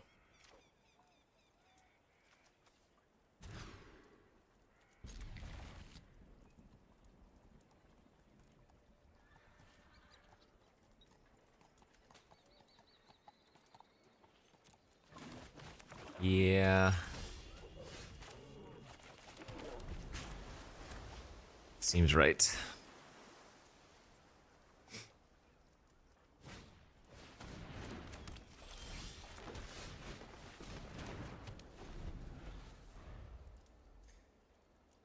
I could use a land. Pretty badly.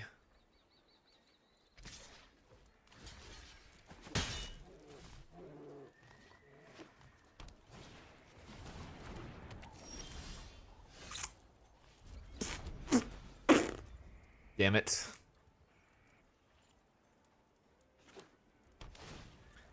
And that's the way the cookie crumbles.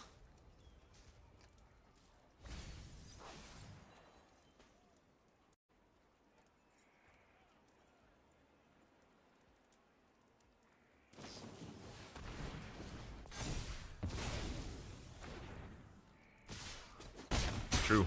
All or none. What's up, Oleg? No what? Thanks to the 21 months.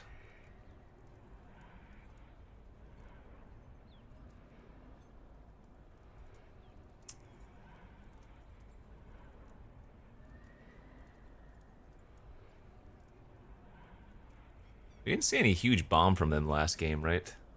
Just a bunch of hustlers and stuff.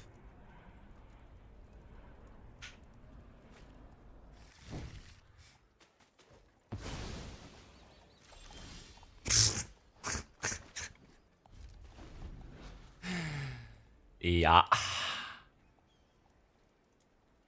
Yeah.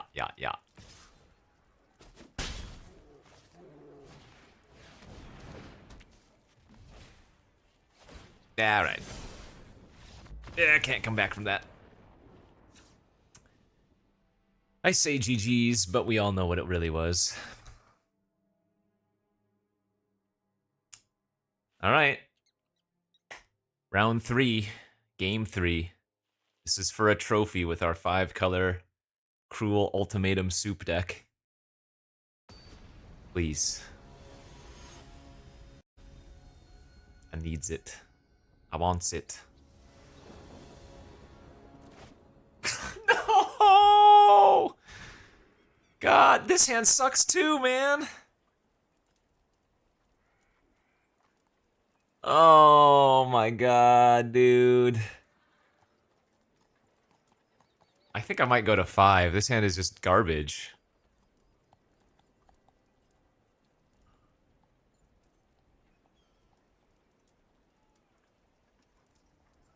Ah.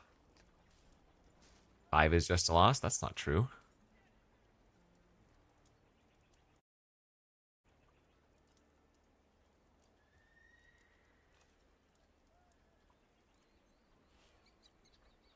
Seven blue lands I can draw. Okay.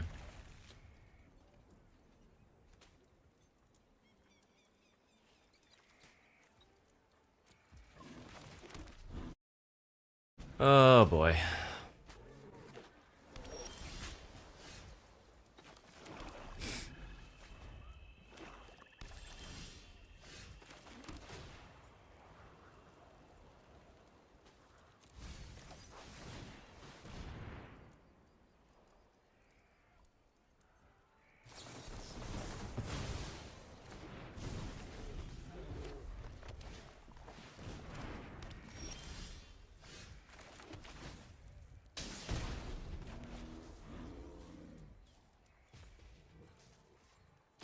Need to find an untapped land next turn. Just gonna get soloed by Nimble. Oh god, a land there and I think we have a chance, dude. Man.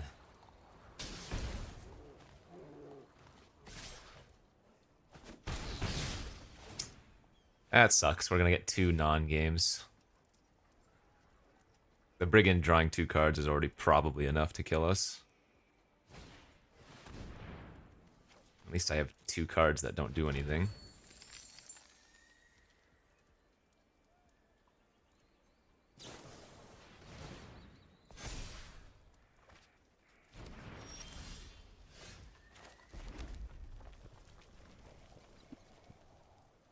Like, at this point, it probably is this.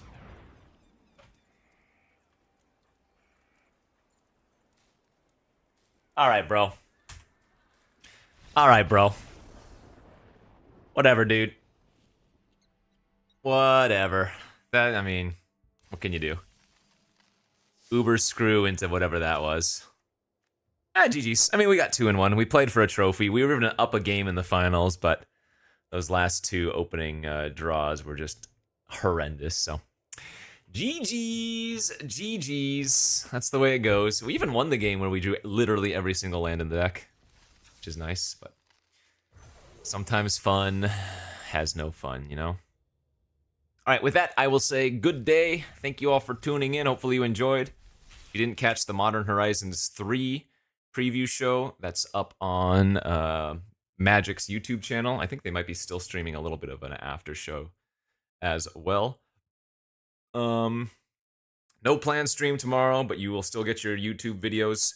In fact, tomorrow's Wednesday, so you're going to get a YouTube video at 7 a.m. Pacific and a YouTube video at 2 p.m. Pacific and a Card Kingdom Vintage Cube draft video I send over them tomorrow, so it'll be uploaded a couple days after. But lots of content still being produced. Arena Open this weekend. We will still be playing some more best of 3 on Thursday when I'm back, or maybe we'll touch upon a little bit of Kaizo on Thursday or Friday. We'll see. In any case, thanks for watching, friends. Appreciate y'all hanging out and tuning in. Thanks for the subbies and re-subbies. And don't forget to check out all of our partners and sponsors of the stream before you go. We're going to do a Factor unboxing later this week. I think I get my box later today. And t-shirts are being made. We are getting That's Magic Baby shirt. Well, merch, rather. We're getting That's Magic Baby, like, mugs, shirts, sweaters. We've got some Play First, Curve Out, Don't Punt merch that will be going out soon. The one they sent me is crooked, though, for some reason. So we had a... well, we're getting that fixed, but... we will announce more of the merch when it is available. So, thanks for watching, friends. I'll see you back here on Thursday. New YouTube video, 2 p.m. Pacific time today. Love you. Goodbye.